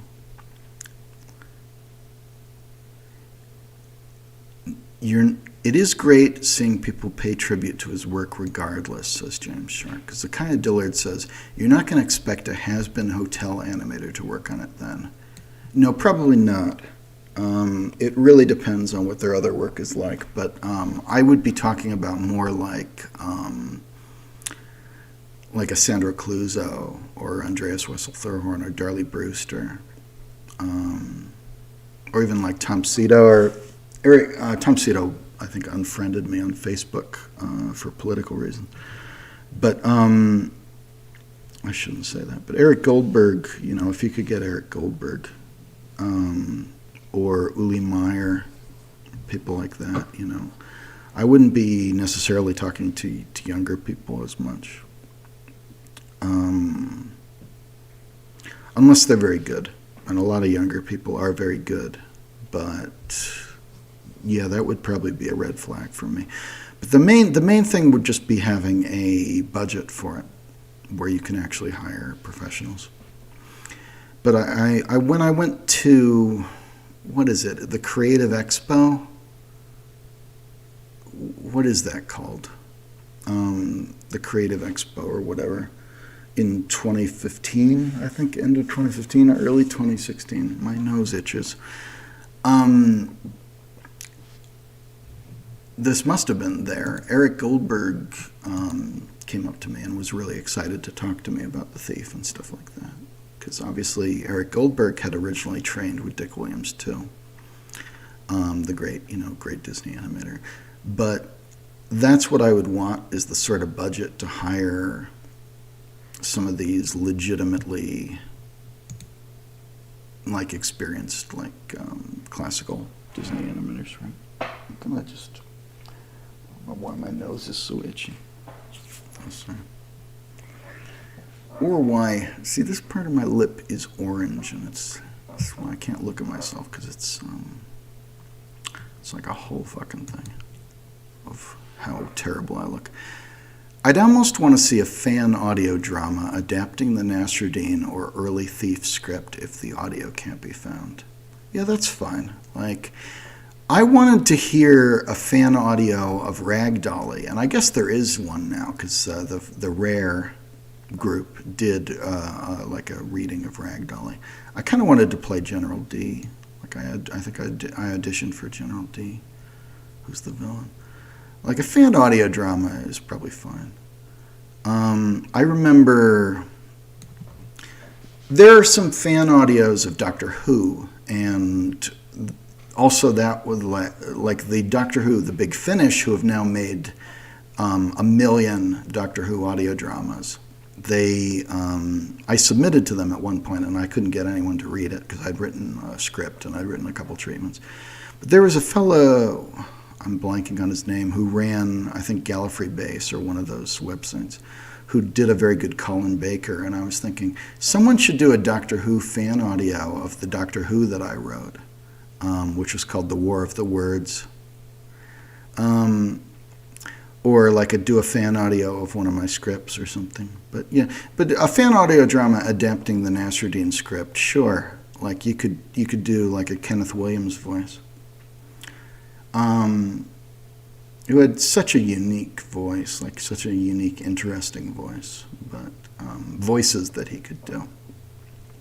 Because he was this gay British comedian who was in the Carry On films, but had such a presence about him, But Kenneth Williams narrated some of Dick Williams' early work, Love Me, Love Me, Love Me, and the one Nasruddin clip we have is narrated by Kenneth Williams. I don't know, maybe I'd have to do it. How much do you think of the original Nasruddin animation is lost or still about? Asked CRS Productions. God, I don't know. I hope there's more, but I do think that we've sort of gone through a lot of what Dick Williams' archives were. The Academy went through and posted a lot of stuff, but maybe there's film. The Academy didn't post film online. Maybe there's film of it. I don't know. It's possible. I have film, or my source has film, which is from early Thief stuff. So, and from the Nasruddin era. But we posted it all. Everything I have, I posted. I just read that Nasruddin book, Williams Illustrated, says Ian Hamblin. Great book, love the smuggling donkey joke. Yeah, there's 3 Nasruddin books that Dick Williams illustrated, and they are very good. Of course, Dick Williams fell out with Idris Shah and the Omar Shah and that family when they wanted 50% of the profits from the film or something, something that was unsustainable and not normal for a film production. They wanted too much money, and Omar was embezzling funds. So for years after, Dick would claim that The Thief in the film and also Zigzag in the film were parodies of Omar Shah, who you can see in the, I hope I didn't just crash, because something happened, I just had a blip. You can see Omar Shah in the Creative Person documentary from 1968, 1966. We found The Thief and the... Zach says, we found The Thief and the Cobbler on VHS in the cheapo bargain bin at Kmart when I was a kid. We got that movie as well as the Mario Brothers movie and Attack of the Killer Tomatoes that day. Well, see, you know your stuff. That's how you do your research on VHS. I prefer Return of the Killer Tomatoes. I don't think I've ever seen Attack of the Killer Tomatoes. The Mario Brothers movie, we had to go back to VHS because the work print is only on VHS. I don't know if it actually still exists on film. If it does, nobody's found it yet. But I think Morton and Jankel... No, it wasn't Morton and Jankel. It was one of the producers. I'm blanking on the name. But one of the producers had kept a VHS of it, of the work print. And that just went up for sale, and it went to the Mario Brothers Movie Archive, and they went to Morton and Jankel, the directors, and tried to set up a project to officially restore it. They hired me. But I said, this work print VHS of the Mario Brothers movie is open matte, and that's very important to me. I didn't want to be cropping it, because I thought that the Mario Brothers movie, which I hadn't seen, has such an interesting cyberpunk world happening, that there's a lot happening in the frame that you lose when you crop it.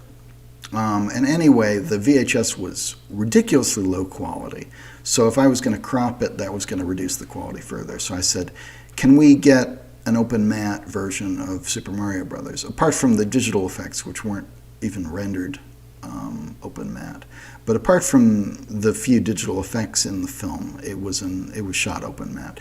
And the VHS was open matte, but I didn't figure that out until much later when I'd been freaking out about it, because I didn't have like a VHS of the Super Mario Brothers movie. But I was like, we need to get an open matte version if we got to scan a film print and leave it uncropped and this and that. But then I eventually I found a VHS of Super Mario Brothers, and I must have been talking to the Mario Brothers archive guys for months saying, we need an open matte to do this right. And they showed me a comparison. I was like, oh, the VHS actually is open matte for the most part, apart from a few effect shots. And so we did that. We transferred an old VHS. But we also, after that, like I was doing all the editing to this retail VHS and the work print VHS, which I cleaned up heavily, frame by frame and this and that. But we also found a DVD source, and I don't know where that came from because it was a bootleg. It was like a Russian bootleg. I don't think it was ever officially released, but there was a DVD. It's missing one scene, too. It's missing part of one scene when Luigi meets Daisy, so it was a very sketchy release, but I found it, and nobody knew about this, I guess, or had talked about it, but it was because nobody was really looking for an open matte version, but it was an open matte version of the movie, and that's what I released. But I was going to do more restoration on the Super Mario Brothers movie. I was actually going to do more work to sort of AI work to merge the sources and make them kind of more the same, and like warp. I was going to warp every shot to match each other, but that was getting to be a lot of work.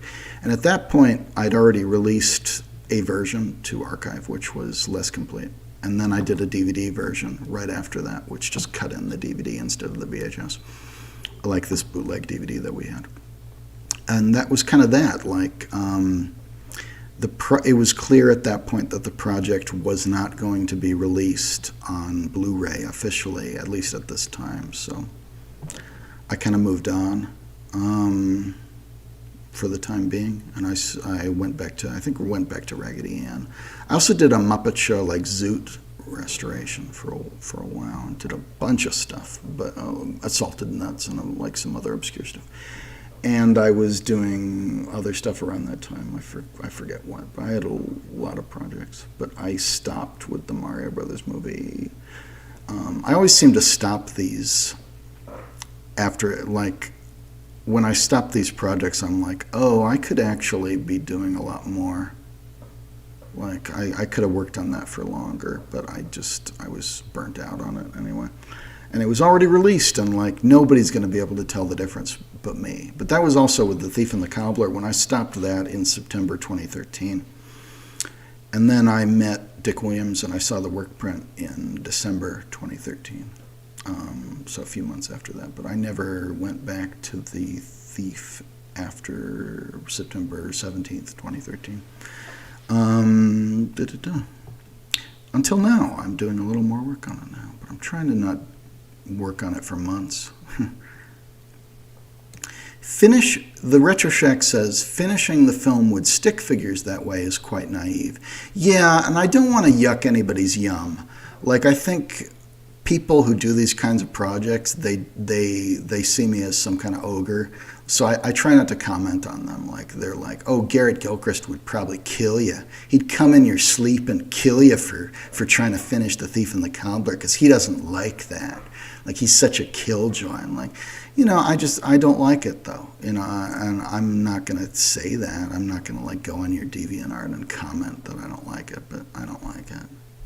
I don't like to see your, like, stick figure yum-yum who's, I don't like to see, there's a guy who might even be watching this who gets commissions done of Ed, and Eddie characters as The Thief and the Cobbler, and it's horny, and it's like, I hate seeing that. It's like, come on, man. I should not have brought that up. Like, I don't want to be the bad guy. I don't want to be the bad guy. But if you're going to ask me if I like it or not, I don't like it. Like, I don't like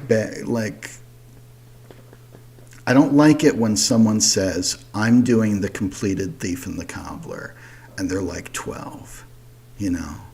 I don't like it. I think it's silly.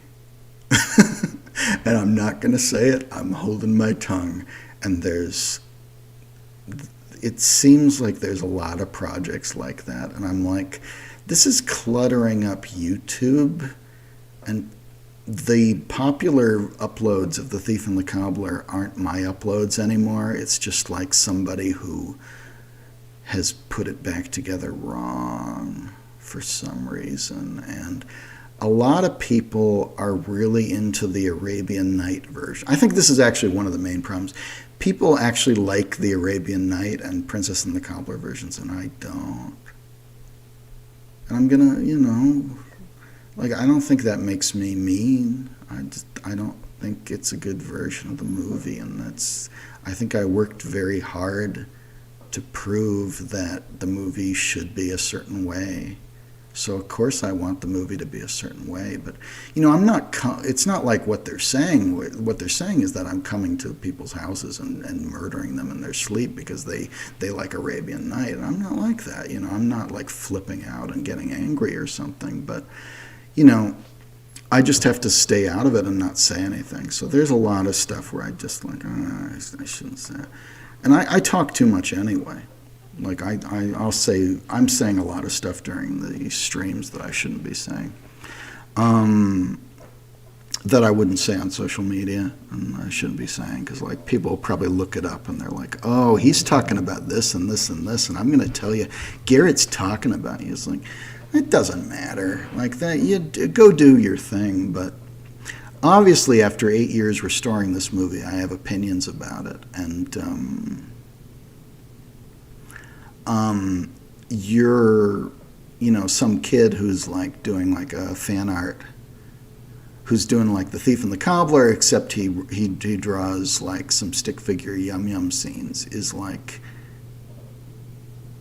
you don't want to show that to me, and you don't want to be like filling the comments saying like, oh, this is the real version that Garrett Gilchrist doesn't want to show you because he's mean. It's just kind of weird. Like, and I don't really know what's going on, but it's like I don't know. And I don't know how old people even are. I say they're like 12 years old because that's what it looks like, but I don't know how old people are because some of these people have been 12 years old for 15 years, if you catch my meaning. Anyway, the extended Super Mario Brothers was very fascinating while it was still on the internet. It's still on the internet, the Cinematic Bandicoot. It's still there. It's at my archive. The extended Super Mario Brothers, the Morton Jankel cut, is still on the internet. See, it's still there. It got taken down because someone was trolling. But that was like for a week. we challenged it and it was back up. It's still there and it's good. The extended Super Mario Brothers 1993. I think it's good. I've never seen the movie before. I think it's a weird movie, but I think it's all right. And my version of it, I was trying to make it a little more of an improvement as best I could with what I was doing. Akumatakai, I can't say it. Akumatakai says, okay, here is something somebody else made, but I'll make it blue. Yeah, that was a reference to, see, I'm way behind on these comments.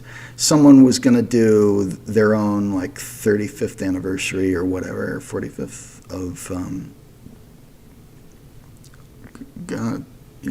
45th anniversary of Raggedy Ann, and they were going to color correct it to be blue like the VHS, and I just had to be the bad guy and say, I actually would prefer that you not do that. Because I don't want that to be people's first exposure to these movies. Like, I have specifically edited these movies in a specific way, and you're making me look bad, you're making the movie look bad when you're putting like stick figure yum yum or whatever they're doing in it, or when you're saying, here is a script comparison from a scene that's not in the script, but you're making this up. Or like, there's a lot of videos which are pointless. Like, they're literally just posting Thief and the Cobbler stuff to post Thief and the Cobbler stuff, where they're like, here's a comparison between the 35 millimeter footage and the 35 millimeter footage. Like, you're comparing the same thing. Anyway. As someone who is in college, says the Cinematic Bandicoot, it's very disappointing to see people plagiarize all the hard work I do. Well, it just makes it harder to live my life. Because when people put their own name on my restorations and this and that, it just means I'm not as supported. People don't know that I did it, and people are usually doing it to sort of troll me and ruin my reputation. And my reputation on the internet is really bad these days for somebody, it's like confusing because I'm somebody who has been on the internet since 1997. And who has been doing really foundational work. I mean, hate to toot my own horn, but like a lot of fandoms are based around stuff that I did, at least in part. And I'm sort of a foundational building block of these communities on the internet. And when I actually try to see what these communities on the internet are up to, sometimes it'll be like, oh, actually Garrett Gilchrist is our enemy in the Thief and the Cobbler fandom. And I'm like, why? And the answer was, oh, because you're a public figure. And I'm like, well, I'm not. I made $40 from YouTube last month. You know, I'm not like a famous celebrity. So if you're harassing me and saying that, like, well, if you're saying bad stuff about me on the internet, that isn't true. That actually does hurt my ability to keep doing this stuff. And they're like, well, why are you saying this stuff about me? What did I ever do to you except restore a film that you love? And they're like, well, you're a public figure. You've got to accept that people are going to have conspiracy theories about you and say that you killed Doug Walker and this and that. I'm like, why? Like, I shouldn't have, like, if I'm going to have the downsides of a public figure, I should also be making millions of dollars and be making, like, Hollywood pictures, right? Like, that's how that goes. Like, you can say what you shouldn't say, mean things about, like, famous Hollywood people, but they're not going to read it. And I'm not going to read it either because I'm old and I'm not part of your communities. But if you're like making stuff up about Garrett Gilchrist all the time, like, I'm like, what? When I hear it, like, I'm always like, it's mean. Like, that's like, and like, what did I do? Like, I don't know. I just restored a movie, man. I don't get why you're being that way. But people want to take credit, like they want to like put their own name on something without doing the work. And if there's one thing I can actually take credit for, it's doing the work. Like, I'm not the director of The Thief and the Cobbler. That's the great Richard Williams, but I put in the work restoring it. And so if I'm going to sit on my ass for 8 years restoring a film, or for 3 years, hardcore restoring The Thief and the Cobbler, and for a couple of years on Raggedy Ann and this and that, I'm going to just take credit for having done that work, at least. And I think that people like making up stuff about me is just like, come on, man, I'm trying to have a career here. Or I was before COVID or before whatever. But I was trying to have a legit career as a filmmaker. and you're just being dumb for no reason. And you like my work. Like, that's the thing. Like, these people are being mean about it. They obviously like The Thief and the Cobbler, and they got into it because of what I did, and they like, the Muppets or Raggedy Ann or Star Wars Deleted Magic or the other 10,000 things that I've done. So, you're just kind of being mean because you're jealous that somebody on the internet put in the work and did something. Like, you're literally just jealous that somebody worked hard and accomplished something and you didn't. And there's not a real reward at the end of the rainbow when you do this kind of thing. It's literally like the reward is more work. And it's thankless work. Like, people are like, oh, you do a video about how you do restoration because I don't understand it or whatever.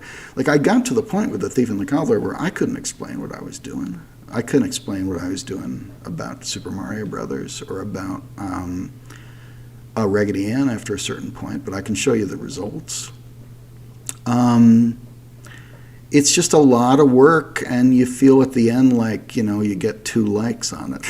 That's not true. Like, eventually you get like a lot of people watching it, but you also get a lot of people taking credit for it, and I've never heard of any of these people. I can't tell them apart. So I did the work, and I'll take credit for that. I've done a lot of stuff, I'd rather be taking credit for my own creative work, but I'll take credit for the one film restoration that I did that you've heard of, that if other people are trying to take credit for it. Like there's like 20 of these guys on YouTube now. Like if you Google The Thief and the Cobbler Recobbled Cut, the upload that comes up isn't mine. Have you tried DaVinci Resolve restoration tools? No, I think I did install DaVinci Resolve because I think it's free. It's an editing program that's free. And it does seem to have some features, but it didn't work at all for me. It just didn't seem worth it for me. What I'd really like to get into is Phoenix, which is a professional, expensive thing that I can't afford. PF Clean is an older, expensive thing that I can't afford, but somebody gifted it to me as part of The Thief and the Cobbler work back then. And I still I've got it back working again because of the old computer. Like, I still brought that out for a couple things. Alex Ashbourne says, on one point, Garrett talked about some Trump supporters sent many death threats to Garrett just because he has the recobbled cut print and they don't. No, actually, that was Super Mario. It was the Super Mario work print that I had, and they don't. And I got a lot of death threats about it. Yeah.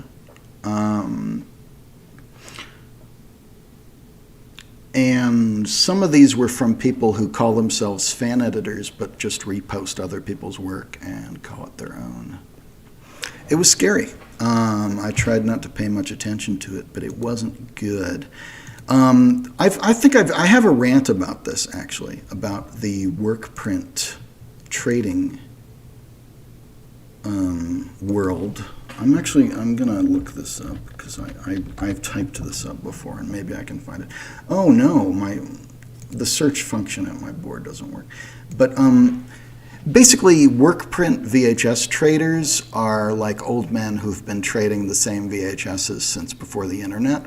And because of the internet, everybody has everything. Like, you can look up any of those old 90s work print VHSs, and they're still the same low quality that they were trading back then. So they freak out at the idea that somebody might have a work print that they don't. Like, they will, because they want to be, they don't think of it the way like everybody's going to have it in a week anyway. They're like, oh, this is the one thing that I can just have, and I would trade it for this and this and this, because they want to trade for something that nobody has. But it's the same bullshit lists that everybody has. And like, they're like, if I look at somebody's list and there's stuff I'm interested on, they sourced it from me, and they don't know, they don't care who they're sourcing this stuff from. But if there's any film that I'm actually interested in on those lists, like, it's all my stuff. And yeah, no, they will put their own name on anything I've restored, The Thief and the Cobbler, this and that, and certainly Mario. But yeah, there was a period where only the official. There was a period where it was Roland Joffe. That's right. Roland Joffe was a producer of Super Mario Brothers who had a VHS of the work print.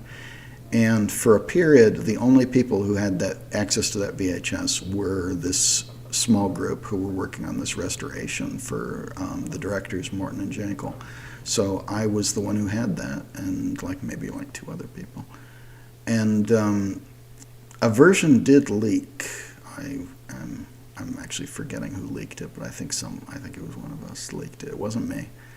Someone leaked it in very low quality, so it wasn't even like rare anyway. But like, my restoration of it was how I wanted to leak it. And of course, it's now on a fucking official Australian Blu-ray anyway. Like, you can buy a Blu-ray of Super Mario Brothers that has our copy, our transfer of that work print on it. It's not my restored version, but it's my unrestored version. You can buy officially. And I think I was told by many people that they only did this because my restoration wasn't done at the time, and they were like rushing through it. I was like, my God, man.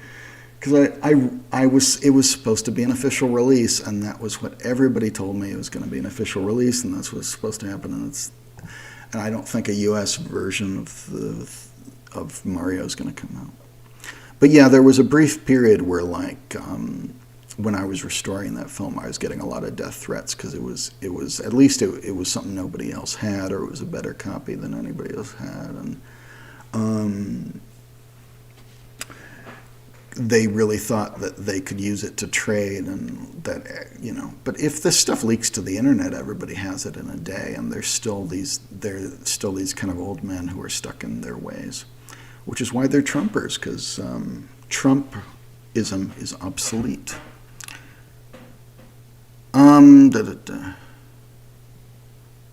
Okay.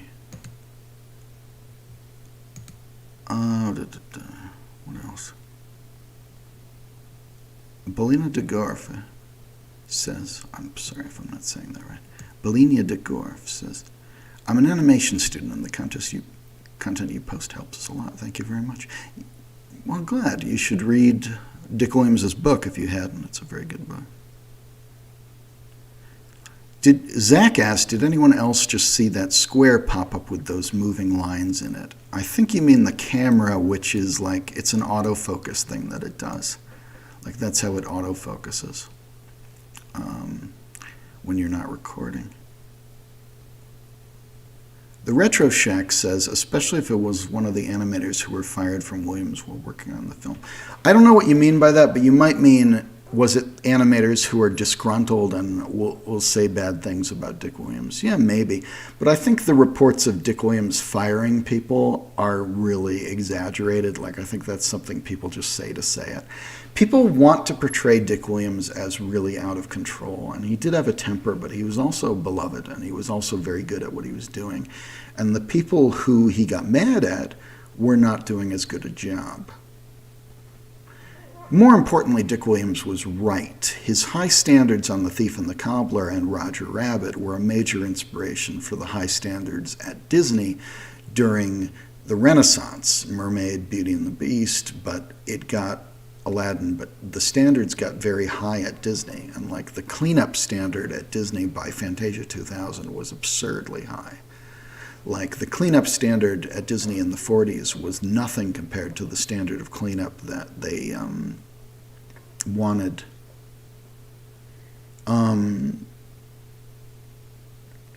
from Disney by like the 2000s, the Fantasia 2000 era and stuff like that. Disney had very high standards, and Dick Williams was made fun of for having high standards in the 70s and 80s and beginning of the 90s. But he was right, because Disney adopted those high standards later and was very successful. Like, animation standards were very low in the 70s and 80s outside of Disney. So Dick Williams was seen as kind of nutty for wanting to do something. Dick Williams there are like 1,000, there's a lot of magazine and newspaper articles about Dick Williams saying he's going to be the next Disney, he wants to be the next Disney and this and that. And what that actually means, besides Dick Williams promoting himself as the next Disney, he had high standards in a way that non-Disney animation studios just didn't back then. And Dick did not have the money to have those high standards, was the problem. Like, that's why Raggedy Ann is sort of unfinished and sort of low quality in places, but very high quality in other places. Because Dick Williams had a high standards and not a high budget, and that's why he couldn't finish The Thief and the Cobbler at the time. But Dick Williams could have finished The Thief and the Cobbler. So a lot of people will say Dick would never have finished The Thief and the Cobbler, that he was just dicking around. But he was on target to finish The Thief and the Cobbler. He was just like, Dick is very good at finishing 90% of a film and needing a little more money to get over, like 10% more money to get over that hump. And that's what happened on A Christmas Carol. Chuck Jones finished it. That's what happened on Raggedy Ann. The West Coast that Dick hated finished it. No, that's not right. Dick disliked the West Coast on Roger Rabbit, who did Toontown. I think it was Dale Bear, I want to say. I might be getting that wrong. I think it was Dale Bear.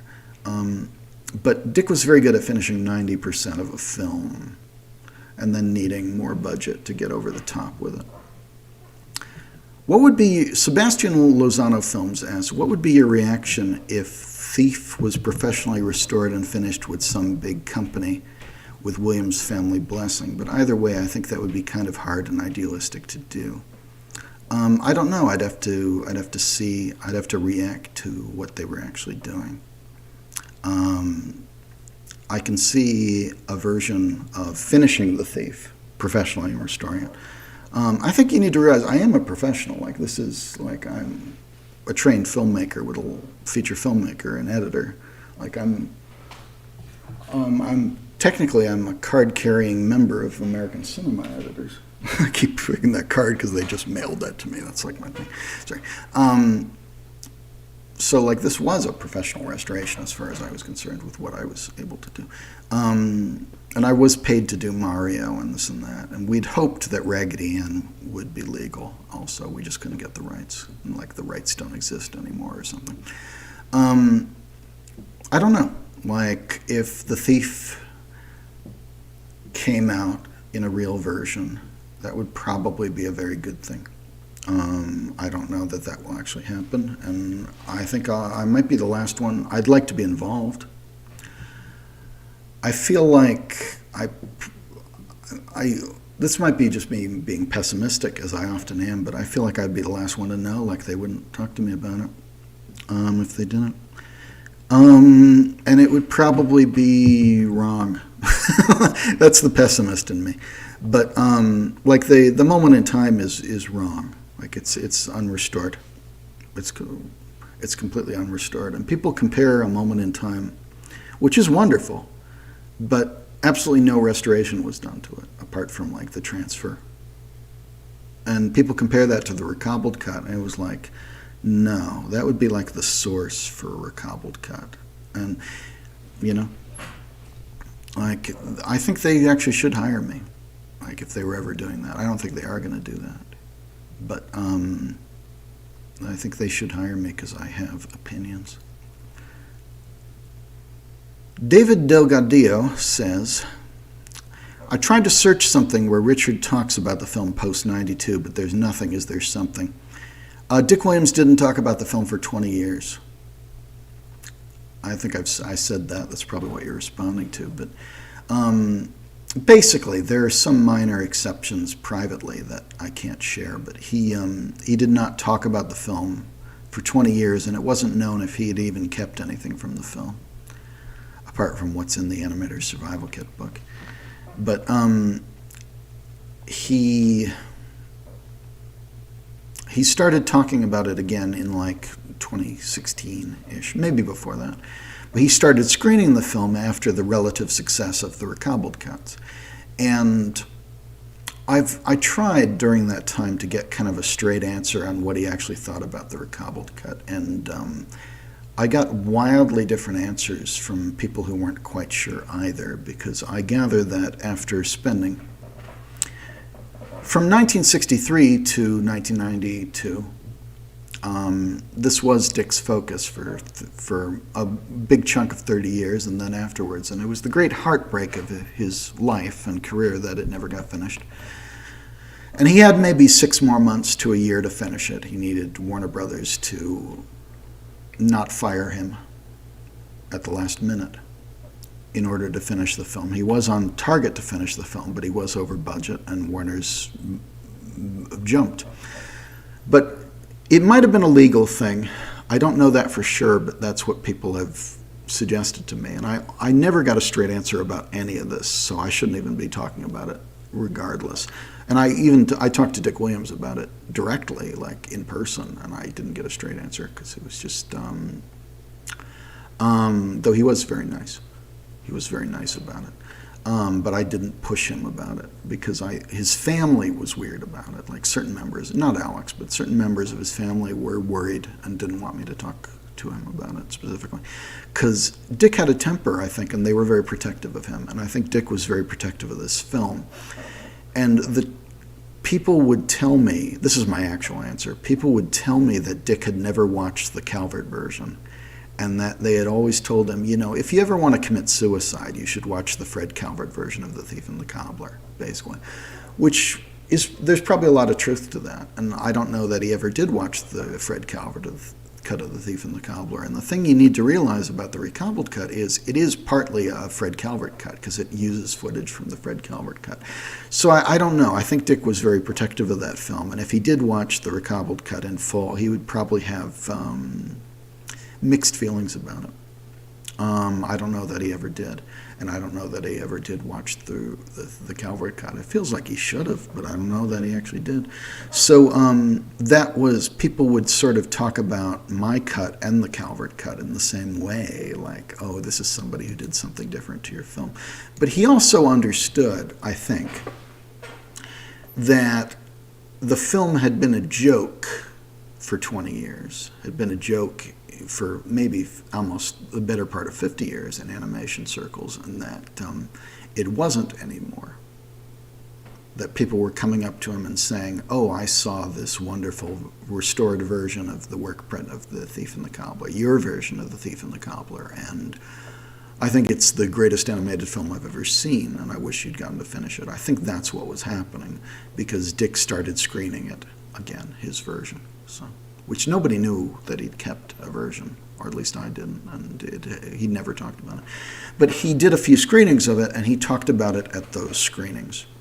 But I think there might have been a legal thing where he wasn't allowed to talk about it. But people told me a lot. Like, I know I got kind of a big mouth about things, and people told me a lot of things in ways that were a little vague, like they couldn't confirm or deny.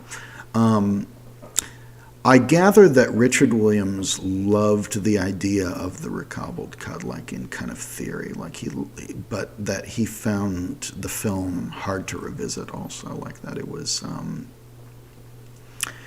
when he did screen A Moment in Time, it screened with you got like a little brochure, which I think I still have with it, which lists the animators who worked on the film, and it was all from Dick Williams's memory, so it was just like guys who did the pre-production in the 70s, like Ken Harris and Art Babbitt, and I think the fellow who did The Greedy. It wasn't like all the people who actually did the animation in 1990. So, like, it was kind of from Dick's memory. So I think his feelings about the movie in general are pretty complicated. Like, I think it's, I think people within Dick's sphere, I think probably felt that the recobbled cut would be very triggering for him. And this was not the consensus either. And nobody just came out and said this to me directly either, but I was told not to talk to Dick, and I didn't realize that that was actually a command. But it was said, like, oh, you probably, like, I don't know, like, I think someone in the family doesn't want you to talk to Dick. So I don't think that Dick was actually made of glass in that way. I think he was a big boy who could take care of himself, and I think that they were kind of overprotective of his feelings in that regard, and I think that Dick's feelings about the film were complicated. And I get that. And I made the recobbled cut. I think, as I said, Dick Williams is the only person who has ever seen the Thief and the Cobbler finished, because it was up in his head. And what I did with my version was just put together everything we could find or create that would give you an idea of what that was. But it's not the finished film, and it never would have been the finished film. You know, it's what you could do in a fan edit without doing new animation. 3 Gold Balls says, I wish someone like Criterion or Shout Factory made a Blu-ray of The Thief. Unfortunately, that would not happen. I don't know if that would not happen, but it hasn't happened to date. And I don't know why that is at this point. I could take a guess why that wouldn't happen in the 90s. But I don't know why that wouldn't happen at this point. But I do know that I haven't heard anything, and I'll probably be the last one to know anyway. Ragdolly, Gwyn. Oh, Gwyn from the Ragdolly fandom. Hello, Gwyn. Says Ragdolly's paperwork no longer exists either, but I think that case is different because the book is owned by one family rather than a corporation. Complicated. Yeah, it's such a pain in the butt. And that's really confusing. And, you know, there are people who didn't want Ragdolly out there. One of the weirdest stories about the Raggedy Ann 1977 film is that the American government was involved. And I sound like I'm paranoid when I talk about this, but it's well documented, like that ITT were the producers who were, you know, you've heard of ITT, Technical Institute, but they were CIA, like they were, they were an arm of the government in some ways. And so when Dick Williams was approached by, like, ITT also owned Bobbs Merrill Publishing at that point, so they owned Raggedy Ann. So there's this story that people will often tell at Raggedy Ann, I swear I'm not making this up, at screenings of Raggedy Ann, the film, like animators will tell you, like, they'll tell this story of, like, the CIA approaching Dick Williams saying, well, we want a Disney film for the bicentennial. We want a film that shows America's greatness for the 200th anniversary of America, which is a deadline he missed in 1976, but he barely missed it. We want this great Disney-style epic that will prove, like, America's superiority or whatever. And, like, the way they tell the story is, like, Dick Williams is looking at these guys and saying, you just killed Salvador Allende in Chile. Like, CIA, what do you know, the government. So, like, there was an American government. I should say ITT was controversial at the time. It's on their Wikipedia. Like, this is out there. They were controversial at the time because they'd been involved in these government things. And, like, you can't talk about that, but it was like this, like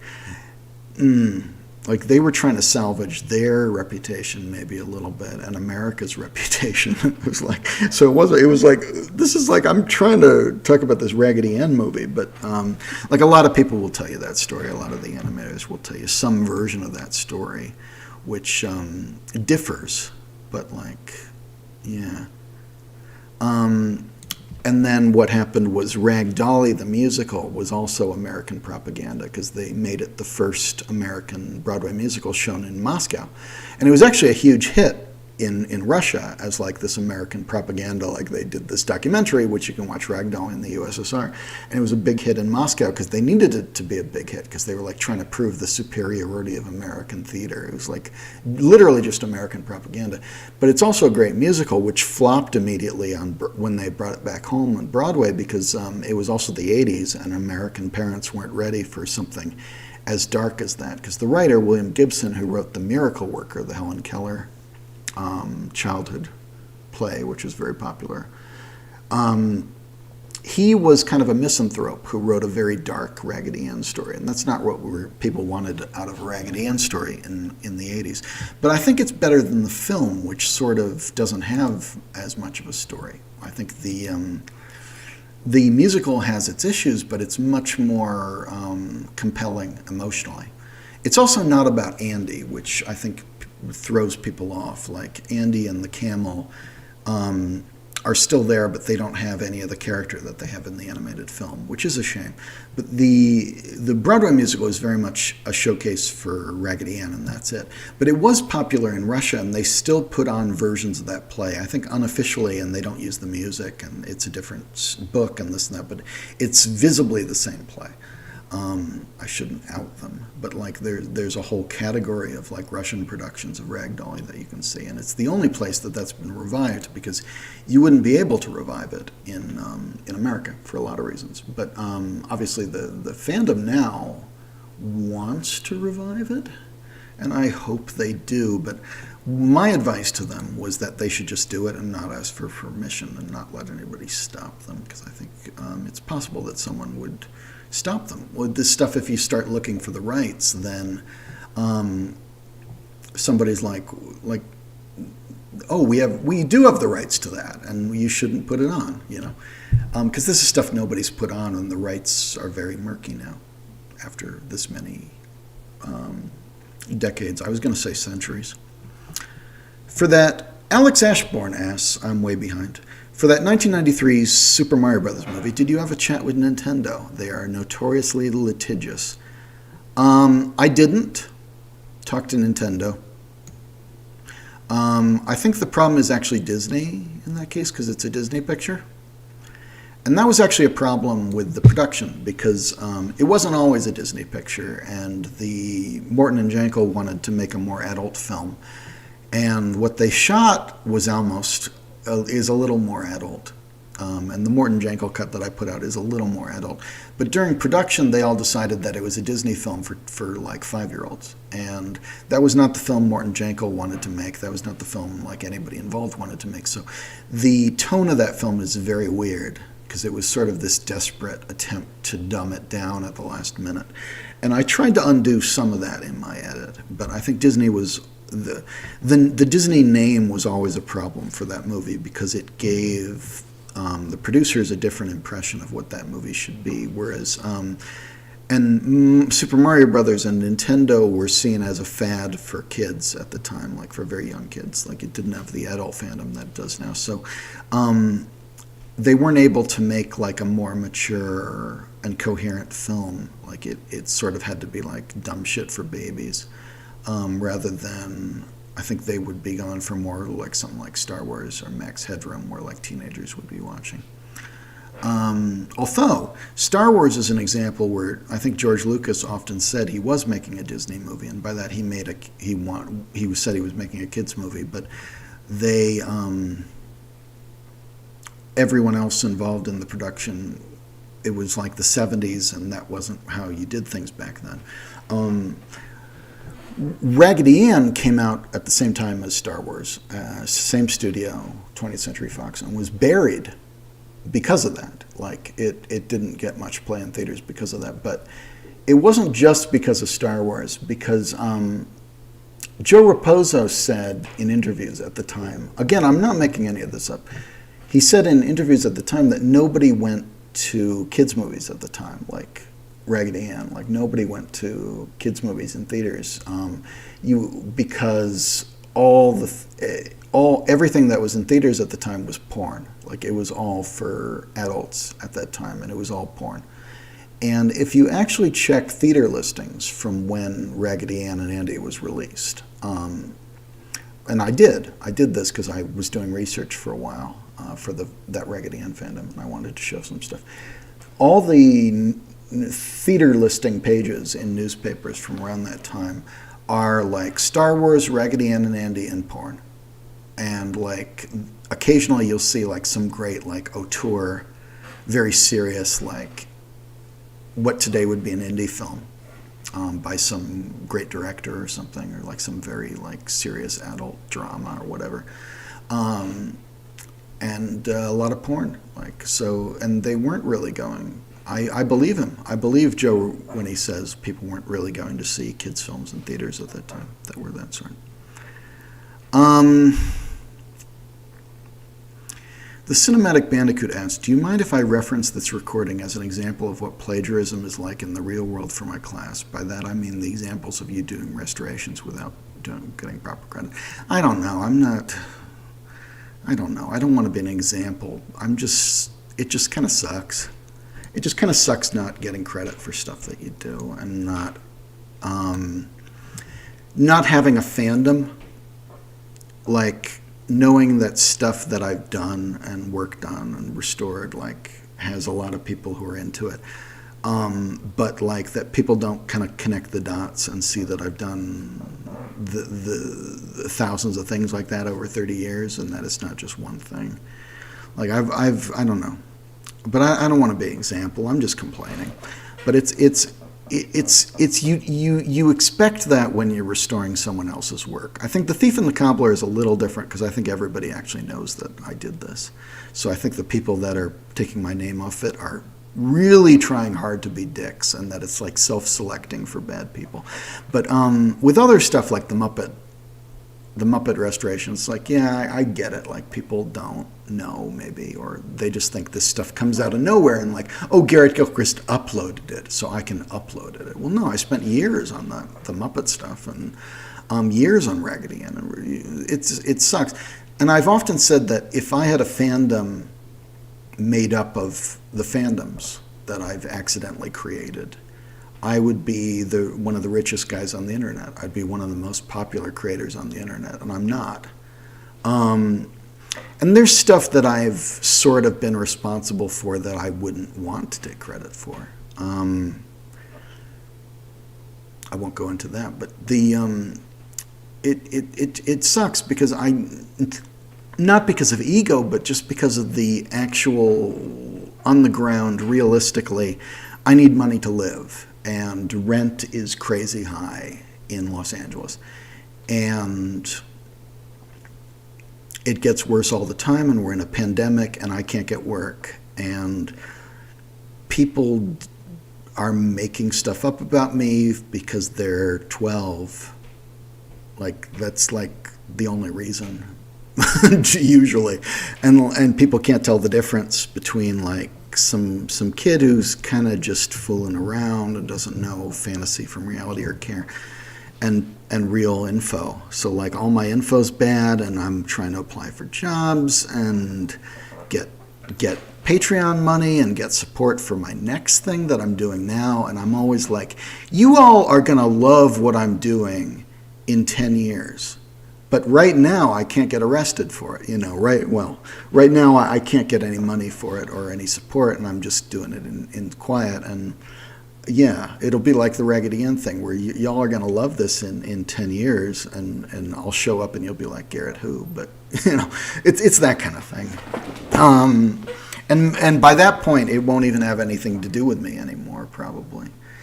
But like in the meantime, just on a nuts and bolts level, like I need like more of a fandom than I have, to be honest.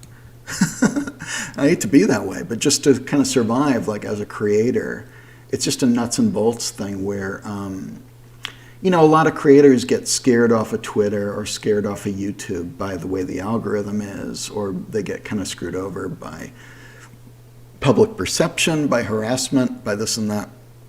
There's a lot of creators I like who kind of go silent, while creators who maybe politically suck get rewarded for just being bad people. And I'm like, I'd like to cash this in. I've done all this work, and I'm like, I think this is common for someone my age, because I'm 40 and I grew up in the 90s in a more functional economy before 9/11 and everything crashed and got shitty and it was harder to get work. And the economy was just bad forever, and we had war forever. But like, I went $125,000 into film school debt because I was supposed to be a Hollywood filmmaker right after graduation, and that's not actually what happened. I couldn't get hired at a shoe store after graduation, and I was already directing features and writing features, and I was already, I did the research and I was ready to get started with some kind of career. That never happened. And so everything I've done since then is like, I'm just kind of doing whatever and doing stuff that interests me, that I think is worth doing. But the stuff that's gotten big, like if you can call The Thief and the Cobbler big, like, or popular, I think it is pretty popular. That was like a hobby side project. That was something I was interested in, and I wanted other people to see, and I wanted to help people see them, but it was like a side project. Like I was making my own movies and writing my own stuff and working on novels and everything and artwork and I don't know. So, like, it's just weird. Like I would really wish people would kind of just connect the dots and see that there's at least somebody who's working on stuff here. Who needs like support, who's like a human being, who's doing this stuff and not getting paid for it. And after a certain point, that's always been hard. And like I've needed help. I've had a lot of help from friends and this and that, and from the short period where my YouTube was making money before the algorithm kicked in again. Good old Groovy Jake. I'm getting dizzy because I haven't eaten. Good old Groovy Jake asks, hey, I was curious, what are your thoughts on the modern Disney Muppet stuff? I was quite a fan of Muppets Haunted Mansions. I didn't see it. It looked good. I like Kirk Thatcher a lot. I've met him. I'm friends with him on Facebook, and I'm friends with a lot of people who do the current Muppet stuff. I liked the Muppets movie to a point. I liked the Muppets Most Wanted movie to a point. I really liked what Brent McKenzie did with the music. I don't think the right people were in charge of the Muppets movie. I do think the right person was in charge for the Muppets Haunted Mansion. I think Kirk Thatcher is he's a real Muppet guy who really is a good guy who cares about the characters. I don't think Disney cares about the characters. I don't think they financially can care about the characters. I think Disney has like 4 things they can care about in a year. And I think anybody who's ever done a show for Disney that isn't those things will have the same response, that I don't think Disney even knows that Two More Eggs exists, that Wander Over Yonder exists. Like, you hear this a lot, that that they didn't know Gravity Falls existed, so we got away with a lot. They didn't know that DuckTales 2017 existed for the most part, so we got away with a lot until we suddenly didn't, and we got canceled early. And if you go to Walmart, Disney has certain things they care about in a year, and it's the Avengers all the time now, which is great. I directed a She-Hulk film. I'm fond of Marvel and the Avengers, and I often review the Avengers films on my site. That's a plug, orangecow.org/board.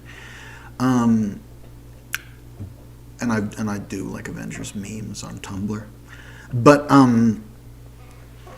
I don't think Disney can care about the Muppets. I think it's low priority. And I don't think that they've done well by the Muppets. I think they hire people who like Jason Segel gets to be the Muppets because he knew the Muppets he watched the Muppets as a kid, and it's like, nah, it's not really how it works. But it's fine. And Bill Prady did the Muppets because he'd worked with the Muppets before in the Muppets Tonight era. But it's like, It's not quite right. Like, that show was getting better by the end. It wasn't quite right. The Muppets movies were pretty good. They should be doing more of it. They should just bring back The Muppet Show, and I don't think they'll do that. They should literally just bring back The Muppet Show, and I don't think they'll do that. And I wish I was in charge of The Muppets. Like, if I owned The Muppets, I'd sort that shit out real quick. And let me tell you, my dad worked for The Muppets. I don't talk to my dad much, but I know a lot of people who worked with The Muppets. I knew people who worked with The Muppets then. I think I could sort that shit out. But I think the problem is that Walt Disney has Mickey Mouse. They don't need Kermit the Frog. And Kermit the Frog, when Jim Henson was alive, and I met Jane Henson and toured the workshop when I was a kid, they tell me. I didn't meet Jim, but I knew people who knew Jim. And I was devastated as a kid when he died.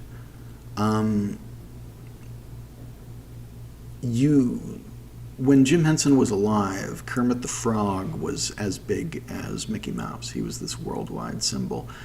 And he was more current and hip than Mickey Mouse. Like, he was still as good as Mickey Mouse had been in his heyday. So, yeah, and Disney doesn't need a character like that. They've already got characters like that. And Disney owns so much that they don't care about. So I would say that most of my work has been working on stuff that Disney doesn't care about.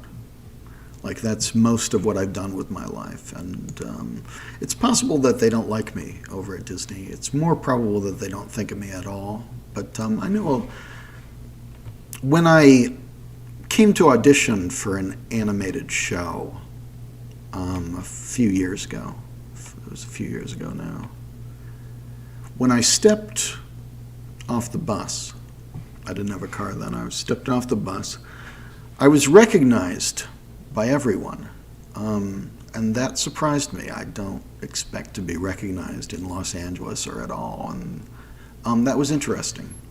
Like, they knew who I was. And at the creative expo, whatever that is, they knew me too. Like, a lot of people knew me, famous people, like people who were heroes to me knew me, and that was weird. And on Facebook, like, animators know who I am. They know that I did this. It doesn't help me get work, and I don't know. Like, I don't know if I kind of blacklisted myself by doing The Thief and the Cobbler. It's possible. I don't think it's likely, but it's possible. But I don't know. But I'm not someone who studied animation, so it's hard for me to get work in animation anyway, even though I think I would like to be writing animation. And there was a well-known Disney animator who wanted me to write something for him a while back, and I was going through a rough patch and I didn't finish it, and I still think about that sometimes. But I think my big thing was that I didn't think I could write for his style of animation, and I didn't think I should be the person to write that. I liked the story that I'd come up with, but I didn't think I could write for that kind of animation, because I was used to writing for live action, but now I'm saying I would like to write for animation, I think. I'm losing my voice. I'm talking for 4.5 hours. Why is it called Orange Cow? It's called Orange Cow because when I was 12, like 11 or 12 even, my friend David Ash, who I made all my movies with, I shouldn't talk about David Ash because he's got his own life now, but my high school friend, I had a Nickelodeon pin which I got, it might have been something my dad gave me because he'd been to like Toy Fair or something, or I went to Toy Fair and got like a Nickelodeon cow pin that was orange. So I would say, like, the orange cow commands you. And I just kept the, in middle school and in high school, I wrote a book called The Tao of Cow, which was like, it was like free verse. It had its own format, but it was kind of like a haiku kind of free verse thing. it was philosophy from the point of view of nature and from a cow. It's a point of view. It was like living in harmony with nature. And it was one of the first things I ever wrote that was coherent. It was in middle school and high school, and I published it in college. I actually published it and finished it. So there was this sort of philosopher cow and this philosophy of living in harmony with nature that meant a lot to me at the time, and I kept that character around, or at least that name of Orange Cow, around for 30 years. And I've never felt much of a need to change it, although when I was doing a project called Asperia, which didn't get picked up and which I owe money on, like the last couple of projects I did, I ended up owing money on that I don't have. And it just didn't happen. I was going to change the name of the company for that project, and I haven't though, because that didn't happen, but I still think about it. High school and college are hell. I agree. I think I was pretty socially awkward in high school and college in some ways. I think I was very capable in other ways. Like I think I actually could have been like an actor successfully at the time. Like I think I could, and I could have been a film director and still could be a film director. But and I had a lot of friends who were very supportive and were great in high school and college. And I had a certain following as like an underground filmmaker in high school and college, and as an artist. A lot of people were very nice and were like, said, oh, he's a creative genius and this and that. But I did feel very bullied, and when I moved to LA, I felt very bullied. In college, I felt very bullied. And I definitely felt like I didn't have a lot of friends in high school except when I was doing my projects, which was right after high school ended.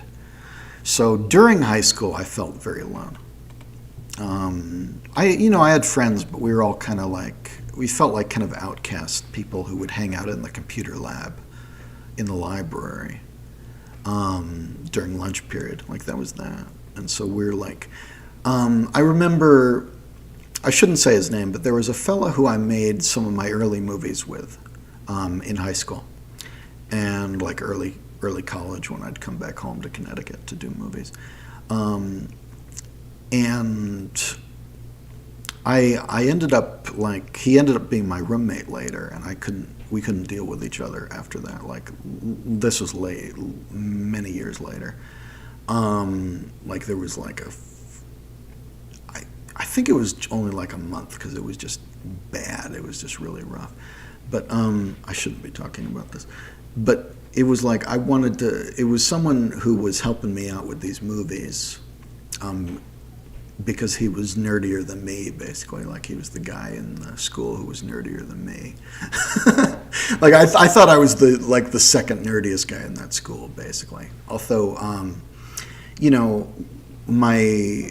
my friends and I, we got together afterwards to make like 5 feature films in the first half of 1999 and a play. Like I'd written a musical play also, which was called Easier Than Thinking, which we did we performed part of. And I was also in You Can't Take It With You.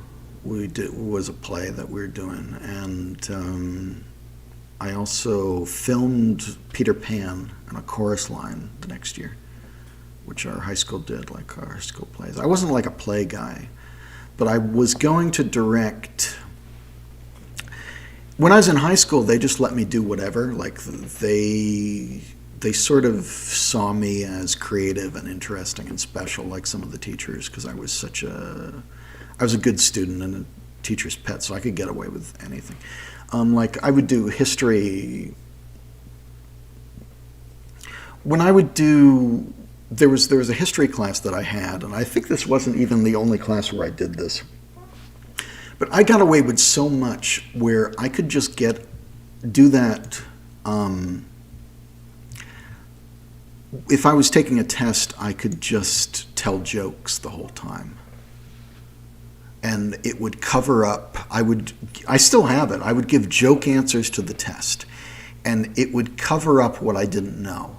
And the teacher would give me A+ because I I think it was A plus, because I made the teacher laugh, and I clearly knew the material, but I was also using jokes to cover over what I didn't, but like trying to be clever about it. Like I got away with so much, and they would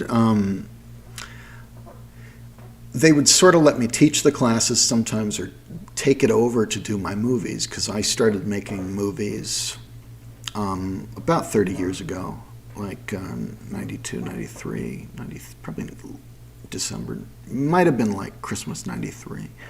I started making little animations, and when I was 15, I started making like a Monty Python TV show that I wanted to do, which became like a 90-minute sketch comedy movie. And then we did like 6 more of those 2 years later.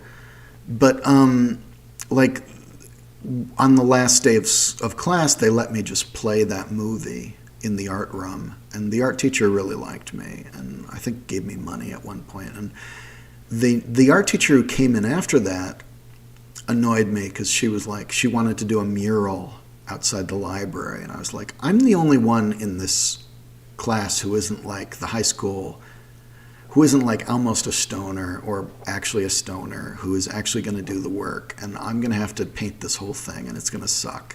And that's what happened. I had to paint like pretty much that whole mural. And then I think within a week, other people in the high school had defaced it, and like I'd painted Albert Einstein or something, and they defaced it so that he was smoking a blunt, and it all had to be whitewashed over.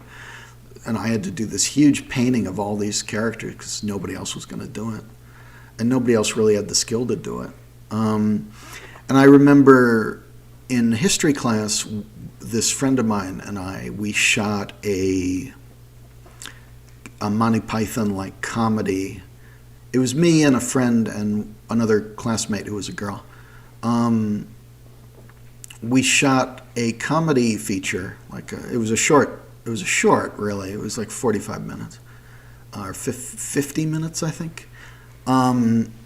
We shot a comedy film instead of doing our like classwork, and the teacher, Ms. Warwick, played it in class one day. So like I don't think we got to watch the whole thing, but like the entire class period was people watching our stupid movie. We might have gotten to the end of that. It was just like a comedy movie we made about Wat Tyler's rebellion in 1381. So it was like historical comedy, and mostly improvised. That was like January, February 1999, my last semester. So like, and I also got to take over the theater class, Penny Odell's theater class. I shouldn't be naming names. For a couple days to film a comedy sketch, which was, it was Batman. It was Adam West Batman, but Macbeth, and vice versa.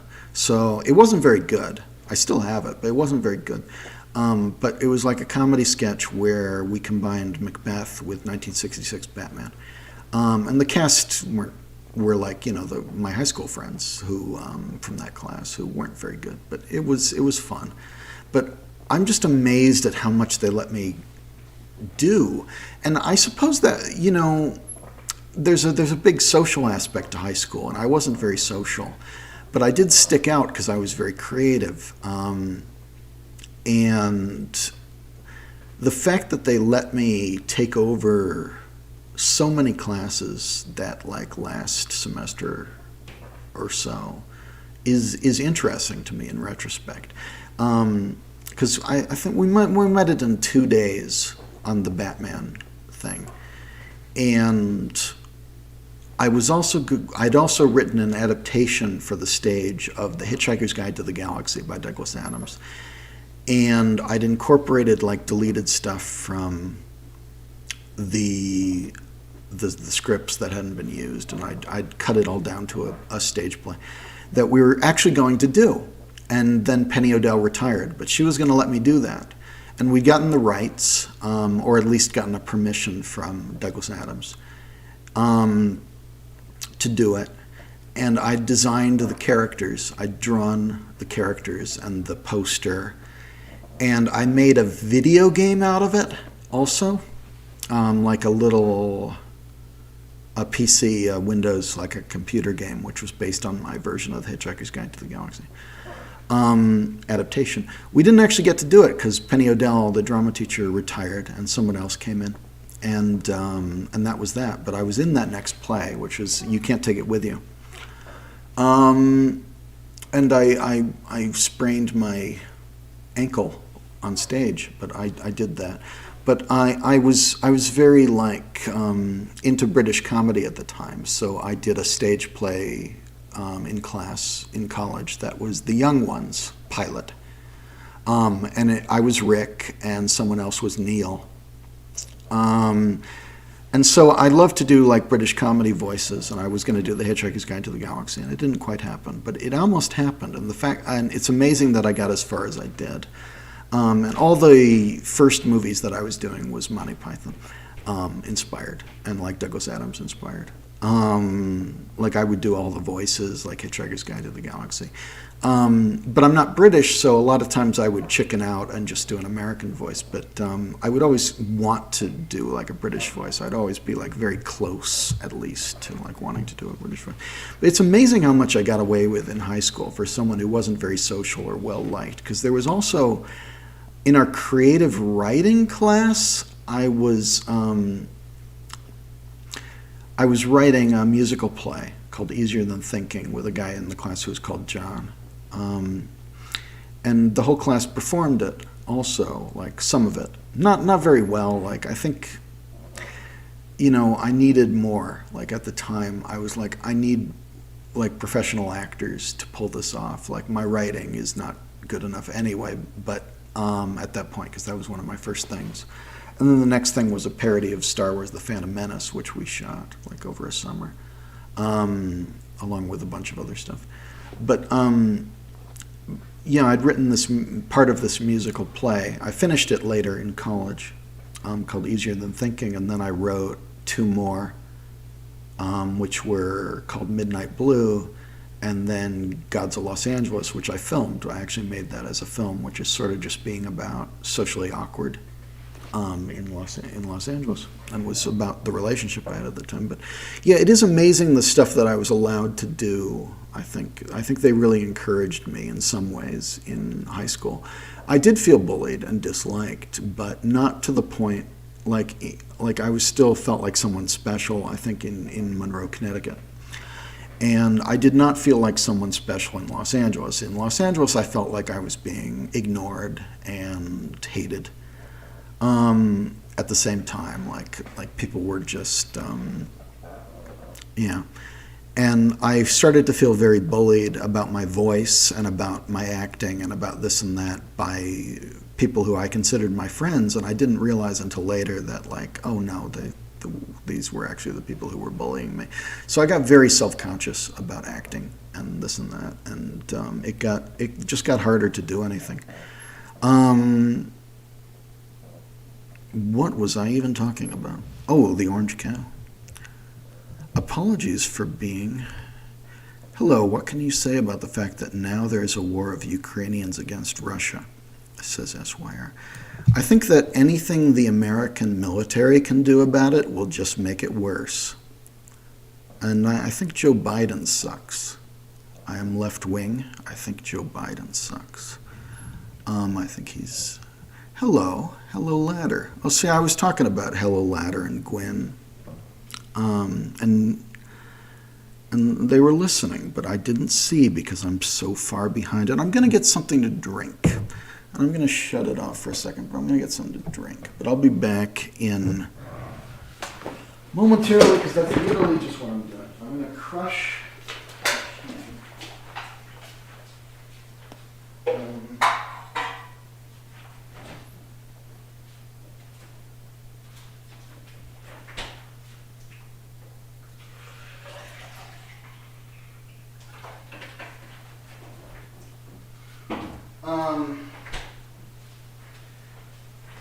But it was sort of a weird adolescence for me.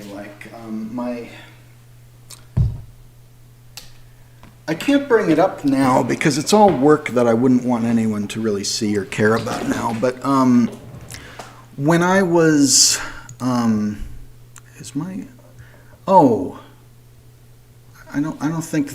think the camera's died, actually. I think I need another battery. Okay. Well, we'll do that. But, yeah,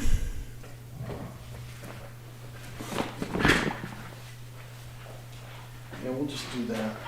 Sorry, I should have gotten that then. I think I have one.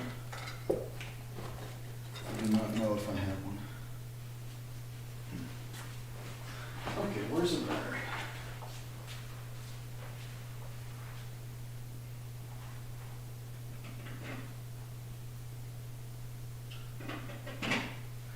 Anyway, my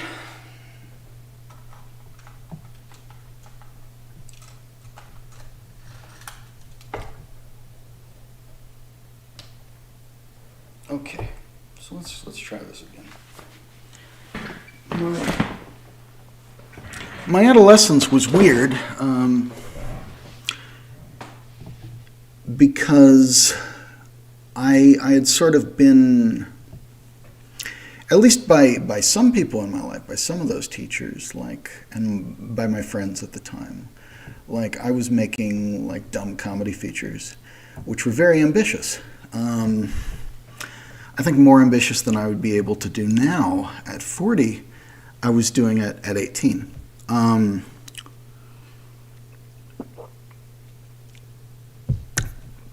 I don't think I was ready to be famous and to be a filmmaker.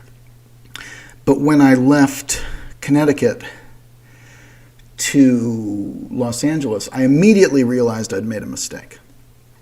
For one thing, I'm allergic to the dry, dusty air. And I'm actually finally having surgery to fix my sinuses, I think, in a month. But the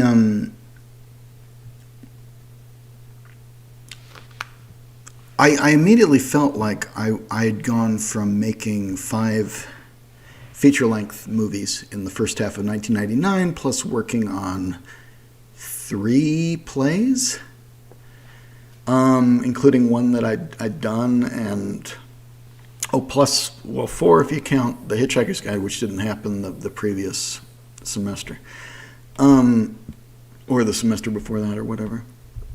And just all this kind of stuff, just that first half of that year. And then I kind of went to Los Angeles and I was like nobody and I was doing nothing. And the internet was really small back then, and I started to send my stuff out to like cable access. Like I would find people who were interested in cable access and send my VHS tapes to them so they could play it on the air. And my TV shows played in lots of places, but I could never get them to play in Los Angeles because Los Angeles had rules. And my dream had always been to be on like local access in Connecticut originally, which we accomplished. I don't think we accomplished it with the comedy show, but early on I'd done that. Very early on when I was like 14.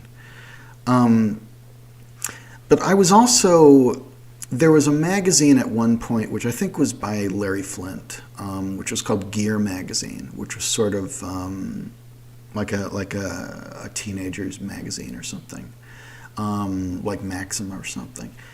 And they said that my show, specifically the Star Wars episodes of my show, which are like a Star Wars parody we did when Phantom Menace came out, because we were mad about Phantom Menace and we wanted to just watch Phantom Menace a lot of times and do a movie making fun of it, where I played, I think, I wasn't the star of the Star Wars movie we did, but I played 56 roles in it, if that gives you a hint of what kind of movie that was like. And I think there were like 30 other people in it. But I was maybe like the third lead, but I played 56 different roles in that movie. I'm not exaggerating. That is actually the exact number, because I remember that. But they said we were one of the best cable access shows in America, and so I started to get like letters from USA Network and Access Hollywood and this and that, who were like, well, who is this underground comedian and what are we doing? And I wrote to them and I sent video to them and I never heard back.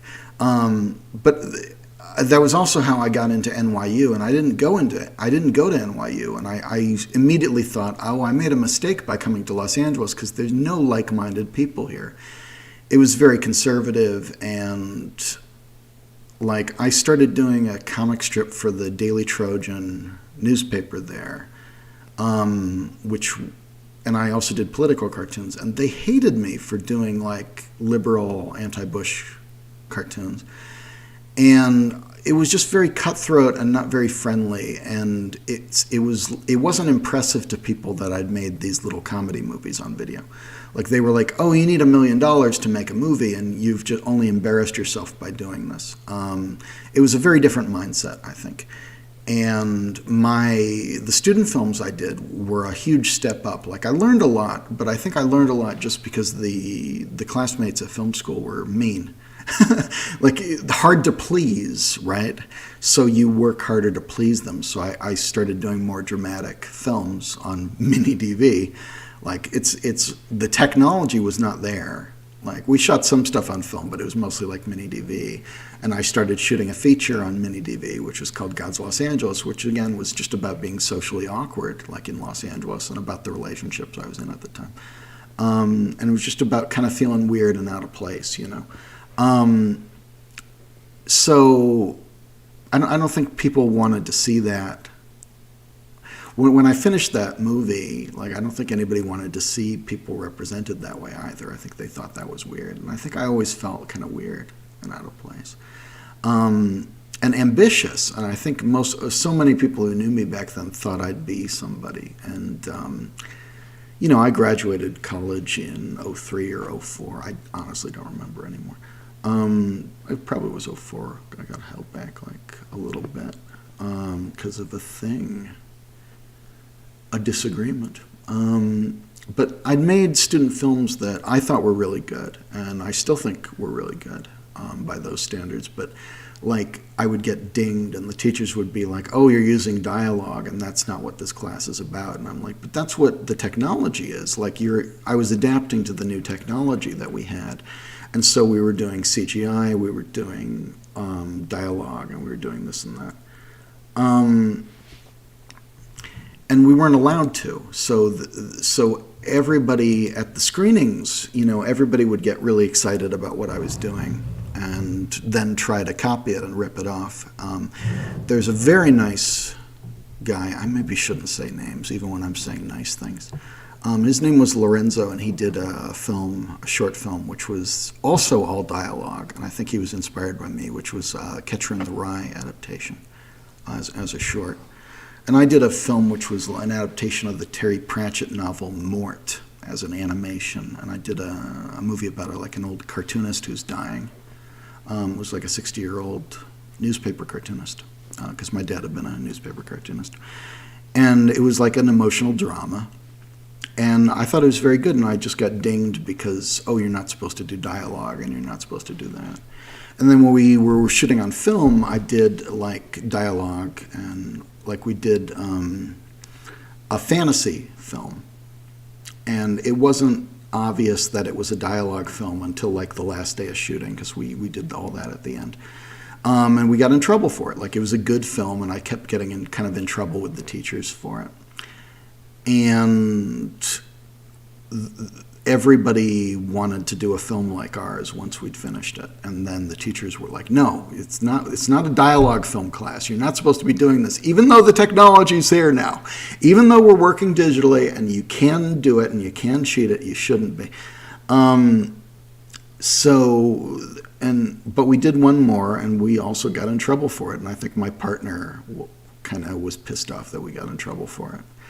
On that film, but he wanted to do a time travel musical with an all-black cast and CGI, but all shot in camera on 16 millimeter with no post. But he wanted to have CGI, and it's a time travel musical with a black cast. And I thought it was great. Like I enjoyed doing that. but the teachers were always a little bit like, oh, you're breaking the rules, Gary.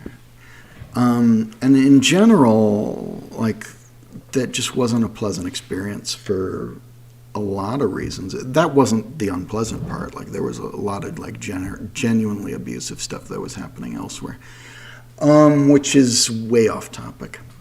But it was tough to go from, I think I'm very much like a 40-year-old, like elder millennial, because I feel like I was raised for a future which didn't happen because of 9/11 and the war on terror and like the economic crash of the zeros. Because I do remember a time when it was much easier to get work, and when it seemed like when I started out feeling kind of bullied and alone when I was trying to do these little comedy films. I was sad. I was a sad little kid, but I had a lot of ideas, and this was when I was first doing like The Thief and the Cobbler too, like, or interested in it and that kind of stuff. But I really actually thought I would have a career that at least to date, I haven't had, and that I think a lot of people my age have had that same experience like that. There was just not immediately after 9/11, but during that, like sometime during the zeros, things just got real weird.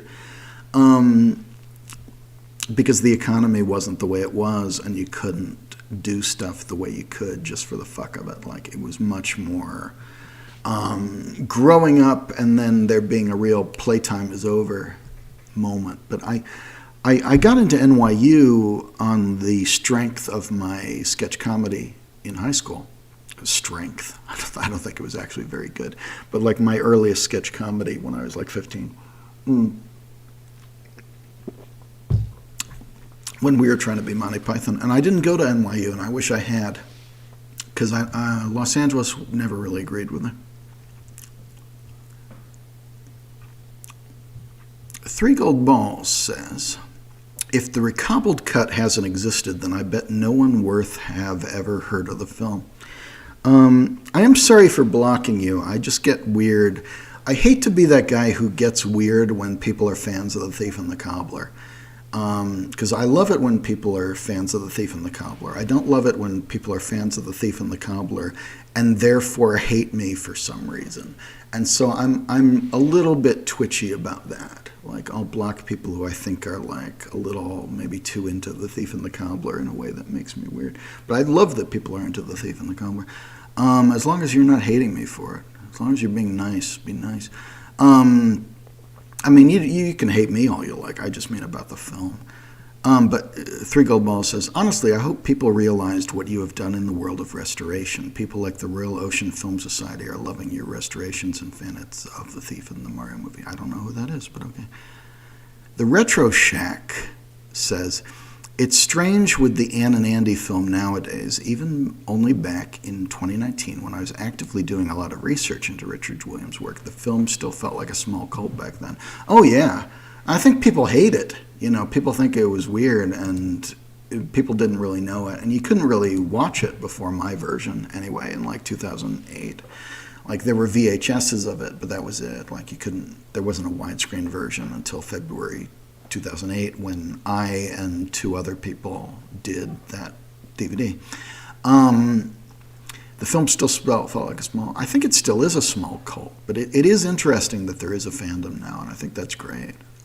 I love it when people are interested in things genuinely and aren't gross about it, but or mean about it. Like, if you're not hurting people, I think my goal with this stuff was always to get people into this stuff and like recognize, because there's a lot of good stuff in Raggedy Ann. I remember once I was asked, I went out to San Francisco. It's the only time I've been to San Francisco for a wonderful weekend.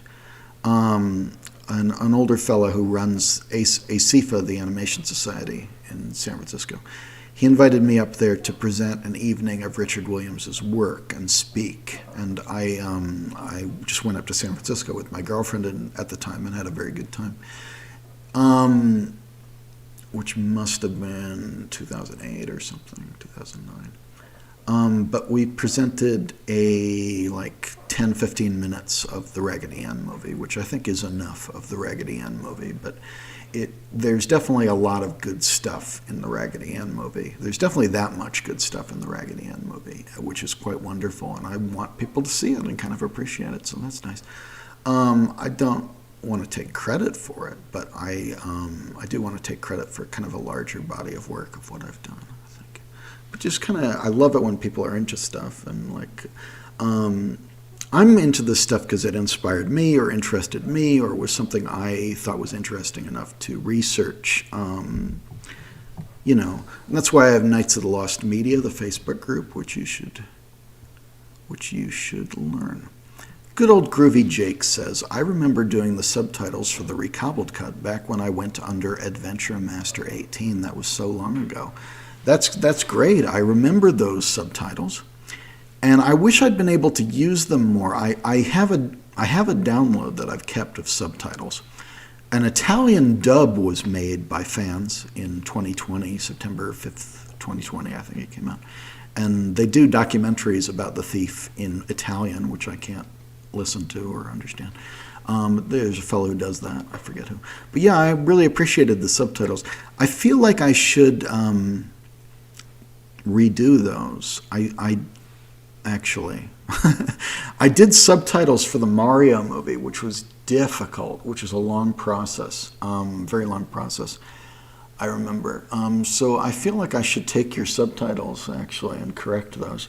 I uploaded something, so like there's like an attempt at subtitles on YouTube right now for the Recobbled cut, and there's auto subtitles for Raggedy Ann, which I think are actually pretty good. And then for Ragdolly, there are subtitles which the fans did. I don't know which of the fans did those subtitles anymore. It might have been Gwen, which I like made 3 changes to and used. So, But Raggedy Ann feels like it is blown up out of nowhere nowadays. Yeah, I agree. That Raggedy Ann fandom was really sudden, and it was like, whoa, okay, so this is a thing. Wow, okay, yeah. Hey. So I wanted to say hi, and I think they've been very nice to me. After the first, like, night, because you sort of have to get over people who, like, I don't know, some random people. I think there was, like, one guy who didn't like me because of another YouTuber didn't like me or something. It's like, that's okay. But they don't know me. Like, none of these people can spell my name, or they don't know anything about me. So it's so random.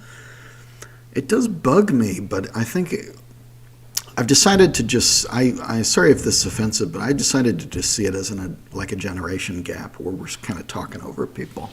Because the one thing I hear, and I've said this before, is that they're just like, well, we like Arabian Night. We think that's version. And Garrett doesn't like that. So Garrett's actually the enemy of this movie. I'm like, okay. Well, enjoy Arabian Night. I mean, nobody's stopping you. I just don't think it's good. Alex Ashbourne asks, what did you think about E1, who owns the Canadian rights to The Thief and the Cobbler? I don't know. 3 Gold Balls says, like, I literally was inspired by the Recobbled cut to make my own stuff like reanimated collabs. Well, I've been explaining why that's not a good idea, actually. So, yeah. Tile Style says, I watch the videos on this channel pretty often. That's great. Thank you, Tile. I'm glad to have helped people like get into the work of Richard Williams or Jim Henson or all these other people who I think are just good creators, and Neil Innes and like anybody else whose work I've restored.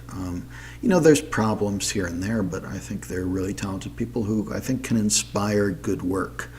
I would love to be making that creative work myself. Like, people talk to me all the time, like Garrett, like it's weird that people think of you as a film restorationist, because I knew you as this kind of force of filmmaking back in the day, and this friend of mine who was a filmmaker back then, who was part of the Rewind Video Collective.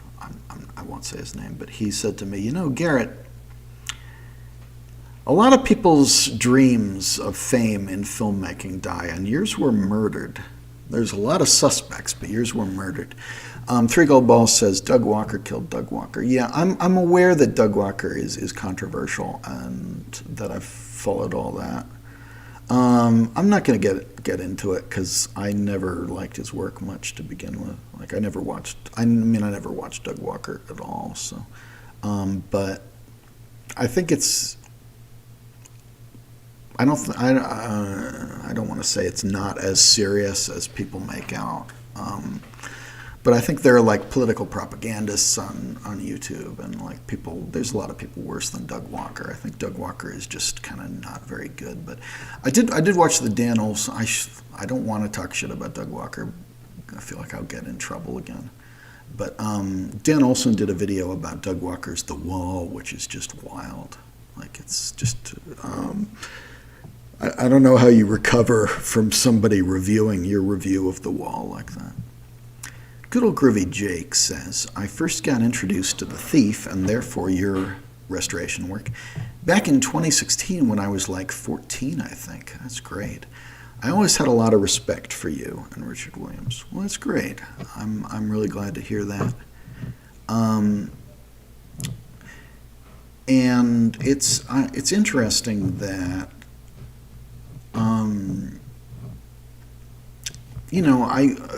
Dick Williams's great skill was passing on what he was learning to the next generation. Like he was a big reason why the Disney films that came after were as good as they were.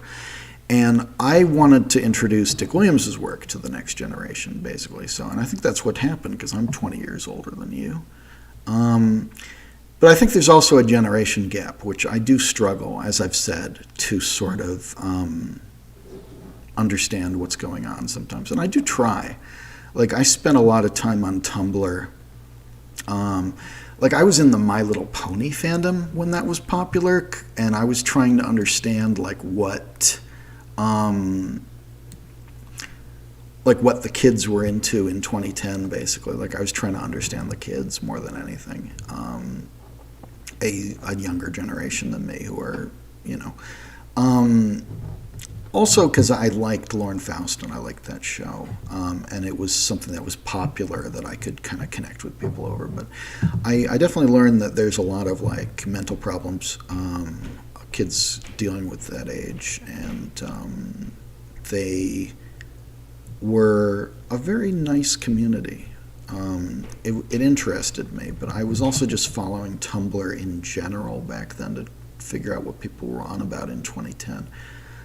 And just have some perspective about it. But it was also like, that's old news now too. So I'm not keeping up with it. I'll just accept that I'm old and not make it weird. Like I can be out of touch and be the guy introducing younger people to like niche media, and then they'll find out about it 10 years later and they won't know I did it. But like Hello Ladder, like I said, like is like a fan of Digit from the Jim Henson Hour, which is a show that you couldn't really get necessarily, or at least a show that I restored around 2013, 2014.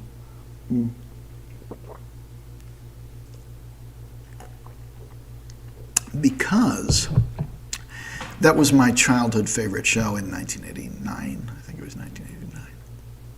So I was trying to pass that on to people who are younger, I guess, now. Like I was just putting it on because I like it. But like, if that gets to young... But there's always a point where some stuff, you never know what's going to click. Like, I don't think like young people are into like the Bonzo Dog Band and the Ruddles and stuff. Maybe. God, I was talking to Quentin Reviews, YouTuber, who's like he's into the Ruddles and stuff like that. But I don't know. But and there are problematic elements when you're going that far back into media. But I like knowing that stuff I put up on the internet or restored has had some effect on people, and will hopefully inspire future creative work. Because the Ragdoll-y fandom is very creative, at least. I don't know. I mean, like when I say like I was following the My Little Pony fandom, like that's pretty cringy now, or the Homestuck fandom to say that now. But at the time, I think it gave me a lot of insight into what younger people were dealing with back then, at least, like people who were 20 then. Yeah. Because it attracted like young people who were struggling, I think, socially. And it was just kind of interesting to get that perspective, I guess. And that's all I have to say. I don't know. Like I genuinely don't know what I'm saying. Like I'm not like being euphemistic here. I was just kind of interested in seeing what older fans were into and what younger fans were kind of dealing with. Just mentally, and I've not been a part of like fandom since then, and I was already pretty old for that fandom then. So, when I was like 30, so it was just kind of an interesting. Did that cut off? It just told me like no data for a second. Anyway, when I first saw you. Lyric Near says, when I first saw you in the Ragdolly server, I was excited to see that's the guy who worked on Thief, because for me the musical obsession was at the end of a long deep dive of the animated movie on Thief. I really appreciate that. Because I think there is something magical about this film, about The Thief and the Cobbler, and about Richard Williams' dedication to trying to make something great. And I think Joe Raposo was really trying to do something great with Ragdolly and this and that. And it's nice to be, I think, hopefully a positive influence in people's lives artistically, introducing them to stuff. And I think Jim Henson is one of the most like positive influences you can have. I think he was a really great, pretty unproblematic creator. Jim Henson. And it was nice for me to revisit stuff that I cared about, that had meant a lot to me. So for me, it was never just film restoration. It was sort of revisiting my own childhood and stuff that had meant a lot to me in high school and at really key points in my life. And I hope I can sort of pass that on to people accidentally, but yeah.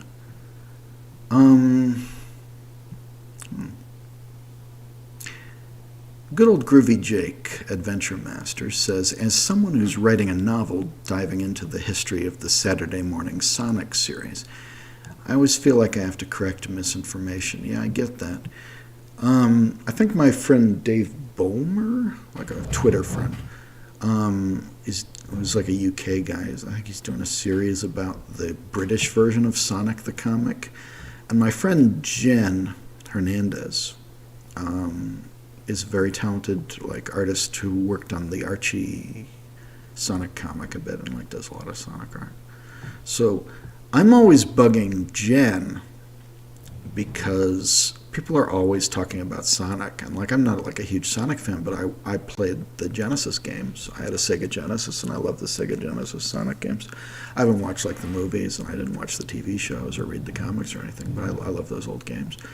And that was always something where I could kind of connect with family if they were like into Sonic. I was like, okay, like, yeah, like, because I think everybody likes Mario and Sonic. But I'm very much like I was a 90s gamer, and I didn't game a lot after that.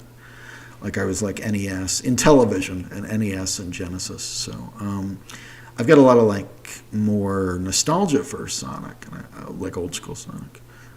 So I'm always seeing stuff on Twitter though, because people are always talking about Sonic one way or the other, love it or hate it, because there's so much like, or cringe at it, or all this ridiculous fan work with Sonic. There's always somebody talking about Sonic though, so I always feel weird because I'm passing on like, oh, here's a Sonic tweet that you've probably seen, because you're like my friend who draws Sonic. So here's your son.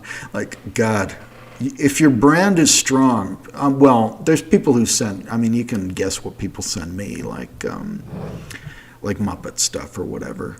I've been involved with. Yeah, I remember for a while I had friends who were in the UK who were Muppeteers on a show called the Furchester Hotel. Well, I guess I won't make a story out of that, but I was rooting for them. Thought it was neat. David Delgadito, is he reading from Twitter? No, I'm reading from this. Just pretty slowly.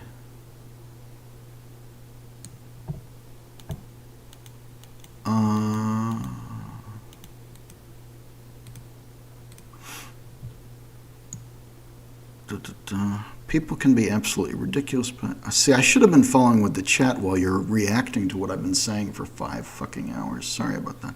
To the 13 people still listening, I hope this is hope this is something. I don't know what this is, but I hope this is something. People can be absolutely ridiculous, but I sympathize about people being stressful. Yeah, I don't know why people are like this. I'm okay with it. Like, if people hate me, I don't actually feel like they know who I am at all. Like, I don't think they know how to spell my name. I don't think they know anything I've done. I don't think they know what I'm like. I think they just hate me because they're like that. So I try not to take it too personally, you know.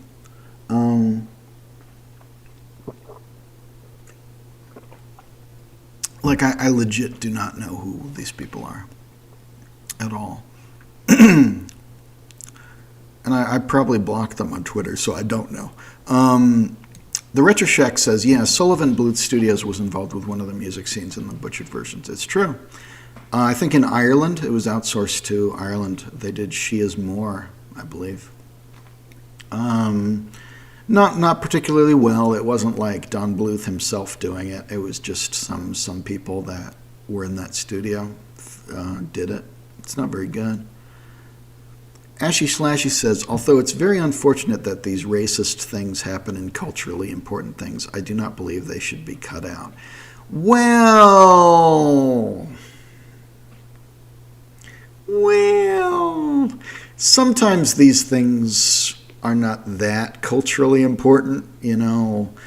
Like, if I'm editing a new version of The Thief and the Cobbler, like, if I had the budget to, like, reanimate characters people are questioning, I probably would do it, because it's a new version anyway. Or if it's like a TV show, I don't know. I mean, you want to see stuff uncut, but also, does it matter? Does it really matter? Because it's better without it. Usually it's better without the racist stuff. And it's like, I think it would be more importantly, it would be more culturally important if it hadn't had that racist thing, because you could still rerun it. And if you cut it out, you can still rerun it. Like, that's how Looney Tunes used to cut out all the racist stuff. Looney Tunes is a great example. It reran for years, and it eventually basically has stopped now, because I think it just got to the point where it was too old. But Looney Tunes reran for years by cutting out the racist stuff as much as it could. And there's some cartoons, because Warner's was one of the more racist studios, there's some cartoons with Looney Tunes where you couldn't really fix it. And the non-racist version is really just a mess, like Africa Screams, is that what it's called? You kind of can't cut around it without like digital tools and stuff. But and it's all based around a joke that nobody would get anyway, it was about Kay Kaiser, who's not like a celebrity that I think anybody knows today.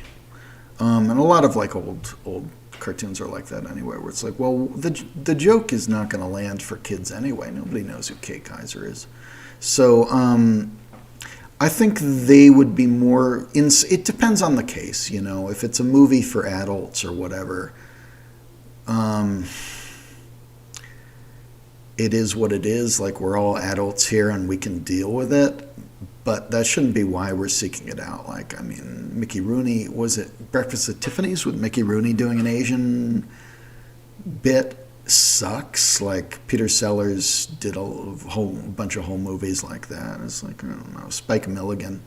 It was a comic genius, but I haven't really sought out his stuff, and he's controversial because so much of what he did was just doing like racist voices. And it's like, even George Lucas, you know, so many of his like aliens are like your dad doing a voice. And it's like, I don't know, man.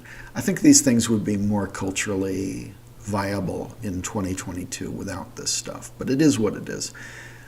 So I don't know. It really depends on the individual case, but I can't say I'm weeping over some of this stuff. And I see a lot of cartoon preservation, restoration channels that I don't like linking to because they mainly do racist stuff only. And I've done some stuff if I do a full catalog of like Monty Python related stuff, like there's some stuff in there somewhere, but that's not why I'm sharing it like I was sharing it for the comedy. And I don't consider that comedy. I consider that colonialism. Zakiah Dillard says, I personally think stuff like that shouldn't be removed. Warner Brothers left the racist stuff in the release of their older cartoons, but had a disclaimer that things were the way they were back then. Not on television. On television, they cut it all out. That's the only reason you could rerun Looney Tunes on television, was they cut it all out because it was intended at children. Now, for all adults here, maybe that's different, but like I said, I was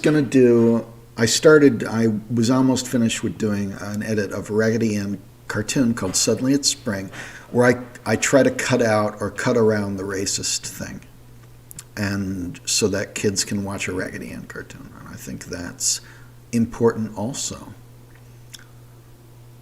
So, and also, like, the racist parts in Fantasia haven't been canon for decades, and nobody cares. Like, Fantasia got reworked a long time ago, multiple times in different ways. Like, so the racist jokes got cut, and nobody cared. Like, yeah. So it depends, but I think.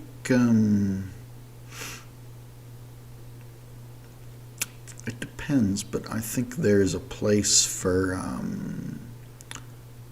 cartoons that aren't racist. I think that's all good. Ashy Slashy says, I don't think in The Thief it's intentional. When you look at all the other inhuman-looking characters, they fit right in. I think it was just very unfortunate character design. Yeah, I think that's probably true. Because I've seen like the rough designs for the eunuchs, and it was all just like when they had facial features, and it was still very similar. I think that the aesthetic of The Thief and the Cobbler is very simple, so I think they were going to lean towards something very simple, which ended up looking racist because it's simple. But I think someone should have said something in 1990. Or 89, or whenever they started that scene. Might have been like 90, probably 90. But I hope it's not intentional. Like, I don't think like The Thief and the Cobbler needed that. And I don't think it's the worst example of that I've ever seen, at least. I don't know. But it is hard to defend, and as a restorationist, I had to like make it all look like that. And I didn't like doing that. And I think you could do, but I think also the characters in the film, they are, an Englishman's view of Iran and India and thereabouts, but they are intended to be multicultural. They might be, in theory, like you might imagine like an Englishman playing the part in some cases, but like maybe King Nod or Tack, I don't know. But it is intended to be like a multicultural, so it's there are definitely like characters who would be dark skinned who aren't like that, but they're all, I don't know. I don't like it. I don't like the design, and I probably would redo it if it were me, but it's not me.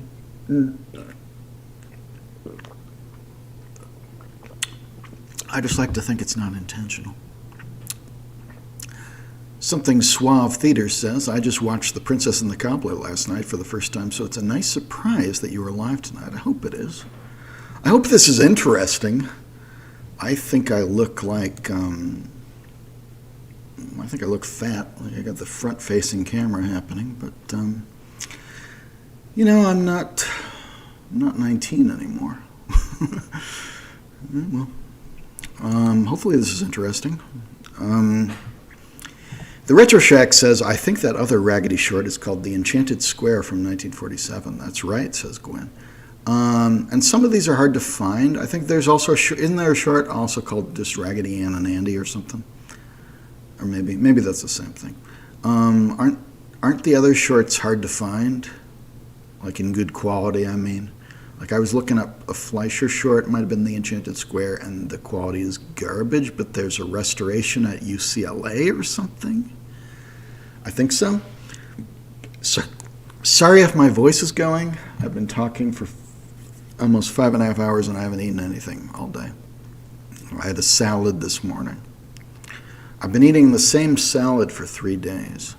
And I had half of it this morning, and I'm going to have half of it whenever this ends, unless you want to watch me eat a salad, which I guess I could do. I could just shut off the camera and start chowing down on salad, and this can be an ASMR stream, but I am a little dizzy. Like I didn't, but we do have questions, so I've been trying to get through these questions, but I'm the kind of guy who, like, if you ask me a question, I'm going to go on a long response that includes other things, I guess. Ashy Slashy says, I know this one person who is super adamant I'm trying to prove that and Canto ripped off The Thief and the Cobbler because some of the plants looked similar. I don't remember who that was, but they did message me, and I thought that was stupid, so I didn't respond.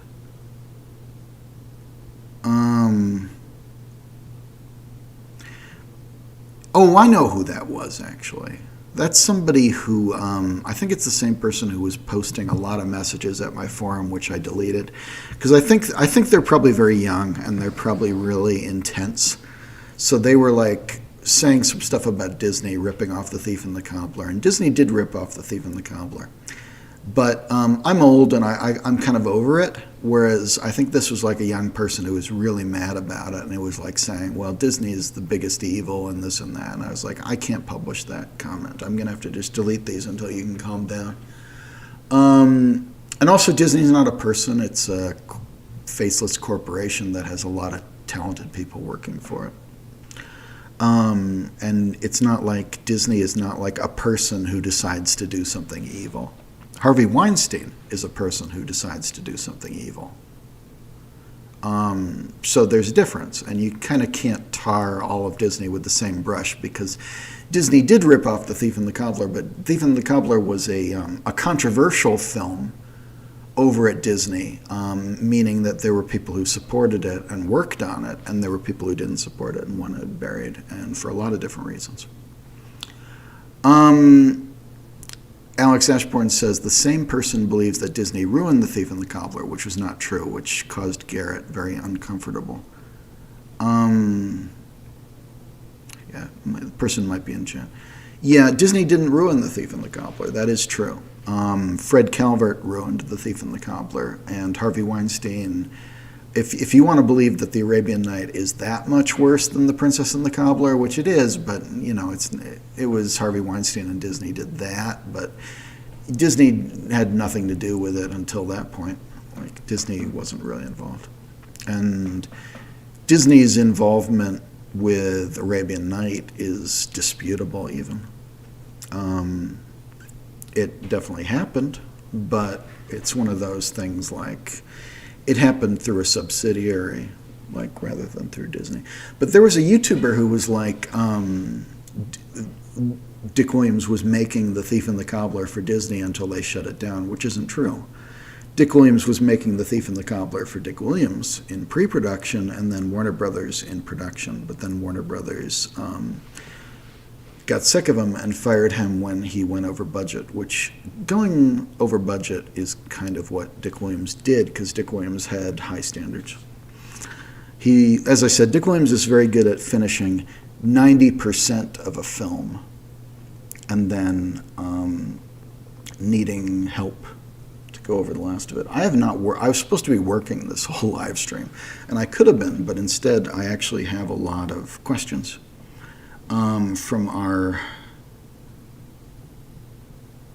50 viewers. I don't know how many viewers we've actually had, but we've had like 50 viewers at a time. Right now we're down to 12 because it's been so long. But okay. Pickles Productions says, "How can I join your restoration team?" You can't, probably, because it's just me, and you don't want this life, you know. You don't want to be like me, to be honest. Although I am very talented. I'm a smart, talented, wacky fella. But I don't know. I don't know you. I don't know who you are. So. And it's literally just me doing this, and always has been.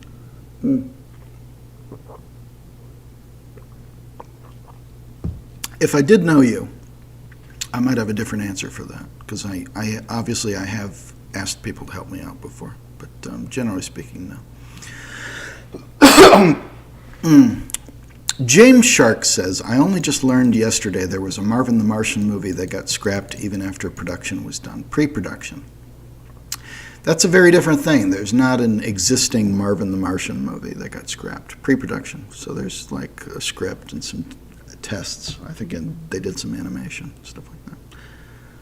And I've accidentally, I think I accidentally picked at my face. That's gross. Didn't mean to. I was just kind of like, you ever just get an itch on the corners of your mouth? Because I get an itch on the corners of my mouth all the time. And my nose today, apparently. Gene Rodriguez says, "Thanks for this archive. I like the idea of YouTube being a platform where great things can be archived, not a platform where people just put lazy and trendy content. Have fun with all your projects and hope they can see the light of day." Thank you. I did say, I was trying to make a point earlier. Nobody's going to remember that I said this, but I was like saying, I don't get YouTube. I don't watch YouTube. I don't watch YouTubers. And I just meant like I don't watch, like I never watched Doug Walker or stuff like that.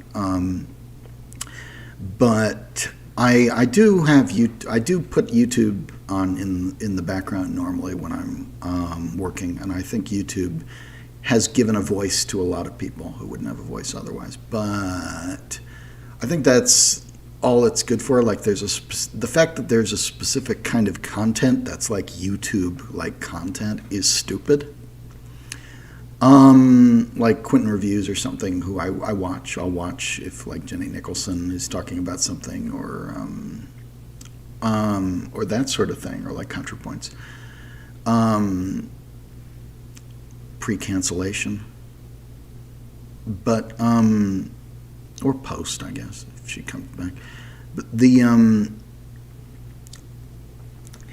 I don't know that people are lazy, but or just trying to be trendy. Some people are, and I don't really watch that. I do like to watch like people just playing video games and stuff like that sometimes, because I don't play games. But it's a form of entertainment, I suppose. And I'll work out and watch a YouTube video or something. Actually, I don't work out. That's probably obvious. I'm out of shape, but I should be working out. There is a thing I should be using back there that I'm not using. But also I'm old, so just kind of, and I'm front-facing camera right now. But I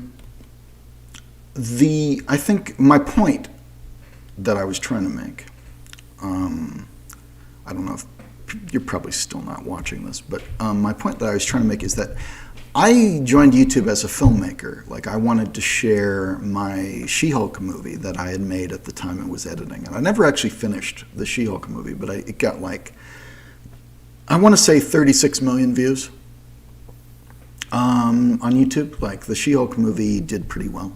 And at the time, I was scared to promote it because I thought Marvel was going to shut me down. But after a certain point, something's just online, and Marvel's not going to shut you down. And also, fan film culture started to happen. So it became more acceptable after a time than it seemed originally. But I was scared to share my little She-Hulk movie at the time.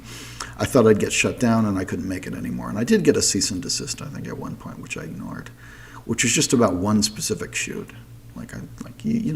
You can't tell if I'm going to cease or not. Whereas in the internet world, I never got a cease and desist, though, about the actual YouTube channel or anything. And it did quite well for a while. I want to say 36 million views. You can look on YouTube, and 60-something thousand subscribers.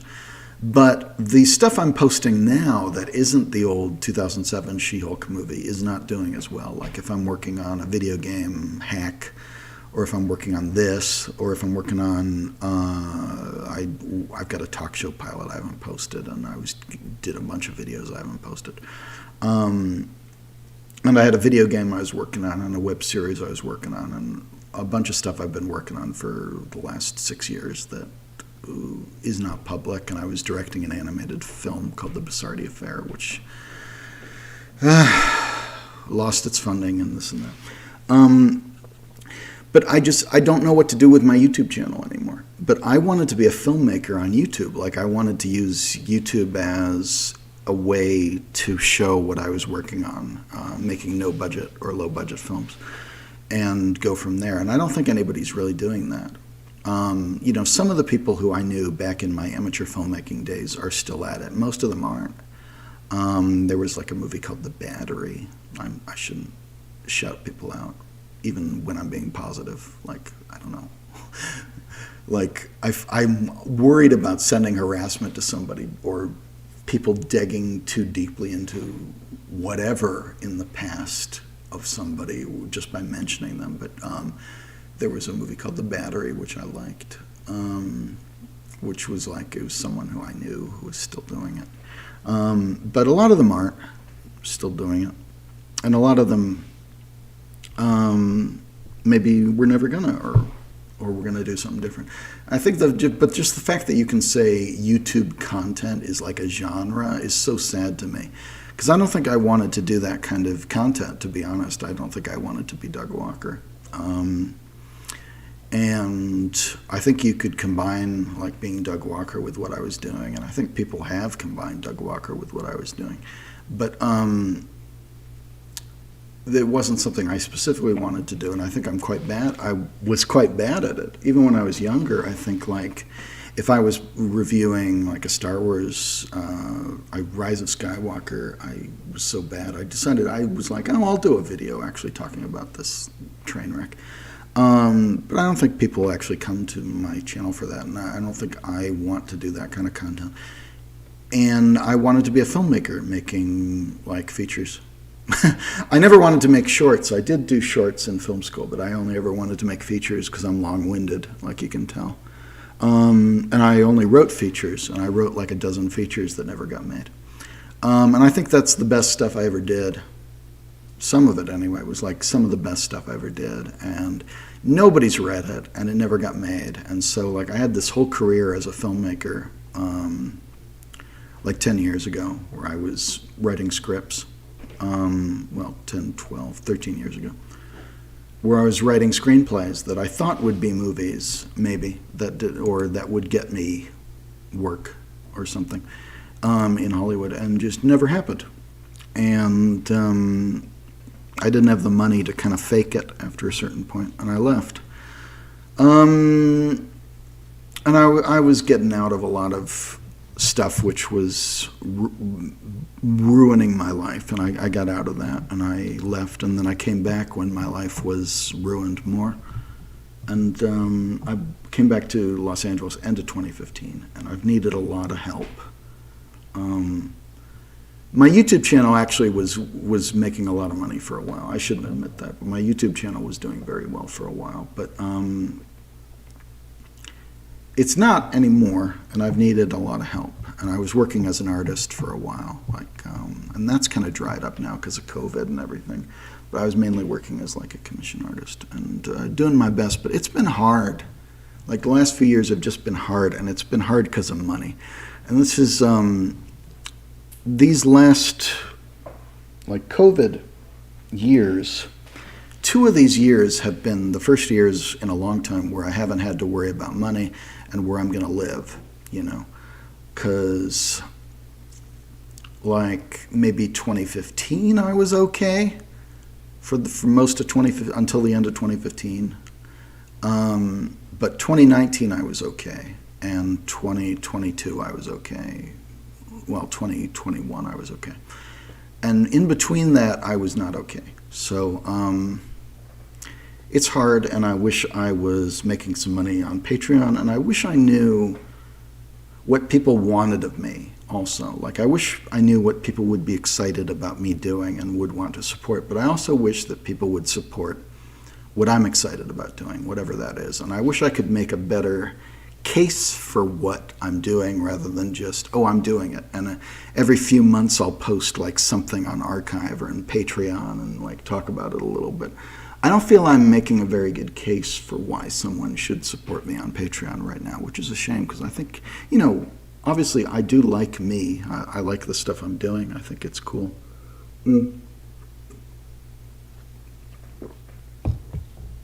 I can only show like some of it. I can't show a lot of it. So I think that's the problem. Like I spent too many years doing projects that shut down. So there's a lot or that were private, were just my thing. Entre Libros y Waifus, Canal 2, Butterfly says, hello, was the first release of this movie a gift of a cereal? Do you have some image of this? Yes, it was. The first DVD release of this movie, I think, was with Fruit Loops in Canada, maybe. It was on the side of a box of, I think, Fruit Loops in Canada. And I do have some images of this, but I'm not gonna look for it now. But yeah, that does exist. And the Retro Shack replies. Nate Spidgewood said, hi, did Dick and his family's disdain towards the recobbled cut cause you to stop making future new edits to his movie? That's something that kids made up. Like children made that up. I actually told this actual story of this in real detail. But no, that wasn't like what happened. Like children made up that version. I've spent a lot, I guess I've already spent a lot of time talking about this in this stream, but I don't actually know what Dick thought about the recobbled cut like. And he was always nice about it to me the one time we met. And the people, let's just say I was talking to a lot of people who were very close to Dick, and I got differing answers, and they had like differing opinions about it. And his family had differing opinions about it. So I don't think Dick had disdain towards the recobbled cut. I don't think his family had disdain towards the recobbled cut. Like Alex Williams, Dick's son, was one of our first supporters. But I do think, and Margaret French, who wrote the film, was a big supporter of mine. But Margaret French was one person who I talked about because she didn't want me meeting Dick, or I think a couple people didn't want me meeting Dick, but I think Margaret was among them. But certainly she was mad that I did because people were like protective of him and of his feelings. I think they were worried what he would say about the recobbled cut, but I never actually got that straight an answer about that. And that's not why I stopped making edits. I think I stopped because it was good enough. And at the time that I met Dick Williams, I had already stopped like months earlier. Like September 17th was when it came out, and I met Dick December 13th, I think. So it wasn't, that's not true. And that story, the way you're phrasing it is just something like 5-year-old, no, I'm not going to say 5-year-olds, but like teenagers probably made up as like some kind of dunk on me because they just want to say, oh, Garrett Here's this guy who spent a lot of time restoring this movie, and I bet Dick Williams hated him for it, and it's like, oh, shut up, nerd, and then threw him into like a locker or something. And I think the problem is actually not that I haven't told this story, but that I did tell this story. And the problem is I have a big mouth and I do tell these stories. And this is a story that, two people know what happened that night, and one of them is dead and one of them is me, because it was between me and Dick Williams. And I don't totally know what Dick's family all thought, because they didn't talk to me about it, but some of them have been very nice to me. And actually, all of Dick's family that I actually met were very nice to me, at least at that point. So it's complicated, and that's the sort of the problem with The Thief and the Cobbler, is that the story is complicated and people just want to make it a punchline because they want to make fun of me for being a nerd, and they want to make fun of Dick Williams for being a nerd about this movie. But, Dick Williams worked on this movie for 30 years, so he has the right to be a nerd about it. And I worked on it for 8 years, and I think I've earned a certain right to be a nerd about it. And no, Dick Williams didn't, hate me or anything. I don't know. I don't really know if he ever watched it. But I do know that it was, the reason or a reason. It might have just been like a legal thing but he didn't talk about the movie for 20 years, and then he started talking about it when I was doing my thing. And I can only speculate on the relation between those two things, but I think if someone rehabilitates the film in the eyes of the general public to the point where The Thief and the Cobbler is not something nobody knows about except old animators who are making fun of it, then, I rehabilitated The Thief and the Cobbler's reputation to the point where people were coming up to Dick and saying, well, this is great again. I'm sure people watched the work print, but the work print was not available in good quality. And, we do our best with it. And it's just a complicated story. And I think Dick's feelings about the movie and my version of the movie and Fred Calvert's version of the movie were probably very complicated. And supposedly, I said this already, but I'll say it again. People said to him, you should watch Fred Calvert's version if you want to kill yourself afterwards. And supposedly Dick never watched Fred Calvert's version. And unfortunately, my version is not like the version that only ever existed in Dick Williams's head, which is perfect or whatever. My version is the version in which Fred Calvert did do this shitty version of the movie, and I'm sort of combining everything and making it as complete as possible. So it's not... it's a good introduction to the film if you're not Dick Williams, I think, unfortunately. And that's just the reality of the situation. But I think people will be like, oh, Garrett went up to Dick Williams and Dick Williams body slammed him and shot him in the face and threw him across the room, and Doug Walker was there masturbating. And, people will just make shit up, But I told that story, and I probably shouldn't have told that story. But the actual story of what happened was Dick put his hand on my shoulder and was like, Garrett, do your own work. He was like, and I said, oh, I do. I don't know if people care about it as much as yours, that was my thought process. I don't know what I actually said. And then Dick kept screening the film, and he said, that fella, the recobbled cut, he came up to me. I thought he might. And,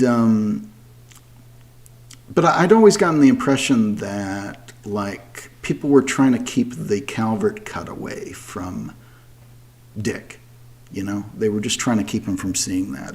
Maybe he never saw the Calvert cut, and that keeping him away from the recobbled cut was part of that. But other people said to me that he did see it, and that he liked it or that he had mixed feelings about it. And I never got a single straight answer about it. I got a lot of conflicting data about it. And this was all from people who were as close to Dick as anybody was. So no, I don't fucking know. And if I did know, I would have said so. So like people, the thing is, I've got a big mouth and I do say so. I do tell these stories. And then people like make up a version where like, oh, and then Dick Williams pooed his pants and and Fortnite was there. Like Fortnite is a person in what I'm saying. I know Fortnite is a game. But like they all did Fortnite dances. I don't know. Like they just make shit up. Literally, kids just make shit up, and I have been doing that about me for some fucking reason. So, but no, Doug Walker wasn't there. Miramax still owns the U.S. rights. There's a listing to buy it on YouTube that confirms this. I don't know about that. I don't know what Miramax even is without Harvey Weinstein is the thing. Like, okay, if Harvey Weinstein was still there or Disney still controlled Miramax, then they'll never release The Thief and the Cobbler. But what the fuck is Miramax now without Harvey Weinstein or Bob Weinstein? Like, who or what controls what and where, and what is Miramax now? I don't know. I don't actually know these questions, and nobody tells me anything. If you know something, drop me a DM. I will tell you though that, like I was saying before, people would drop me. I say nobody told me anything, but people told me a lot of things about Dick Williams over the years, and they did. Sometimes it was like their version of what it was like for Dick Williams to react to the recobbled cut, but it was all contradictory, and I never got a straight answer. And Dick said stuff himself in public that suggested he didn't really know what the deal was, actually. like that he was like, oh, is this like a Fred Calvert version? Is this someone making money off of this? That kind of thing. So clearly the people Dick was listening to were not actually explaining to him what the recobbled cut was, even at that point. That was the impression that I got. But people would tell me in private that he'd seen it.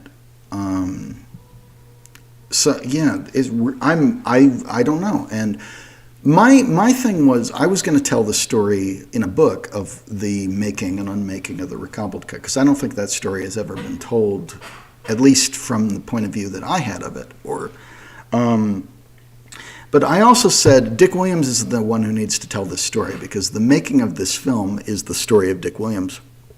And even if he's lying or even if he's wrong in what he says, that's the version that should be on the record, because this film was so caught up in his personality and who he was like and what he was doing, which was a complicated man. I wanted to hear his version of the story, and he never did. He died. He passed away.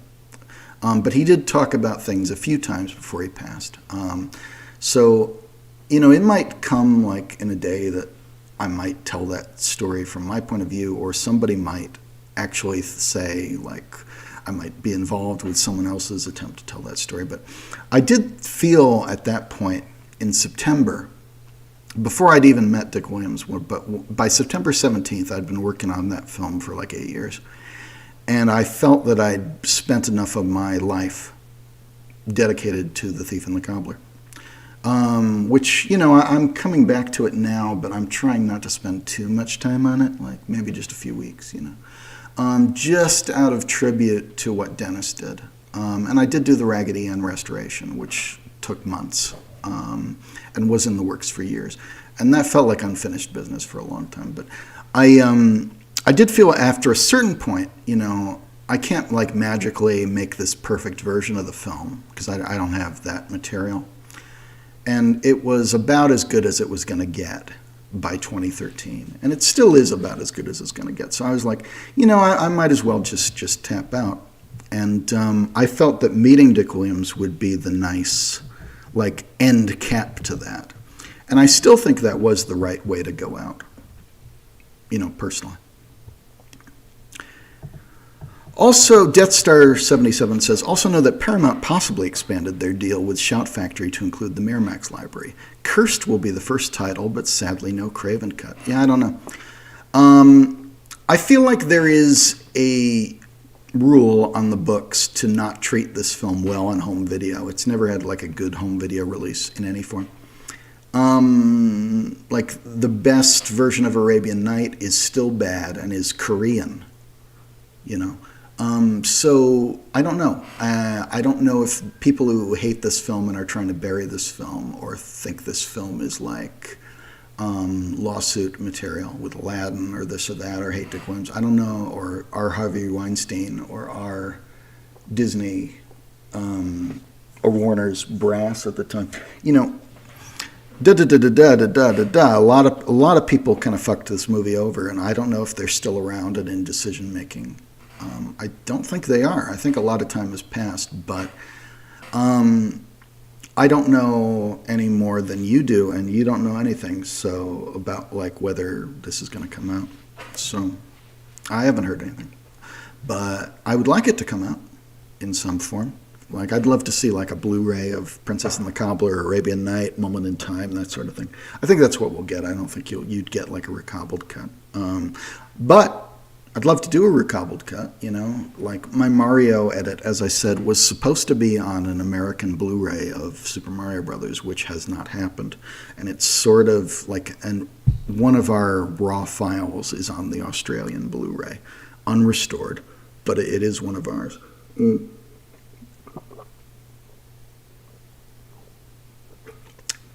It's not my cut, but it is a transfer that I was tangentially involved with and like suggested that they do. James Shark says 4:3 format continues to grow on me more. Well, you know, I think Super Mario Brothers is better that way, and at least it matches better with the VHS that I was working from, which was 4:3. Like if you're going to crop it, you're missing out. In this case, if it was like a film transfer, you can crop it all you want, but this was such a poor quality VHS that I wanted to show as much of it as possible to make it seem better quality. You know what I mean. Like, if there's more to look at, you're more impressed. We're down to 11 viewers from like 50, and I'm dizzy because I haven't eaten, and I'm still not through these, and I hope I'm getting there. Whew, this is slow. And I've got it on top chat, so there's a possibility that I'm missing some messages. Like I've got it on top chat, I guess. Like I guess they're keeping some stuff from me. But maybe if people are like saying like slurs or something, it's getting banned. I hope there are no trolls in here. I haven't noticed any trolls in here. Like I'm sorry I was even being rude to 3 Gold Balls. But you're just like asking me, you blocked me. Well, you're probably just kind of skeeved me out a little, I don't know, on Twitter, I don't know. Alex Ashbourne says, I did saw Attack of the Killer Tomatoes years ago. Okay. I've seen Return of the Killer Tomatoes on TV. I haven't seen Attack. Return of the Killer Tomatoes is wacky, though. That is one of those.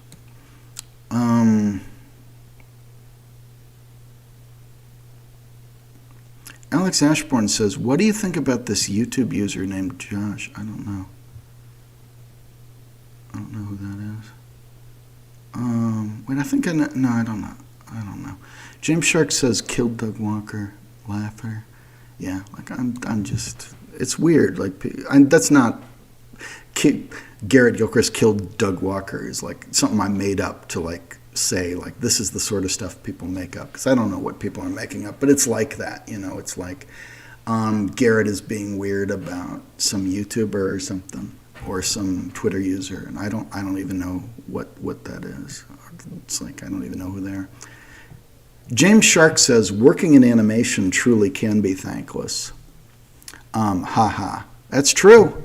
Like, animation is hugely time-consuming and difficult, and I'm an artist, but I don't think I'm an animator. Like, I was directing an animated film in 2019, but I don't think of myself as an animator. And I did do Doctor Who Lost Episode animations that I wanted to sell to BBC, and it didn't sell.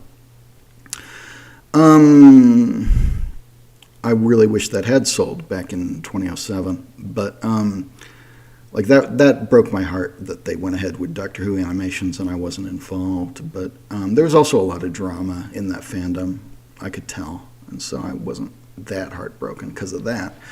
But animation is thankless, and I'm not working in animation, but I am working in film restoration in a way which is very thankless.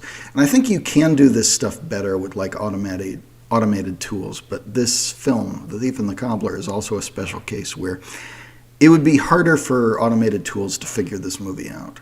Like, the thief has flies on his head, and like there's all this stuff that an automated tool would read as dirt, so you'd have to go through it anyway. So that's kind of what I was saying when I stopped working on the film, because it was good enough, and I could never, if I worked the rest of my life, I could never get it to like a high quality. But I had gotten it to a point where I was happy with it in September 17th of that. And I thought I might still come back to it someday, which turned out to be much later, like now. But no, it wasn't because of that. Like, I think I always intended that screening of the work print, at least at that point, to be the end of things. But there was some drama with Dick's family, but I wasn't totally sure what was even going on, and I did talk about that at the time more than I should have. I probably should have kept my mouth shut about that, but I think people were being protective of Dick's feelings.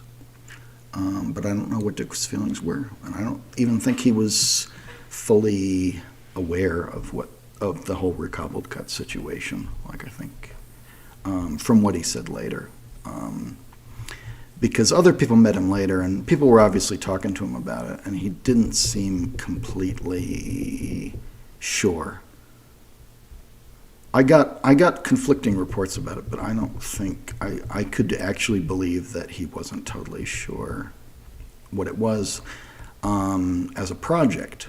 I mean, or what my intentions were with it mainly, and that except that it got him talking about The Thief again and screening The Thief again, and that it rehabilitated The Thief's reputation. Like, that part I can take credit for. Like, I got him back into the game, you know. I think I can take full credit of that. But, yeah, I've always been a little confused about what was actually going on. And any, like, kid who's making up stories doesn't have, like, any more information than I have. They've got a lot less information than I have. Because there's a lot of stuff I'm not saying that I did hear but can't, like, confirm. Like, people, like, sort of... but, yeah, I'm genuinely not 100% about that. No, I'll have people making up stuff now because I'm not 100%. But Russell Facemeyer asks, hold on, have we been doing Thief streams this whole time and I missed them? You definitely missed yesterday. Like, I did a stream yesterday which nobody watched, except like 3 Gold Balls and Brian. And, oh, Alex was there for a while, my friend Alex. But no, I haven't been doing streams. I did some a long time ago, but I just don't think it's that interesting.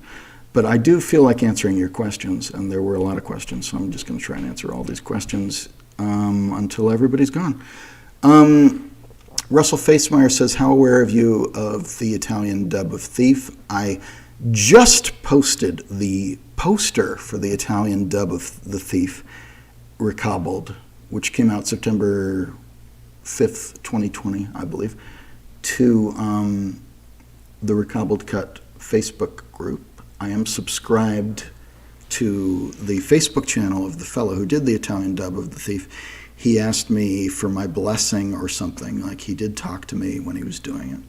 I don't speak Italian, and so I haven't actually delved into his work much, but it seems good.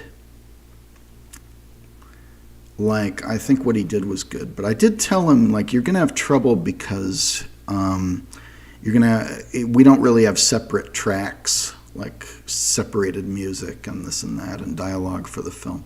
So it might be tough for you to do it, but I gather that he wasn't that worried and that he did. I think he probably did a good job. I think the poster's very good. Everything I've heard about the Italian dub is good. I don't speak Italian, so I can't really judge. But I think I sent him materials, or at least I directed him. If I didn't, I directed him to the Thief scrapbook on Archive, which has all my raw materials. Anyway. Nate Spidgewood says, I think those who moved to Spielberg's animation studio because of their involvement with Who Framed Roger Rabbit see Spielberg as more friendly than Williams, right? Not really. I think everybody sees Steven Spielberg as friendly as a director, but he's not an animator.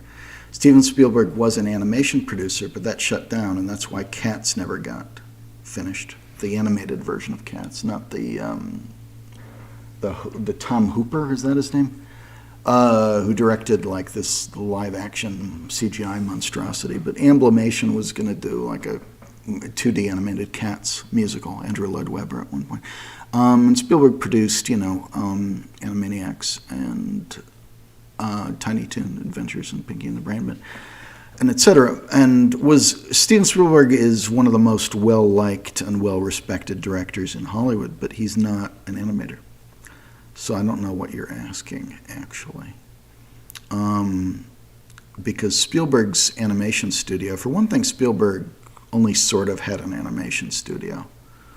Like he released a Don Bluth picture, or he released some Don Bluth pictures and this and that, and Amblimation, and then there was like the Warner Brothers stuff that he was involved with, but that's not the same thing. It's some of the same people sometimes. Dick Williams had a reputation for being a bad temper, but he's also very well liked by people who were good enough.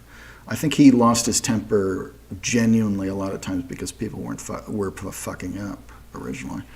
But a lot of people like Dick Williams quite a bit. So yeah, it depends on who you talk to. But Steven Spielberg, he's not an animator. He's one of the great film directors, and he's a film producer, and he produced animation for a time, but it wasn't like all the same thing.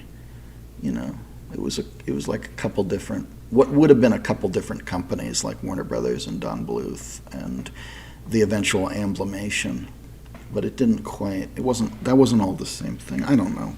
Steven Spielberg and animation is a tricky topic because everything I've heard about Steven Spielberg's involvement with like Tiny Toons was that he was good to work with. He would just come in, give his approval, and give his notes, and was more involved than you'd think. But he is a celebrity film director who's kind of lending his name and his production weight to it. I've always heard good things about Spielberg, but I don't know that they're comparable. I think that Spielberg as a producer and Dick Williams would have been a good combination and were a good combination. With stuff like Roger Rabbit. I think Chuck Jones and Dick Williams were also a relatively good fit with like A Christmas Carol and stuff like that. But Dick kind of needed that weight. I think when you're working with Robert Zemeckis and Spielberg and like Warner Brothers and Disney, Roger Rabbit was too big to fail, so it didn't fail. Like they didn't take it away from Roger Rabbit when Dick was like over budget. They sent like the Toontown sequence to another animation studio that they built on the West Coast or whatever. So I don't think that's comparable. I think that Spielberg is well liked. I hear good things about him, and I think you have to be kind of a nice guy to be, or at least nice to people, to make it as a film director. And that was a lesson I had to learn even in amateur film, because I had a temper when I was like 19, when I was, still learning. And I would look at myself in the rushes and I would say, well, you're losing your temper and you've lost everybody in that moment. They will never respect you again because you've lost your temper. And I think Dick did lose his temper, and that's well documented, and he did lose people when he lost his temper. And he could be eccentric. He was a jazz trumpeter. He would just play his trumpet in the studio to blow off steam. But he was also very good at what he did, and there's a lot of people who will say very nice things to Dick, and that they learned from him. And he was a good teacher, and a lot of people learned a lot from him. But I don't think I think he benefited from Steven Spielberg's involvement in Roger Rabbit, because that helped make the project too big to fail. But it also meant that's why Roger Rabbit didn't happen again, because you couldn't, when Spielberg went off to do Amblimation more so, Disney didn't want to work with Spielberg anymore, and Warner Brothers, they were all like wanted to do their own thing, and they thought they could all do their own thing. And Warner's worked with Spielberg and this and that, but that's why Roger Rabbit didn't happen again, though. That's why you couldn't get all the sequel shorts. There were a few that they did, but they were planning on many more. And you can't do Roger Rabbit again because you couldn't get Disney to want Spielberg back, or even Katzenberg. Katzenberg became a competitor, but Spielberg became a competitor to Disney for a little bit there too, and Disney, held a grudge about that. So it's complicated. I'm probably not the person to ask about that, but The Retro Shack says, I see. I figured those claims with the fired animators were exaggerated. They are exaggerated if you see somebody in a comment section say it, or a YouTube video. These people don't fucking know shit. I mean, honestly, people who talk about The Thief and the Cobbler, like these comments, don't know shit. And that's something like, oh, Dick would fire you if something was the wrong color. Why am I doing that? I'm doing that in a sort of Dick Williams voice. I don't know why, because I'm supposed to be mimicking a 4chan commentator, I think, or like a YouTube commentator. But yeah, people will just say he was firing people willy-nilly for no reason, and that's not really. If you were any good, he would train you. There are people who have a low opinion of Dick Williams, and you can find them because they'll let you know at any point. But there's people who have a very high opinion of Dick Williams, and the people who have a high opinion of Dick Williams are the better animators by a long shot. Usually, I can think of some examples of people who, but there are people who didn't work with Dick Williams also, like people who are good animators who have a low opinion of Dick Williams are people who didn't work with Dick Williams. So. It's complicated. He was a complicated man, and reducing it to a joke about him firing people for no reason is so wrong and so reductive. Doughboy123X asks, are there any different scenes or story beats in A Moment in Time? The Thief and the Cobbler, A Moment in Time, screened publicly several times. I saw it in December 2013. Most people have not watched this version. It's not on YouTube. It's not publicly available. I think there's a bad cam of the audio or something. I wrote notes about it. It's Dick Williams. It's a dupe, a 35mm to 35mm dupe of Dick Williams' work print on the day he was fired or thereabouts. The last time he could have gotten it, he sent it off and made himself a protection copy. It's in bad shape because it's a dupe of a work print onto 35, from 35 to 35. It's in bad shape. It's better than any other copy of the film which exists probably, apart from whatever's in Arabian Night or maybe Princess and the Cobbler, depending on what exists. But it is different. It wasn't really in a shape that you would want to see it as a full movie at the time. There are problems with the editing, frequently, usually sound. It's not different story-wise. It doesn't have different scenes or story beats. If you've seen the recobbled cut, you've seen most of what's in it in some form. It would just be higher quality for the work print stuff. I think it needs work. I don't think it's perfect. I would love a home video release of it, though. It's a version of the work print. It's not the familiar U-matic work print. It's a later version of the work print, which has more finished stuff and has more problems. It's more complete, and it's also less ready on that particular day. It's a little messy in terms of the editing in places. There'll just be filler. I also reviewed it in great length at orangecow.org/board. In the first post, there's a link to what I explained, but I just had to take notes during the screening and then write it afterwards. But I think I got everything. There are some differences that were worth noting. A lot of which are actually in the recobbled cut, because we were working from something. We were working from some of the other rare cuts, like The Princess and the Cobbler, Work in Progress, which is called Ruining the Thief on YouTube, or was called that. And the Karamitis cut, which I don't think was actually the Karamitis cut. I don't think Carrie Karamitis was actually involved, but was somebody's attempt in Zemeckis's camp. Louis Schonbrun worked on it, I know that, and he was the one who provided it to me. Louis Schonbrun, who's a filmmaker, and a friend of mine. Louis Schonbrun had found a cut, which we just called the Karamitis cut, which is like, it's a cut down of the work print. It was an attempt to make the work print shorter without necessarily making it more coherent, but just make it shorter somehow. And we have those in very low quality, but they have a few shots which aren't otherwise in the U-matic work print, and which are in a moment in time usually. James Shark says, "Oh man, I'm missing." See, I'm not answering. I need to be faster answering these questions because this is 6 hours, and I bet that was a while ago. James Shark says, "Disney doesn't even pay enough attention to legacy works that are their own apart from making live-action adaptations. Now that you mention that, the disturbing thought of a live-action Snow White popped into my head. Don't think about it, haha." Well, that was something that Peter Dinklage has complained about because he is a short actor.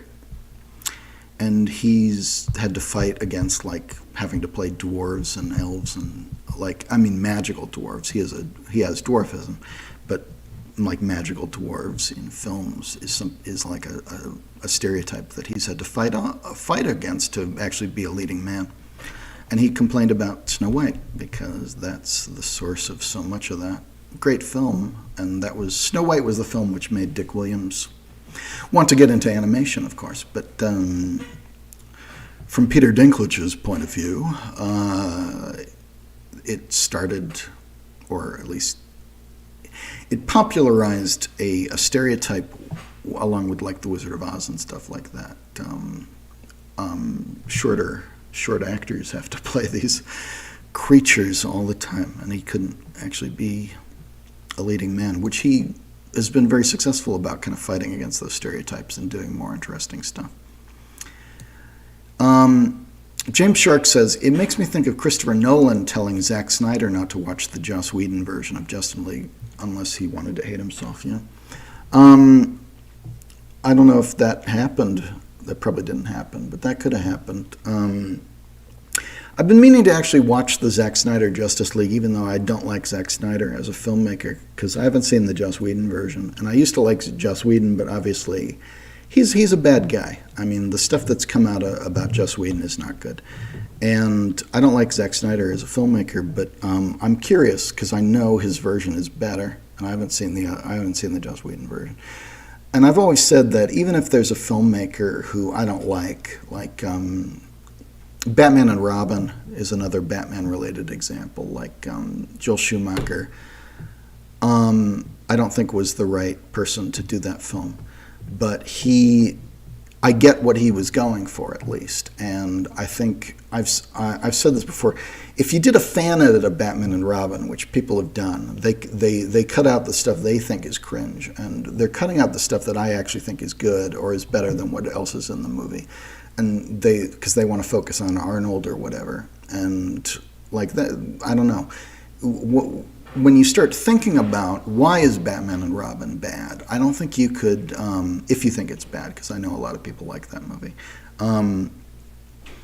But the stuff that you would cut out of Batman and Robin wouldn't make it a better film in the way you're thinking. It wouldn't make it like a more serious or heterosexual take on Batman. It would just make it worse. Like, I think it would actually make it worse than Batman and Robin is. And I know this only because I hadn't really watched Batman and Robin. I don't think I had, or I hadn't watched it in a while. And I watched a fan edit, which was like supposed to be taking out the bad stuff. And then I watched the real thing, and I was like, oh, you actually took out the good stuff. Because you were trying to make this a different movie than it is, I guess, but like your opinion of what to take out doesn't change the essential fact of what this movie is. And it just takes out the stuff that the actors were more interested in. Like, for better or for worse, like all the stuff with Alfred and this and that. And leaving in Arnold, which is silly but is a choice.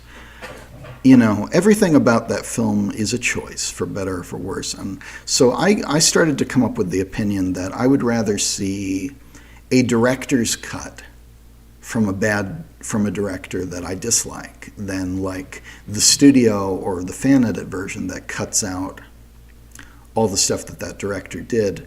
Even if I hate that director, even if I don't think that's a good director like Joel Schumacher, I would want to see that director's version of it. And Zack Snyder's Justice League is like the biggest example of that, because obviously he got to do like a 4-hour version that is exactly what he intended, and which is informed also by having done by Joss Whedon having done a version which nobody liked, because it was obviously, they're very different filmmakers and they were trying to make very different films. And Joss Whedon was sort of trying to do little reshoots to change Justice League into a completely different film than it was. And that doesn't work. That looks cheap, because it is cheap, and it looks disjointed and disconnected because it is. So that's sort of my rule, is that to an extent, I think you got to let a director do their thing. I mean, if it's a director who I dislike, I maybe don't want to be seeing that film. Like, I remember I never liked Robert Altman. And people always talk about Robert Altman, and I haven't really revisited a lot of his work or watched a lot of his work, but I never liked Robert Altman. But, you know, they left Robert Altman alone to do his thing, I think, for the most part. And that obviously results in a better film for people, even if he's not like my cup of tea. And when Joel Schumacher died, you know, a lot of people came out saying that they liked those movies. And so, you know, it is what it is. And on a certain level, I respect trying to bring back like the Adam West Batman, like the 1966 Batman, or a goofier, more comedic Batman, while merging it with like the kinky, dark, noir 40s Tim Burton version. I don't think it works in practice, and I don't think that's really what he was doing or what he managed to do. It is kinky and it is silly. And it's not what I would have done with Batman. But I've always said about Adam West Batman, which made a lot of very silly choices, but a lot of very good choices. I think if it weren't Batman, which is a character people care very deeply about, that would be the canonical version of the character. Because Batman 66 it's very much like Star Trek. It's like an iconic show of its era that was very well done for the time, at least up to like the first, when they still had a budget, you know. Like Star Trek, you know, I think the budget went down over time. But they had a lot of good actors on Batman 66, and it's a funny show. And I think if that were like a more minor character like Green Arrow, you'd be like, oh yeah, Green Arrow 1966 is the character to me, and every version of Green Arrow is going to be Green Arrow 66. But with Batman, it's more complicated than that, because people want a more serious Batman. And everybody always says Batman the Animated Series is the best version, because it's cartoony enough for kids, but it's got this kind of darkness, this seriousness to it.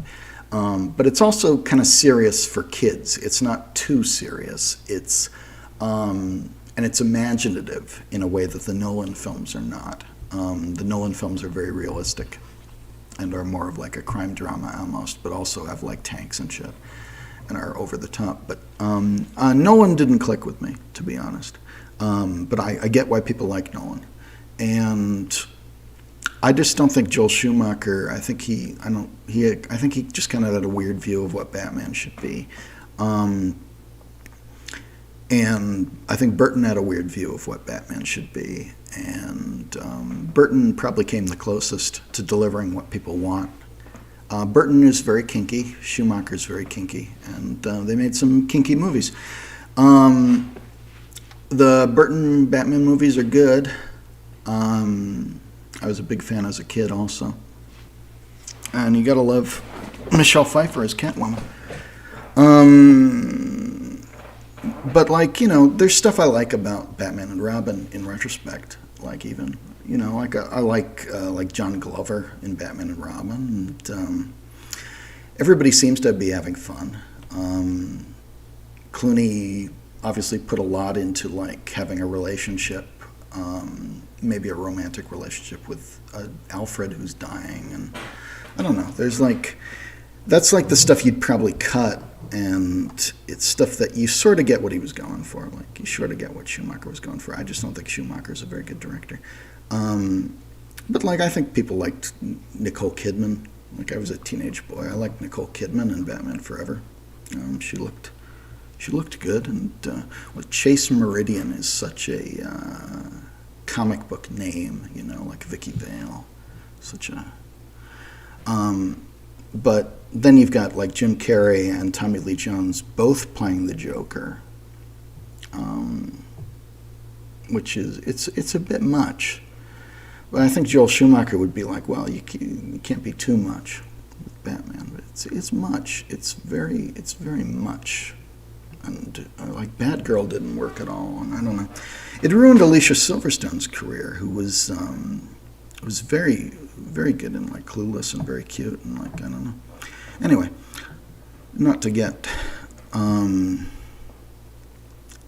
like horny over Batman characters tonight, but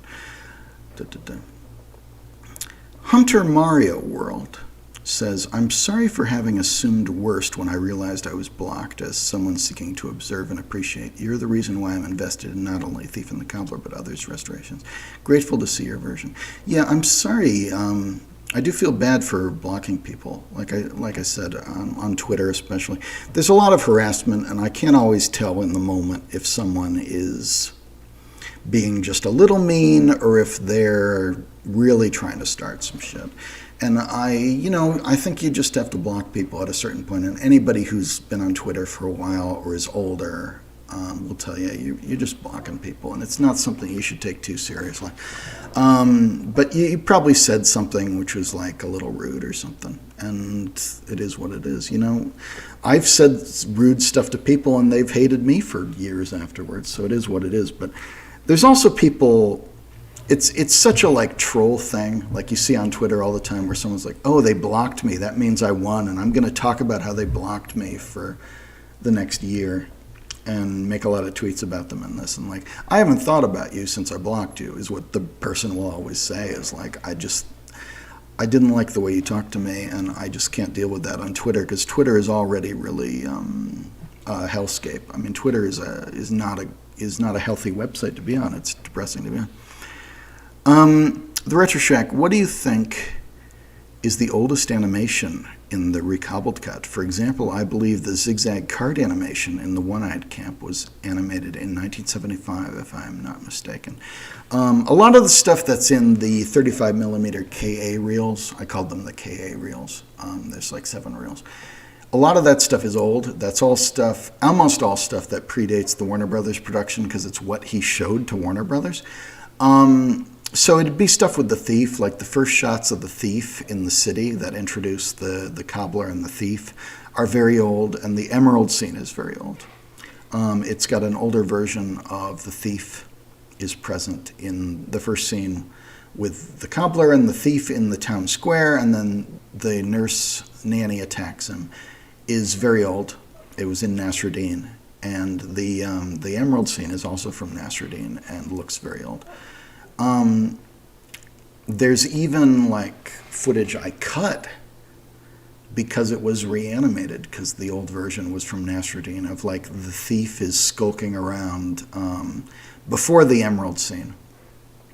I think that shot is actually in the reels and got cut. Yeah, I don't know. But those KA reels, some of them are from the Warner's production, and you'll be able to spot them because they have like the Cobbler in them and stuff like that. But the KA 35 reels, which I think are on archive now, I should have put them on, or a version of them is on archive.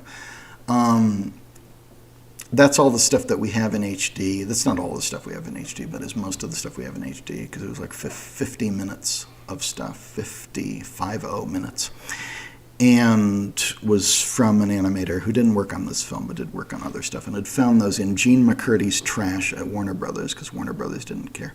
But was an older presentation version of The Thief and the Cobbler, which ran about 50 minutes long, and doesn't really have the cobbler in it or Yum Yum. Like there's one shot of Yum Yum and one. They were sort of working on the cobbler. So that stuff is all very old, I think. But I can't really say how old, because Dick did redo stuff. But all the War Machine stuff with The Thief and the War Machine is probably pretty old too, because we know when they did the War Machine scene. Like we've got documents for that. Luke would probably tell you.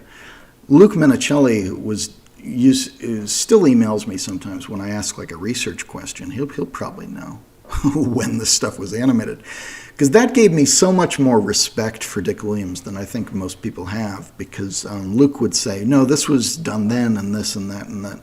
And I was like, oh, okay. So Dick had much more of a plan, and he knew this then and this and that, and this was this and that. So you could sort of see that this film was written the script was in place by like 1980. Basically the script as we know it. A lot more wordy, but basically the script as we know it. And that's 10 years before they went into production. So, and the storyboards, he still was using old storyboards and this and that. So he really knew what he was doing a lot more than anybody ever says. They're always like, oh, he didn't have a script, or he didn't have storyboards, and he didn't have this, and they didn't that. And it's not actually true. And I haven't eaten all day, and I've been talking for 6.5 hours, and I don't know what to do about that. And there's only like 17 viewers, but I respect, and I'm glad that you stick around, and I cherish you, my viewers, right now, that you're listening to me ramble at all, any of you. But I should probably have eaten at some point. That is something I should have been doing, and I'm probably going to... I'm not going to do this tomorrow because I'm not going to have a voice. James Sharp. Oh, see, I bet you there's lots of comments because, like, these are responses to old stuff. If 1993 Mario Brothers is actually Disney produced, yeah. See, these are old comments. That puts seeing it for the first time on Disney Channel in context. Well, it is. Super Mario Brothers 93 was and is a Disney film, and that is a problem because I don't think they want to put it out in the U.S. these days. I don't think they care. I think they own a lot of stuff that they don't really have time for, because it's not the Avengers. And it's not as good as the Avengers, but it is something that people have affection for. James Shark says, sharing the same house can break friendships. Yeah, it really did. That was like a high school friend of mine, and we were roommates for like a month, I think it was, and I just couldn't deal with it. Because we're both so weird. I mean, honestly, we're just both so weird. It wasn't him and it wasn't me. We were both so weird. But he had been in some of my like high school and college movies, so that hurt more because I cared a lot about those movies and those people who were in it. And I just remastered all my old like high school and college movies, but only for my own like archive.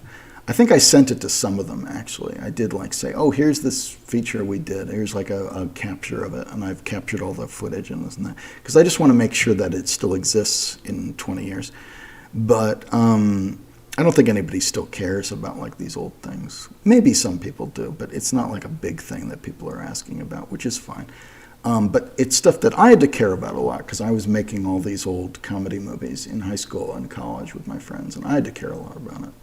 And it's not stuff I would really show anymore, because it was just like stuff I did with my friends in high school. But for me, it's memories, and for me, like the people who were in that, those became very iconic to me because that seared into my brain, all those people. But they were also, some of the people who were in my high school and college movies were like my best friends in childhood or in high school.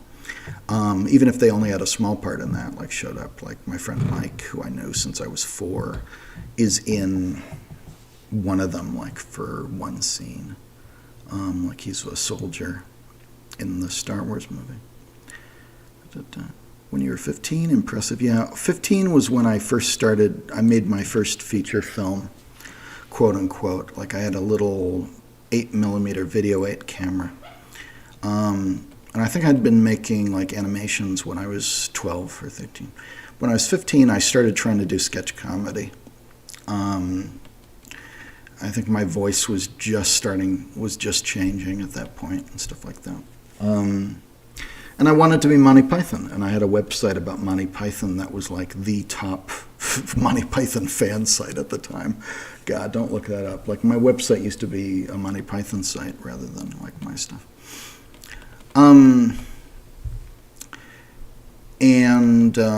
I made my first feature home video like movie was a comedy that I made like in a Monty Python kind of style, except it was shot in my basement with my friends. It was mostly me. It was like animation and puppets and this and that, because nobody else wanted to do it with me at the time, because nobody thought I could really pull it off. So there were other people in it, but they weren't in it for that long, so I kind of improvised the rest of it myself. Well, they were probably in about half of it, and the other half was me. And I wanted it to be a TV show, but it came out as a 90-minute movie on Video 8. And then when everybody saw that, in high school, like at the end of the year, 1998, because it took a year and a half to make that movie, to like get through editing all of it. It played in the art room on like a VCR, like a VHS of it played in a VCR. And then it became a TV show later. Like, I re-edited all that stuff into a TV show in 2001 or something, like 2000, 2001. 1999, 2001. But they saw the sketch comedy movie that we'd made, that mostly I'd made, but also they were in. And they were like, oh, well, let's do 6 more of those. And so we did. We did 6 more of those. But that's sort of, I think that's sort of for me at this point, because you know how the internet is. Like, they're not like,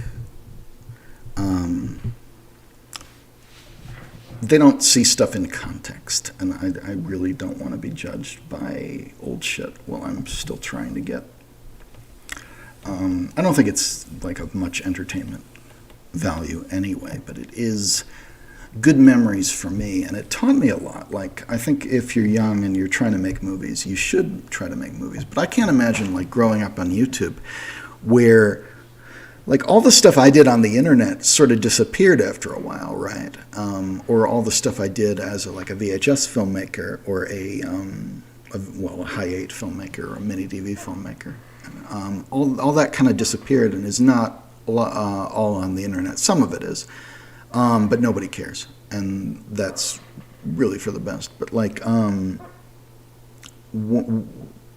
if you're growing up on YouTube and like all the stuff you did when you're 15 is still there, or like people get weird if you take it down, like this is a lost media problem where sometimes you got to just let people take something down. Like, sometimes people will, who I don't know, who are strangers, will like write me about one of those old movies for some reason, and I'll have to be like, please don't contact me again, because that's, there's stuff I'm choosing to share, at least in a small way. Like, some stuff I share just because I figure nobody will see it, and like that'll satisfy curiosity.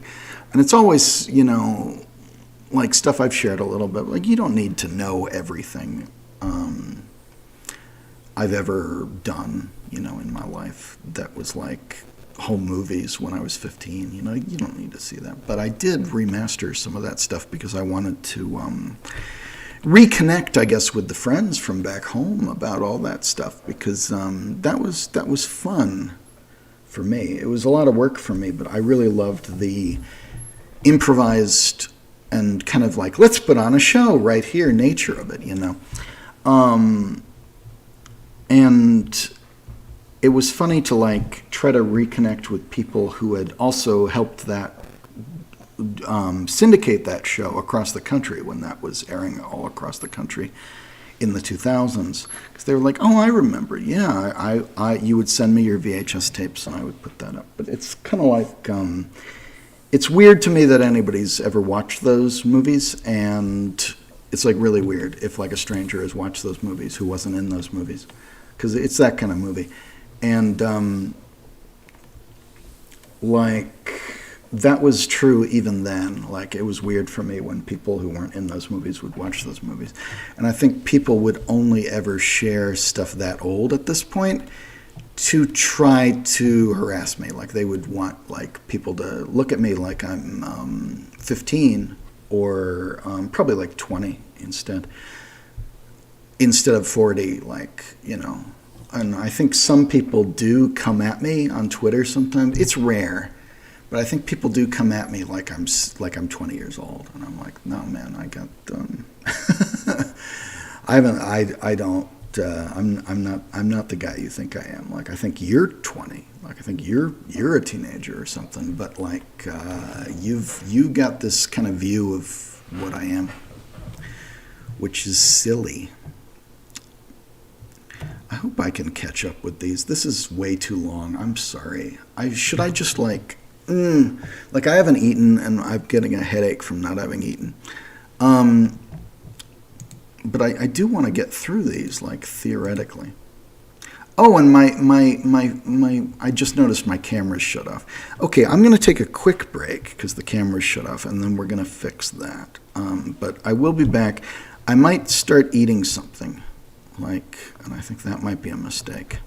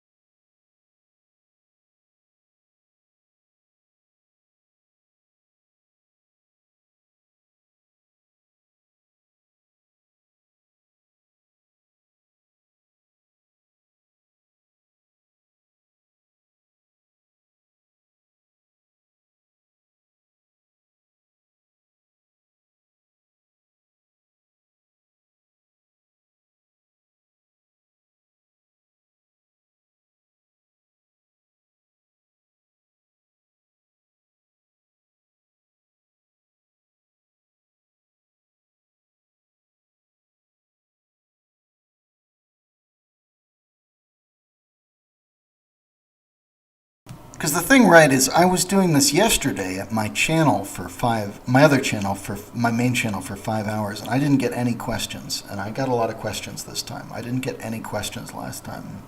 So I'm having trouble catching up. But thank you for anyone who's still sticking around. I will try to get to everything. I'm going to try to eat something.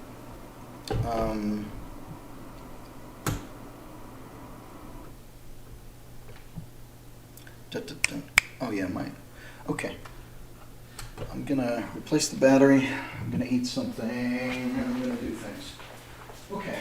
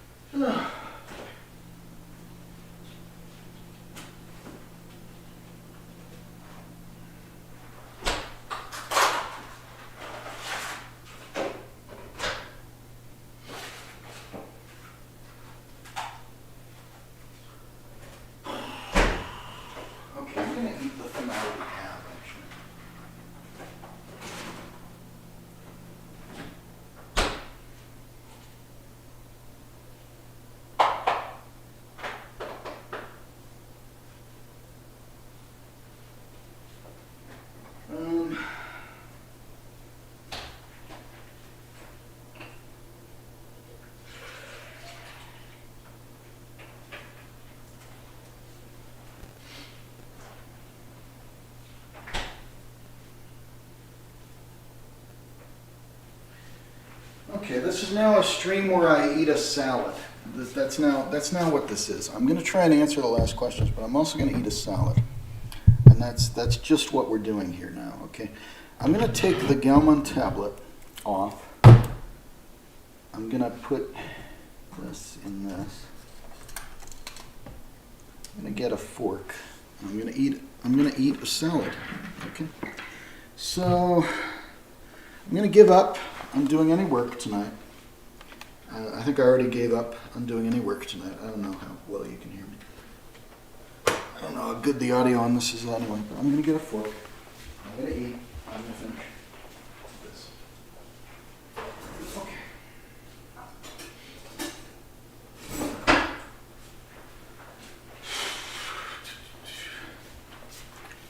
I really shouldn't.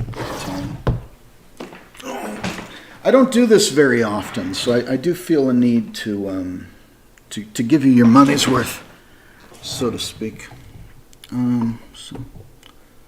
Okay. So we are. This is the top of my head. Okay.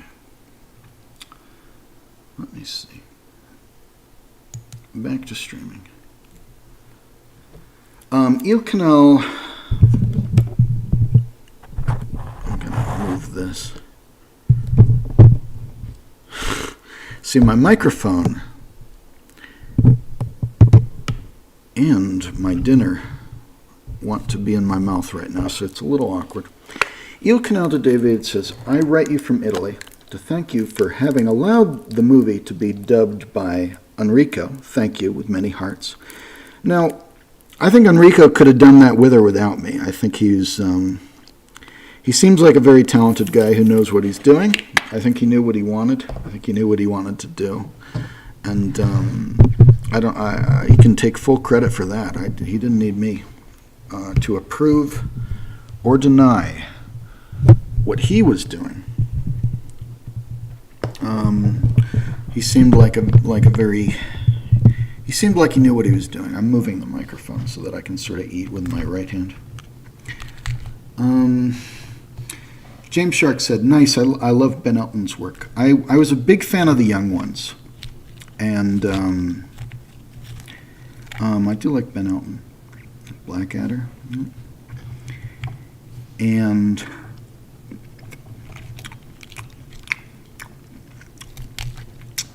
I think I saw in British comedy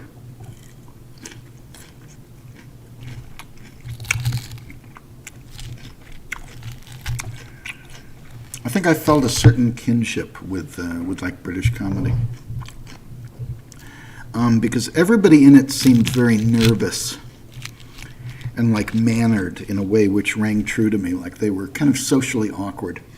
And I didn't get that, like the British context of it, I think, so much. But I was socially awkward, and I kind of got what that was like.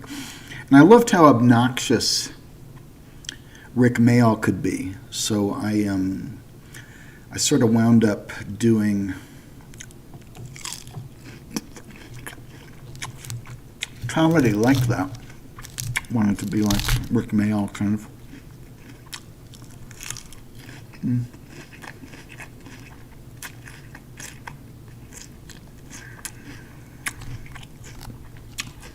A lot of deleted comments here, I see.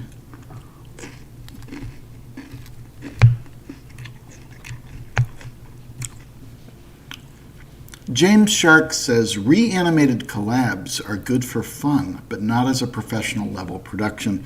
I agree, and I think if you're good enough to do a reanimated, you should probably be doing your own like Fanimation rather than that. I don't honestly like reanimateds, or I don't get the point of them. I think you should be putting effort into doing your own stuff.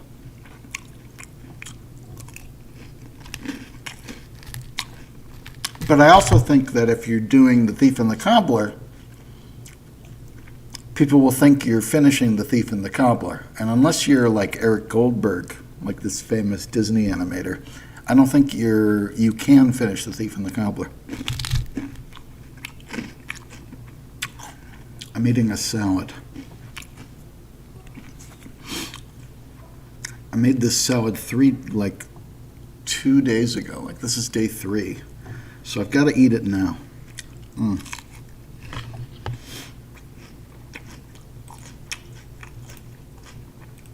Okay. Oh, I'm done. I've gotten to the bottom. Can I get some applause from the 11 current viewers? Can I get that? Sushi5985 asks, is there any more future work planned for the recobbled cut? Perhaps another Mark edition? No. No, there isn't. The Mark IV was a huge step forward and involved like HD material and this and that. And the Mark III was a huge step forward and involved 35 millimeter film and stuff like that. And for a Mark V to happen, it would have to be another huge step forward. So, like, yeah, it wouldn't just happen out of nowhere. I would want it to be official, and it would have to involve footage from a completed version of the movie.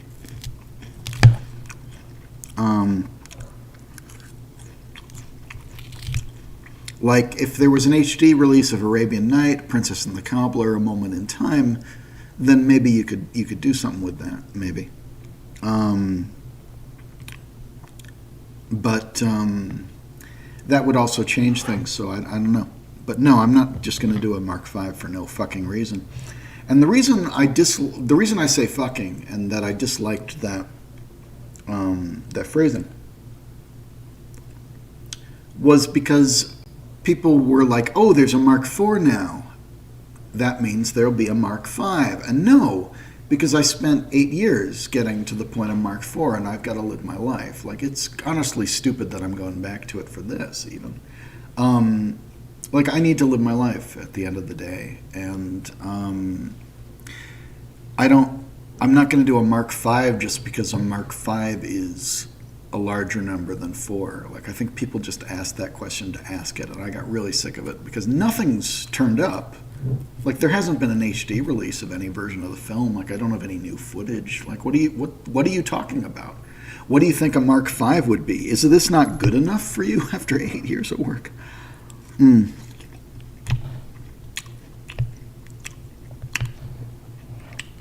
Sebastian Lozano Films asks, Garrett, why are you so hard on yourself and have low self-esteem? Don't do that. You seem like a chill and nice guy. The reason I'm so hard on myself and have low self-esteem is because of decades of abuse and bullying. Thank you for asking. But I do appreciate that. Like, people have treated me badly.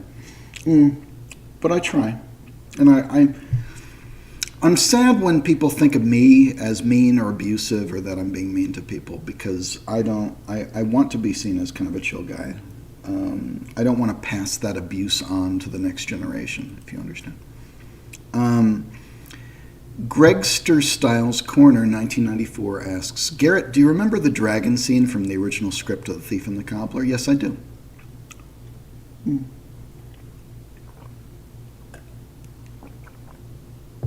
Okay. And that'll bring us up to date. See, I'm talking, I knew this would happen. I'm talking with salad dressing on my face. It's terrible. I knew this would be disgusting. Nobody should be watching this, but I do want to eat this salad. I really do, and I don't know what to do about it.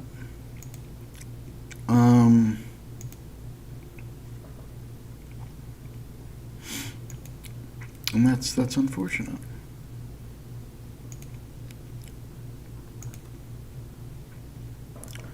But you know, I'll do my best. Yeah, just for a while. I should probably call it off. But if you have any more questions, you can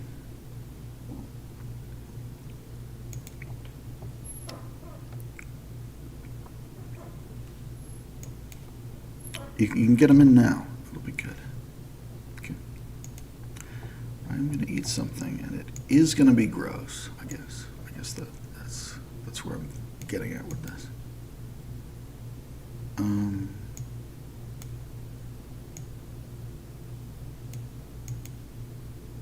Huh. Did I think I enlarged this more than I should have done this? There. Is that something? Is this anything?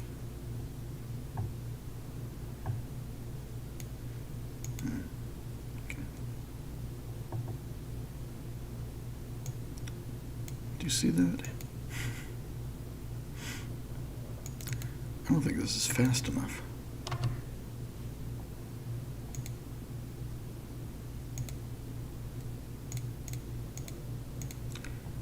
Is there like a thief on stilts at the bottom there? I think there should be now. But I was like adjusting things or something.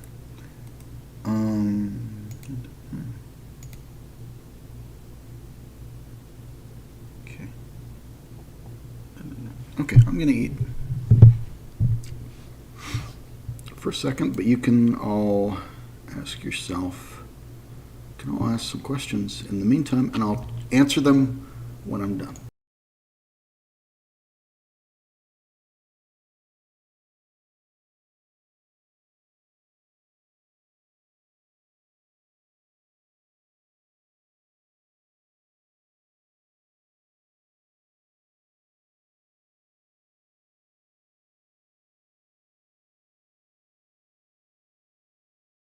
Also, do try to not ask questions that have already been asked, because I will be deleting some of them if that's true.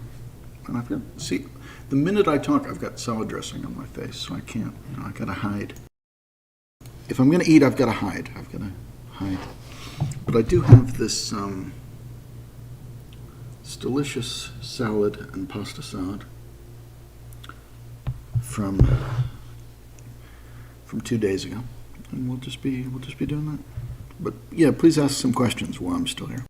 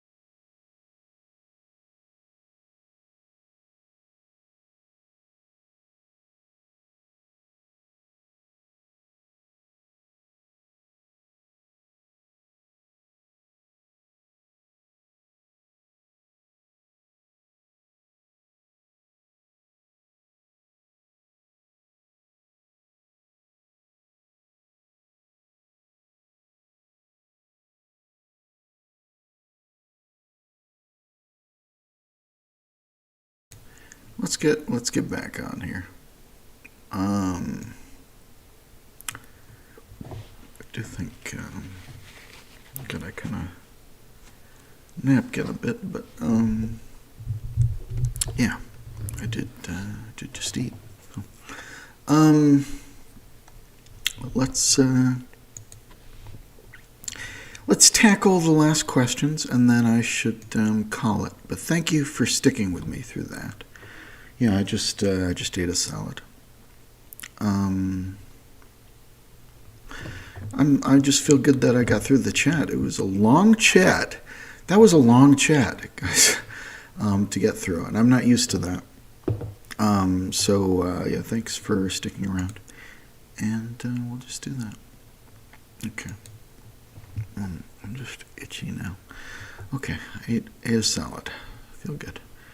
Yeah, I basically just made like a giant salad 3 days ago, which is really like 4 or 5 salads. It's tough because I don't normally do that. I was eating very plain salads, and this one I got very fancy. I bought a lot of like nice salad ingredients, like the way I would want a salad, and put some ranch on it, and also pasta. It was like a pasta salad partially. So, but I kind of did it all at once, and I just had a ton of salad, and I don't know what to do because it's just me here. I mean, with COVID, I don't really normally have anyone over. I've been very safe on masking up, on going out and all that. I said, Garrett, do you remember the Gregster style? Garrett, do you remember the dragon scene from the original script of The Thief and the Cobbler? I do, and I have posted those original scripts at orangecow.org/thief somewhere. So you can read them. You can read The Majestic Fool, which is the Nasruddin script and all that. And there is some artwork of that dragon scene. And James Shark asked, did Dick ever say he watched or was inspired by Little Prince and the Eight-Headed Dragon? Parts of The Thief, specifically this scene, makes me think of it. Now, I've heard of that film in relation, people bringing it up, which is a Japanese film, in relation to The Thief, in how stylized it is and how interesting it is, in how it's stylized. But I don't know if I ever heard Dick talk about that. He would always bring up like kind of classic animation, like Snow White and the Seven Dwarfs or Fantasia or that sort of thing. We've got some documentaries about Richard Williams on this channel and at my archive, which you can check out, like Ajurao, which you've probably seen, but which talk about some of his influences. I'm not sure if he ever talked about that. Maybe I'm forgetting something.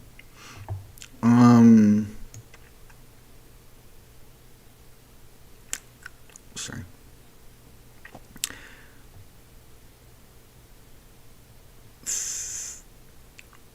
Elder Millennial says, well, Gary Richardson says, I appreciate the work over the years. Thank you. Elder Millennial says, I've been subscribed for 6 years, and I'm happy to tell you how amazing it is. Fantastic. Thank you. Zach says, thank you for everything that you do. Thank you for streaming. You are a cool dude. I really appreciate it, guys. Thank you for sticking around. This is kind of a long ramble. I'm happy to answer your questions. We did a stream yesterday, and there weren't a lot of people in the chat, so this was different. It's interesting. And I did want to try this channel to see if it would get like a different group of people on it. But okay. I'm just making sure I don't have any salad on me. I think it's just pimples, to be honest. I don't think it's salad. This is so stupid. I should have shut down rather than eating in the middle, but I did want to get these. And thank you. Alex Ashbourne asks, question, what do you think about tokusatsu shows? I was actually going to do a big review of Zoo Ranger, which is like, I think the only one I've seen. I want to say, I think that's the only one I've seen. I liked Zoo Ranger. I think it compares very well to the sort of really dumbed down Mighty Morphin Power Rangers, which is very different. I was a little too old for Mighty Morphin Power Rangers when it came out. Although my best friend Mike was really into Power Rangers, and I think I bullied him for that when Power Rangers came out because I thought I was too old for it. So it was like a combination of almost being the right age and not. But I thought Zyuranger was good, and I know that's not well regarded as far as these shows go. But that's a whole thing. I mean, that's not something that I actually know a lot about or follow or have watched a lot of. But I was going to do a review of Zyuranger, and I've done some tweets about it before because I did a lot of screen caps and I had a lot to say about it, but I never actually did a review of it, which would probably have been a Tumblr review, like with screen caps. Sometimes I used to do like long Tumblr posts, and I did one that I think actually got pulled when Tumblr shut down at a certain point and was randomly flagging stuff as porn because they'd gotten sold, and someone had complained that there was a lot of porn on the service and they couldn't really figure it out. So what they did was they randomly flagged posts as porn for a while, and there was sort of nothing you could do about it. And I think it got pulled. I think some of it got pulled, or maybe just pulled for a while. But I did a long Tumblr post complaining about the editing in Ghostbusters 2016 because I thought that was they did a lot of improv in Ghostbusters 2016 and none of the cuts match. It was really painful for me to watch as an editor. But I also understood that people were complaining about Ghostbusters 2016 because they didn't like that it should star women, and I didn't want to contribute to that kind of din of it. Because I think if I were making a Ghostbusters in 2016, I probably would have picked that same cast, and I probably would have done improv and would have done this, and I kind of respect what they were doing, but it did seem sloppy, like the movie, and the editing just doesn't match on any cut, the entire movie, and it was driving me nuts, so I did like a long rant about it, saying that Ghostbusters 2016 is just a continuity error in movie form, and I'd never seen anything like that. But I don't know if that's even public anymore, or it might be, like I think some of it's still there, but like I kind of felt bad about doing it because I didn't want to pile on. I didn't want to be the guy who was like piling on to the ladies Ghostbusters movie that people were hating because it was Lady Ghostbusters, you know. And I feel the same way about this is way off topic, but I feel the same way about like Doctor Who by Chris Chibnall with Jodie Whittaker, and I've done reviews of it, but I kind of lost interest. And I hate to be that guy because most of the people who've lost interest in Doctor Who hate it because it stars a woman now, or it's got like people of color in it, and there's a woman of color playing the Doctor and this and that. And that's not why I dislike it. I don't think it's very good, and I feel like I gave it a chance, and I feel like it was okay. And I don't think it's really stood up to the courage of its convictions. I think it's become kind of a pale parody or kind of a copy of what Russell T Davies was doing. So I'm just not that into it anymore. And I kind of want someone else to take over. But I like Jodie Whittaker a lot, and I like Joe Martin. So I feel conflicted. But I didn't want to just pile on. So it's this weird position you get in with like you don't want to be part of the din of things, but also as someone who is a filmmaker and was a filmmaker and editor and writer, like I do have opinions when I see that like editing is like when Paul Feig making Ghostbusters 2016, I felt like he was really sloppy about it, the way he was filming it and the continuity, because he liked improv, and that was just hard to watch for me because I didn't think it was especially funny a lot of times, and I didn't like that it didn't cut together. It felt like, you know, reality TV or something. But yeah, that was what I was gonna do, like a jokey kind of long rant with screen caps about Zyuranger, and I never did. That was my point. But I did get a ROM hack made of the Zyuranger NES game. Someone made it when I was doing some work for someone called Indie Gamer Chick, who I stopped talking to after a certain time. for political reasons. But this person is like an epileptic video game reviewer, and was playing through NES and needed like epilepsy safe versions of NES games, which you can also do in the emulator. But I think someone did a ROM hack of a few things, like a Zoo Ranger, because Zoo Ranger Power Rangers had a bad Famicom NES game. It's bad, but anyway, it's such a rambling, off-topic response. This is why this took so long. I'm sorry.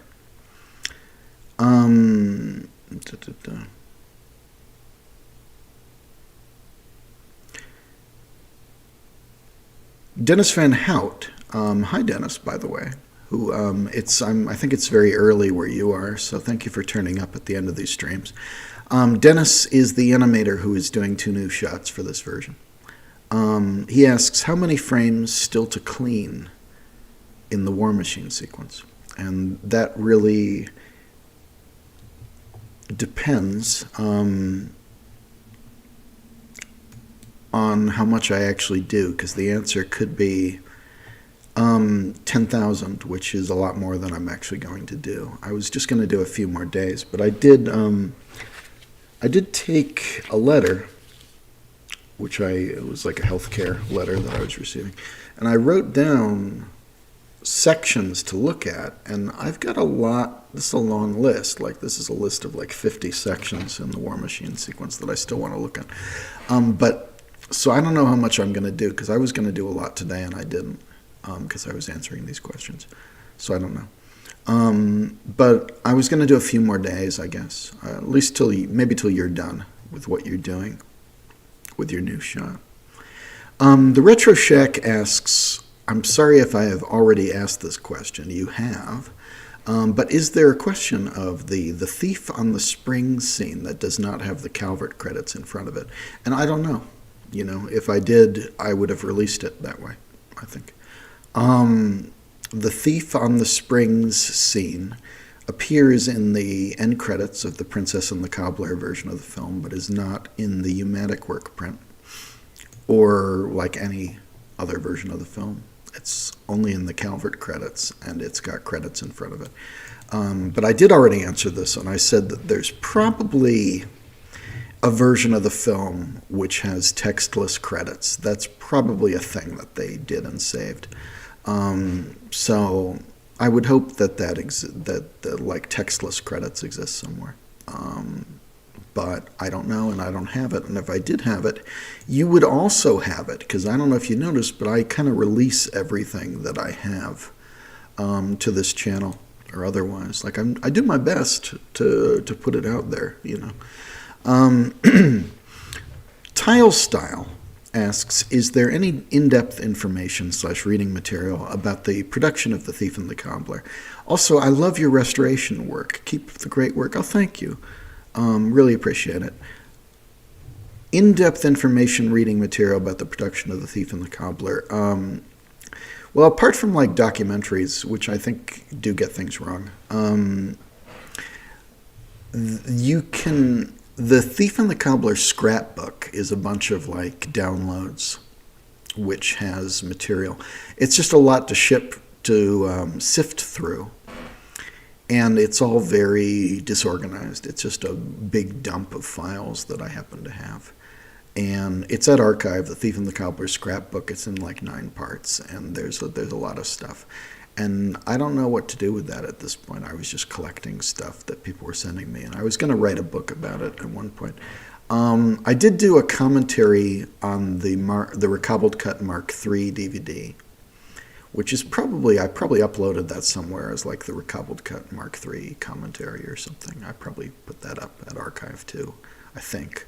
I don't want to just keep saying I put it all up at Archive OCP Movie, but I probably did. I don't know that I put everything up, but I know I at least tried to. I made an effort. But I did a commentary, and I also did an about the film, where I sort of tell the story of The Thief and the Cobbler for about 16 minutes. But, other people have told that too. And Persistence of Vision, the documentary, exists. El Choaro 800 asks, any recent animation films that have caught your eye as really good and really bad? I'm not watching as many films as I think I should. Like give me a second because I'm getting some visual aids here, but this is. I've got a bunch of stacks around this room, and every year this happens. And I shouldn't admit this because it's a nasty thing to admit. But these are like DVDs that the studios send me and send anybody who they like are in the industry, like Oscar voters and people like that. Of the movies that they want to win an Academy Award this year, or that they want to win an Eddie's Award. And this is my invitation to the ACE Eddie Awards for 2022. And I'm not going because it costs $400 and I have $40. This is my ACE honorary membership card. But like, I have not been watching these, and I should, and I feel bad about it. And what I'm thinking is I might use that television back there, which is an old television, and that exercise skiing bike thing, and just watch some of these with like Bluetooth. I bought like a Bluetooth server for audio that I think can make that work, but I don't know. But like, I'm always trying to work. I am a hard worker. And I'm always working on stuff.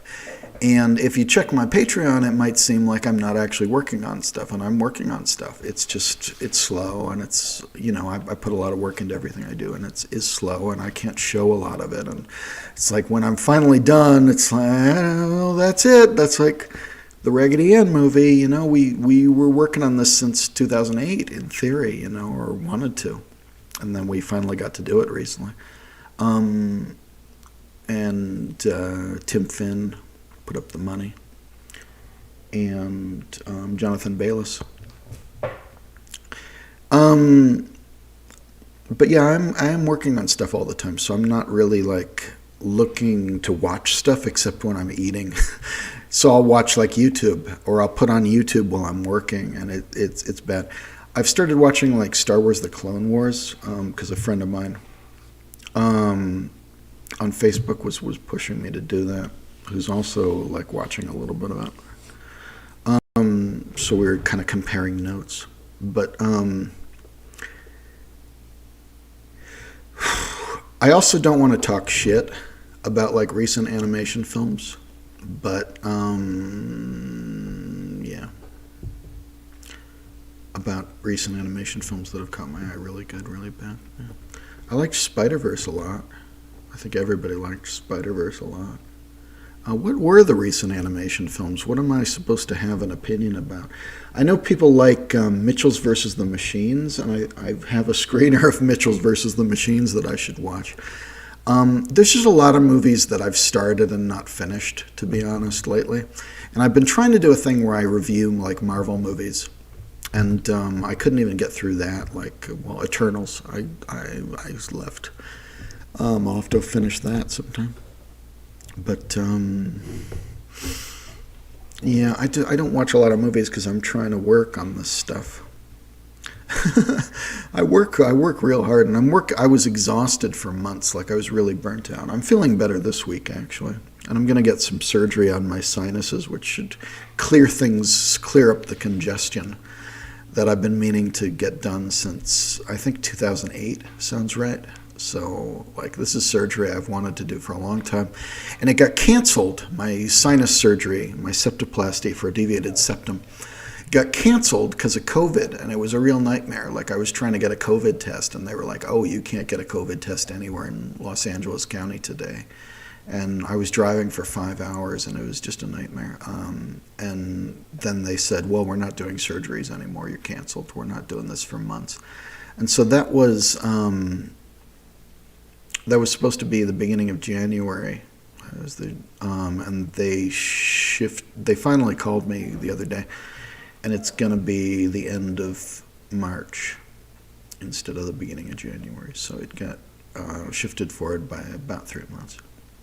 Because COVID was overwhelming the hospitals, and so they couldn't do surgery anymore. And I really needed that because I was feeling exhausted, and I've always said I'm like allergic to California. Like, I wish I wasn't in California, to be honest. And I moved here for the work, and then nobody hired me. So, because it's the system where you got to know people to get hired, and it turns out that just kind of means being rich half the time, or because how do people know you if you're not rich and you're not connected in some way? So I was never able to really get into the creative industries, and I would like to, but I mean, right now I was directing an animated film in 2019, and the funding shut off, and COVID was happening, and I can't do a lot with COVID happening. I wanted to direct a new no budget and live action film, and I started writing one, but I didn't get all the way with that either, and I was working on my novel again and a lot of stuff. That is a rambling response to nothing. I'm sorry about that. Cozy says, just wanted to say that your work on this channel is so important. Thank you so much for what you do. Thank you. I really appreciate it. Really appreciate it. And please check out TheThiefArchive.org. I keep saying this. But that means a lot. It's in the description, but I should put some of my links. But I really appreciate it. But thearchive.org has some good stuff too. Okay, that all became just a mess of one link, so I don't know what that is. Sorry about that. That was not a good comment on my part. Defake says, greetings, Garrett. I've tried to look for Richard's opinion of his film after '92, but have not found anything. Do you know if there's anything on record? Thanks. I did answer this before. I said Dick Williams didn't talk about this film for 20 years, and then started talking about the film again in at least 2016, but maybe 2012. And he might not have been legally allowed to talk about it even, but nobody's ever confirmed that for me. There's just kind of wink wink, that might be what happened. Dick Williams did a few screenings of The Thief and the Cobbler and of Prologue, which was a short film prologue that he animated, intended to be part of a larger piece, but I don't know how far he got with the larger piece before he passed away. But Dick Williams did various screenings of his work later in life, after 2016, 2013, 2012, 2013. I don't know why I'm saying 2016, before he passed away. And he did some Q&As during that time. And if you can find those, that's about all you're going to get. Because he didn't talk much about the film on record. But he did do Q&As at those screenings. Yeah, it's not something he ever talked about. I actually do know someone who got him on record about the film during those 20 years, but it's not something that he shared. So it was Dick did not really talk about this film during those 20 years. And when he did finally talk about the film at all, it was obviously, it's a mix of feelings for him, but it was very much informed by what I'd done in popularizing the film again, to whatever extent I did, because I don't think we changed the world here, but I did kind of rehabilitate the film and popularize it to a new audience, and at least get people to understand it, I think, and understand his work more. But Dick had also been doing master classes. He was a teacher towards the end, and he also did a DVD series called The Animator's Survival Kit, which was which was a companion. It's quite expensive. It's been bootlegged, but the real version's quite expensive. But it's a video version of his book, The Animator's Survival Kit. But he would go to animation studios and teach people how to do it with all his classic animation tips. But as far as actually talking about The Thief, which he sort of does and doesn't in the book and in the DVD, he'll sort of reference it. Like there's Nasruddin is in the book, and a version of The Witch is in there, and stuff like that. But he didn't talk about it for 20 years, and I think the only time he did was in those Q&As. He never did like a documentary of his own. And I wish he had, because I always said, Dick Williams is the one who should tell this story because it's his story. I don't want to tell this story because it's his story.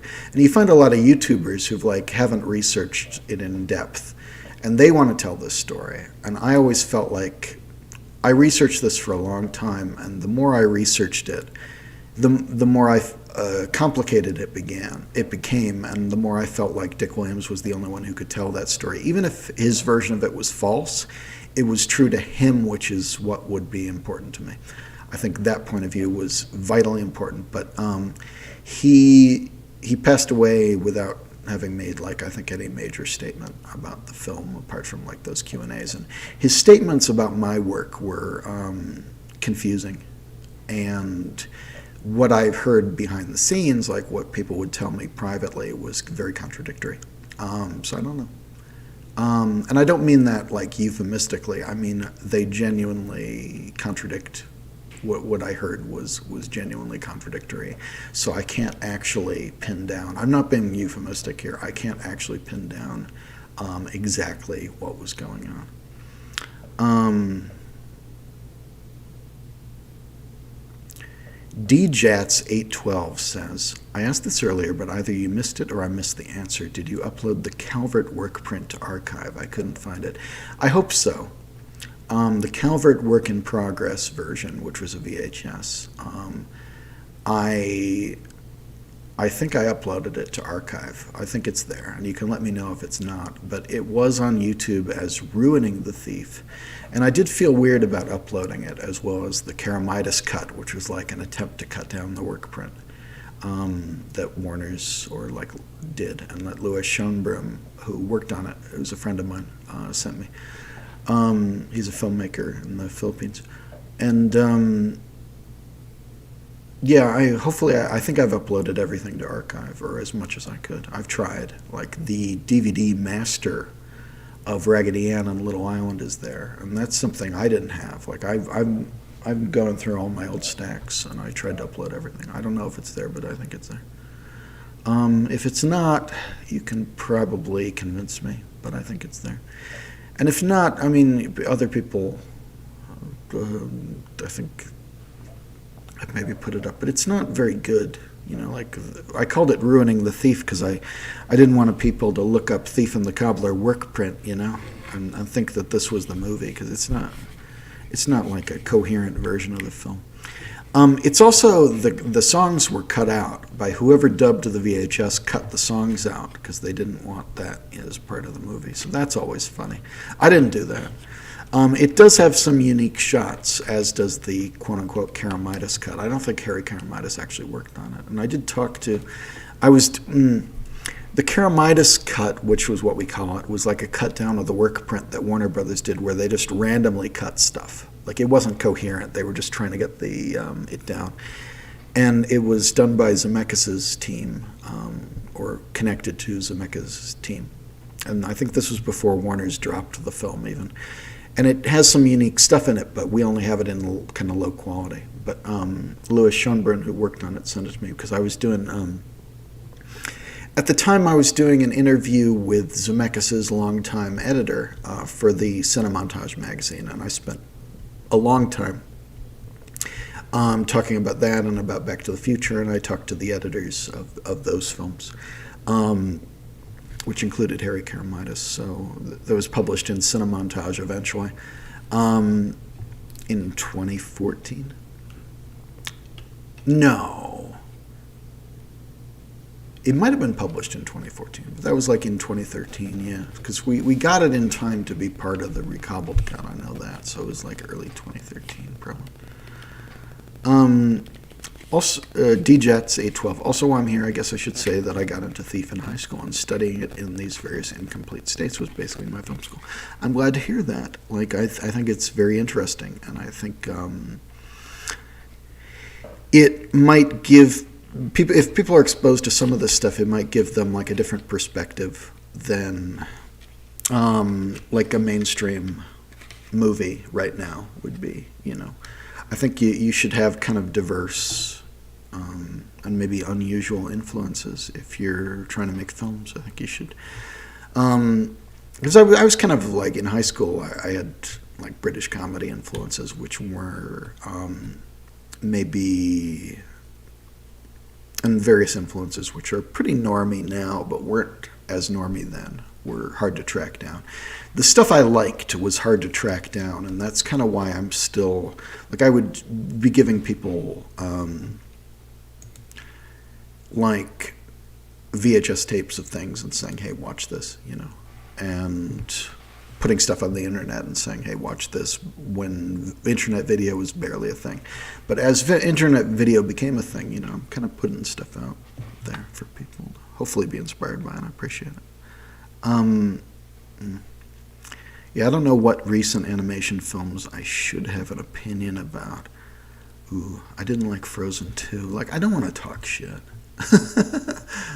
I should only talk about stuff I liked, but I do review films.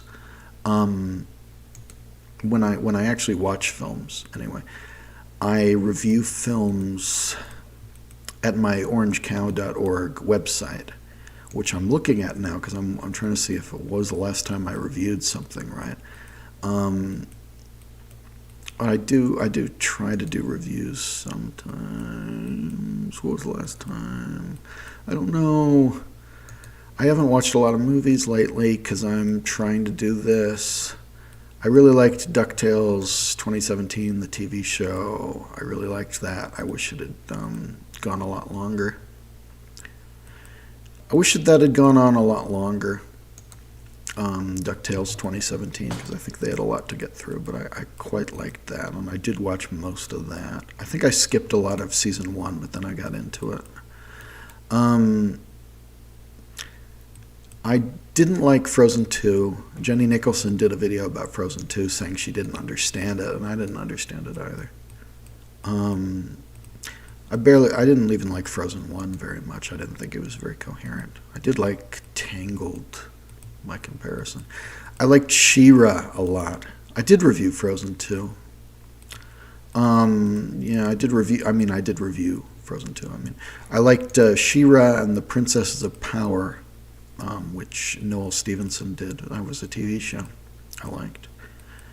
Yeah, I'm just reading my own animation thread.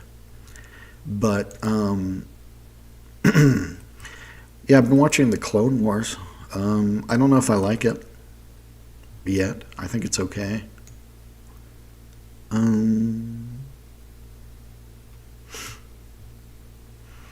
But yeah, no, I haven't watched enough, I guess. If I haven't reviewed it here, if I feel bad, I'm sorry. I really like what Tom Moore does. Like the Book of Kells and Song of the Sea and Wolfwalkers. I really like what Cartoon Saloon is doing. Yeah, in Ireland, Tom Moore, like Secret of Kells, Song of the Sea and Wolfwalkers. I'd also love to have Richard's side story because there's a lot of mysticism about what really happened. Indeed. Yeah, I think people get superstitious about it, and there's a lot of misinformation. And I wish he'd kind of put on record what exactly he thinks, but I can guess what he thinks. I don't think I want to say what Dick Williams thought. When Dick died, I've said this, I wrote a series of essays for my message board. And I think I linked to them in the first post in The Thief and the Cobbler. And one of them was a Nasruddin story. It was written as a parable. And I'll read it out. I'll find it and I'll read it out because I think that was my statement on what I think the deal was with Dick Williams in this film. But I stated it in a sort of a poetic way rather than saying it outright. But I did also write a bunch of essays when Dick Williams died, which you can read, which were intended to clear various things up. But that was partly because Dick had died and, wasn't going to be able to tell that story, so I wanted to tell that story for him to an extent.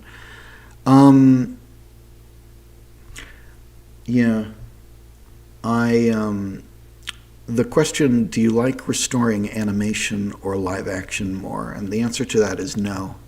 But I'm going to get something to drink, and then I will answer at least one more question. Because I'm going to do the Nasruddin thing.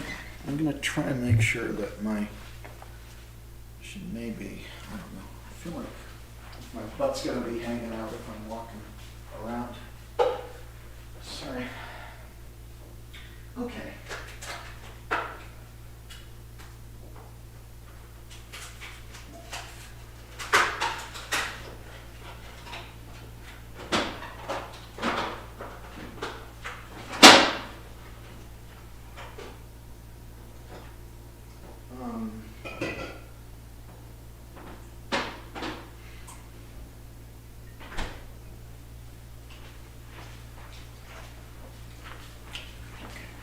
Sorry about that.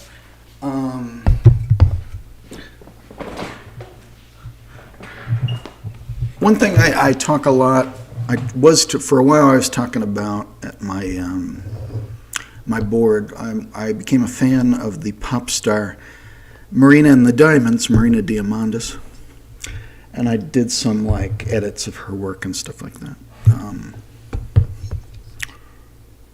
So that's. And that's like my go-to celebrity crush if I ever need a joke answer for something. About what celebrity I'm crushing on, but I think she's very good. Yes, I know. And I've spoken to Tom Moore. Tom Moore, or DJats is saying, you probably know this, but Tom Moore specifically cited Thief as an influence, and at some point he got to go look at the Academy's Thief material. Yes, I know. He's a good guy, and he does good work. I didn't want to kind of limit him by just calling him a fan, because I think they do just good work on their own terms. But yeah, I get that influence. I think they do good work over there. And I sort of don't want to. That's more flavored than these seltzer usually is. That's strange. Is that a problem? This is soda. That's weird. I think this is supposed to be sparkling water, but this genuinely tastes like soda, so I'm concerned. I was expecting seltzer water, and this is sweet soda, so I don't know. I had a bad can of Arizona iced tea a while ago, so I'm a little gun shy. There was some gross, and sometimes these cans are pierced because I drink a lot of seltzer. Dennis Van Hout says Wolf Walkers should have won the Oscar last year. All of Cartoon Saloons are some of the best animated films ever made. They're doing a good job. Yeah, as I said, I liked DuckTales 2017 on TV, and She-Ra and the Princess of Power, but those were TV shows, and I'm watching Clone Wars, which is also a TV show.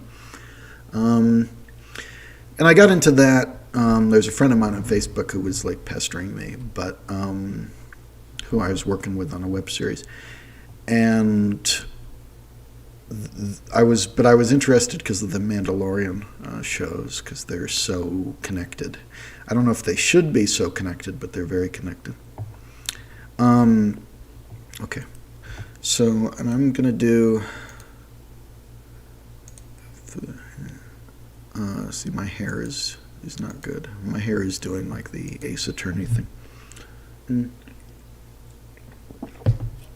But I'm going to say one thing.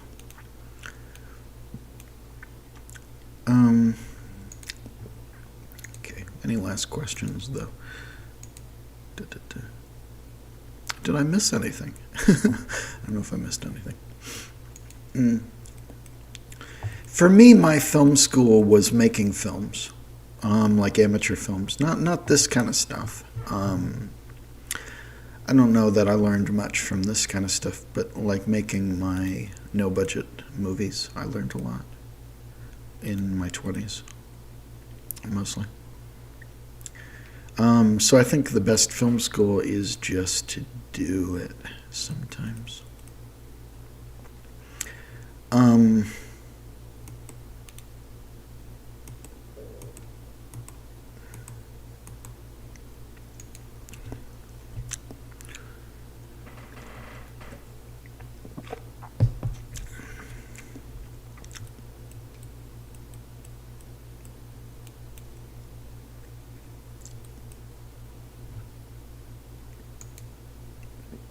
Okay, I'm looking at my own essays.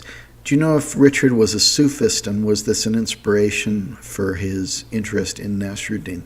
I don't think he was, but certainly the book is Sufi mysticism. I don't think he was, but I think he was probably hired to illustrate those books, which Idris Shah was writing in a translation from stories of Sufi mysticism. I think Richard was probably a work for hire on that stuff, but he became interested because he saw what an interesting character that was. Defake says, about the second part of Prologue, Imogen Sutton said that maybe someday we will see something. I hope so. And you're asking, did you answer the question about Lysistrata Part 2? Did I just miss it? I don't know. I mean, if anything comes out, it comes out. Was there a question about that?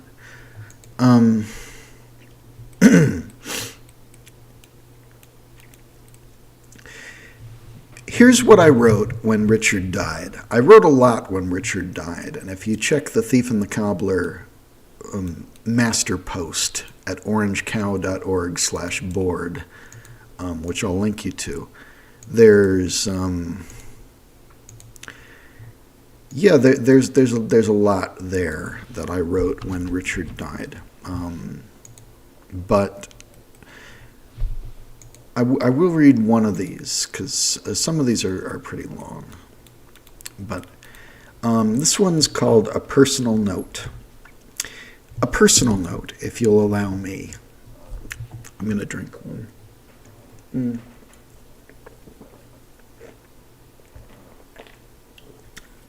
This is not water. It's actually fairly sweet soda. I don't know.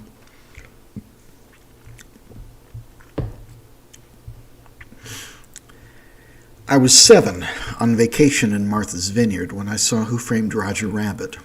I was probably too young for that film, but it sure blew my young mind. I slept on Roger Rabbit bed sheets. I had toys and the inscrutable NES game. I read about Richard Williams' work in a Comic Scene magazine the next year, and that he'd spent 25 years on a film he intended as his masterpiece called The Thief and the Cobbler. That stuck with me. And then I saw the film's trailer in 1995 or so and realized that something horrible had happened to it. I ended up spending 8 years restoring that unfinished film and Dick's other obscure work. Worth it, I think. I met a lot of interesting and talented people and was able to honor the work that so many had put into Richard's films by essentially forcing the internet to actually watch them. At one point, we retain this in the recobbled cut, Richard Williams called his film Once. As in Once Upon a Time, but also that it, like Roger Rabbit, was a film he could only do once. He made one-offs, he put all his effort on the table, and he, like his films, was one of a kind. Richard Williams' work always inspired me. It showed that animation is artwork. It's not a genre. It can be and look like anything. His animated advertisements could be any genre and style, and those who worked with him in the 70s and 80s were frustrated by his high standards and shifting moods, but also tended to learn quickly and start their own studios and go on to greater things. It was a golden age for commercial animation in London, and most of that is unseen today. You can't even get A Christmas Carol on modern home video, and that won the Oscar. It originally screened on television, and they changed the rules afterwards so no film could win the Oscar after doing that. Dick was not always well treated in the industry. He had a habit of accepting budgets that were just a little too low and getting 90% of the way through production on a masterpiece before the money ran out. Raggedy Ann and Andy, A Christmas Carol, and Who Framed Roger Rabbit got finished anyway. Warner's got cold feet, and The Thief and the Cobbler didn't. He wanted to be the greatest animator of his time, and he more or less accomplished that. His book on animation is the guidebook for almost every animator working today. He was difficult and temperamental and irreplaceable. He always pushed for higher standards. His influence on animation cannot be understated. Through sheer force of will, he forced the entire industry to do better work. In the 60s and 70s, television was king, and the standards of what an animated film should look like had plummeted. Even Disney was repeating itself, and the best animators from the 40s were older then. Richard hired some of the best of them to pass on their knowledge not just to him but to his competitors. Eventually, he became an old master himself. The industry was never quite ready for him. In Raggedy Ann and Andy, you can occasionally see great animation poking out from an otherwise cheap-looking production. Roger Rabbit was beyond what anyone else was doing and set a new standard that others copied. He never made another feature after The Thief and the Cobbler was taken away from him. He focused on life drawing and becoming a teacher. It's tempting to think of what could have been, but what he left behind is a staggering legacy, most of which is not available to watch legally. The first recobbled cut of mine was a VHS which suffered so badly from VHS copying Macrovision issues that you couldn't actually make a copy of it. In 2005, The Thief and the Cobbler was not well known outside of animation circles, and I figured no one would watch a restoration. Its quality as a film is what lured people to it, even beyond the strange story of its production. I've listened to hundreds of people tell their stories about Dick, that he could be emotional and impossible and his own worst enemy, but also the greatest teacher they ever had. He was beloved, and the people who knew him best loved him best and were fiercely protective of him and his legacy. He was so much better and so much worse than he's ever given credit for, and I've never heard a recounting of the making of The Thief and the Cobbler that I fully agree with. I always wanted to hear Dick's side of things instead, because the story of the making of that film is really the story of a big chunk of one man's life. Even if Dick's account of things wouldn't be entirely true, it would still be the right one to listen to. The film reflected him in so many ways. I'm sad we'll never get to hear that story. People, especially people who knew him only briefly, like to talk trash about Richard Williams and have funny anecdotes that paint him as crazy. These are usually easy to debunk if you look at the facts, and certainly at the paperwork. From the outside, Dick seemed out of control, but he was always completely in control on his own terms. People joke about him not storyboarding the film until 1990, or about constantly changing the script, or constantly changing the character designs. But as we examined his documents over many years, we realized the easy punchlines weren't true. He had a plan. He just wasn't telling everyone about it. He had storyboarded an earlier version of the film in its entirety, and apparently felt no need to update everything until he ran out of usable boards. The script was in place with scene numbers 10 years before production officially began, and the character designs evolved as he became a better animator. They had to, since times had changed too. I've heard a rumor, though I can't confirm it, that Richard Williams watched my recobbled cut sometime in 2013 and had mixed feelings, presumably including pain and rage, about seeing a version of his demolished masterpiece that wasn't his. And it wasn't, you know. I didn't make it for him. I made it for everyone else in the world. Richard Williams had the best version of The Thief and the Cobbler in his head, and he's the only one who ever got to see it. I can confirm that around the time he started talking about the film, for the first time in 20-plus years, and screening his unfinished work print as a moment in time, when asked about my work at a screening in London, he said simply, "Don't fuck with my hustle." A unique man. When I wrote this in 2019, I had felt I needed to cry about the death of Dick Williams, but I hadn't. And when I wrote that, I started crying, and I think I just needed to find the words first.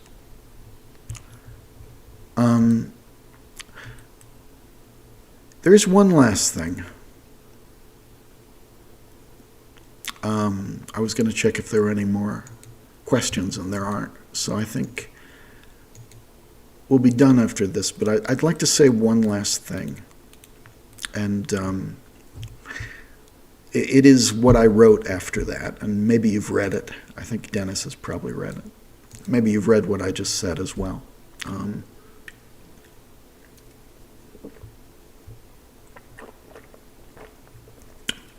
But I'll take a moment, because I want to read one of the other things I wrote, because I think it gets to the point for the last 16 of you.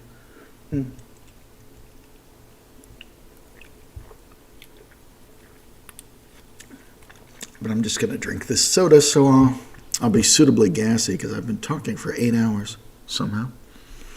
So that's great.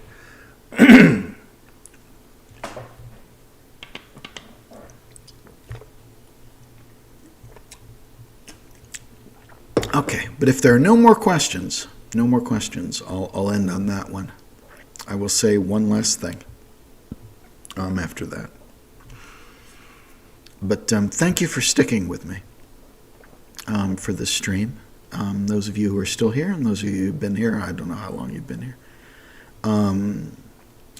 So this is what I wrote. I wrote a bunch of things after Dick Williams' death, but this is one of them. And I think it was the last one I wrote. Or, yeah, I think it was.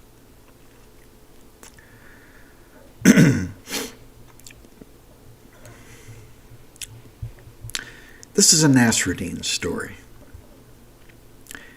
Once, in his travels, Nasruddin came upon a magic show.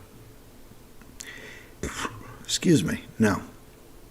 See, I'm belching. I need to belch. I can't give it. And my window resized, so I can't do this. I gotta actually. I'm like trying to make sure I read this correctly. Oh, thank you. Thank you for the stream. I really appreciate it, guys. James, Lorenzo, Defec. Okay. Thursday, August 22nd, 2019, 1:42 a.m. Once, in his travels, Nasruddin came upon a magic show. It was hot outside, and admission was free, so he entered the theater and sat down. The magician appeared in a puff of swirling, multicolored smoke. "I am the great Aldini," he said. "A magician and a sorcerer, too. I am, as you will shortly see, the greatest sorcerer who ever lived." The audience laughed. The magician was old, and his shabby coat had seen better days. "I see a lot of familiar faces," he said. "Is there anyone in the audience who is not a magician?"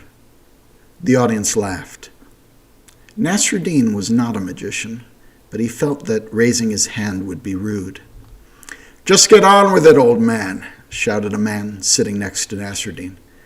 The audience laughed. The magician laughed too. At least he had a sense of humor about himself. Nasruddin had seen other magic shows, and they were very much like this one. Perhaps, thought Nasruddin, this was the man who taught all those other magicians. The magician must have been a great teacher, thought Nasruddin, because he did almost nothing in his act that Nasruddin had not seen before. But what the magician did, he did beautifully. There was a sparkle in his eye, and he moved and acted like a much younger man. While the men in the audience laughed and jeered and booed him, the children were dazzled.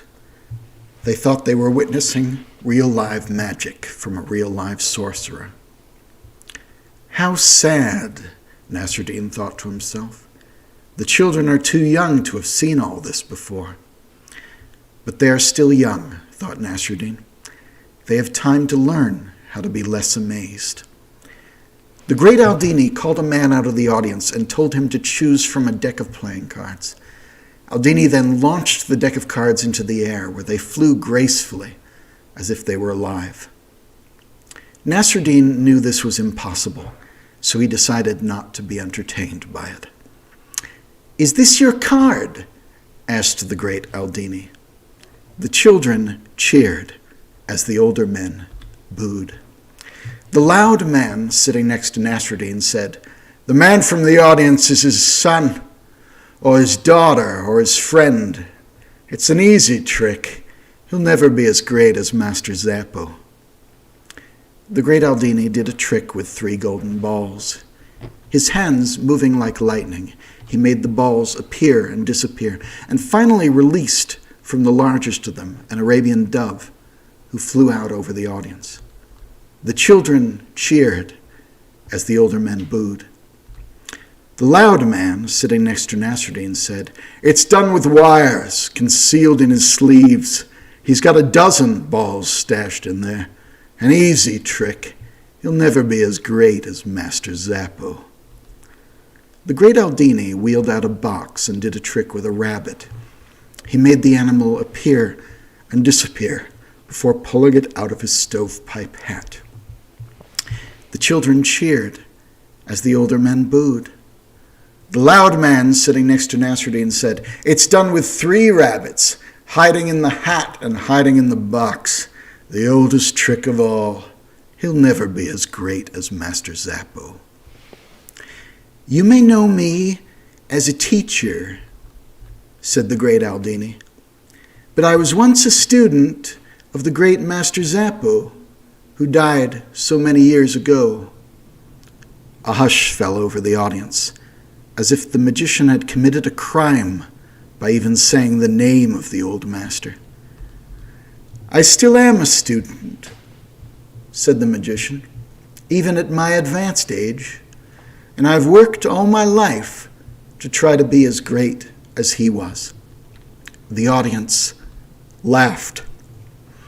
"This was his greatest trick," said the magician, "and the one I could never master. I can do about half of what he could, but I think that's enough." The great Aldini raised his arms, his long coat trailing behind him like the wings of a bird. He flapped his arms a few times as if he were trying to fly. He huffed and puffed and breathed heavily with the effort. The audience laughed. And then he flew, flapping his arms like the wings of a bird and flying in spirals out over the audience, spinning and twirling. No one laughed.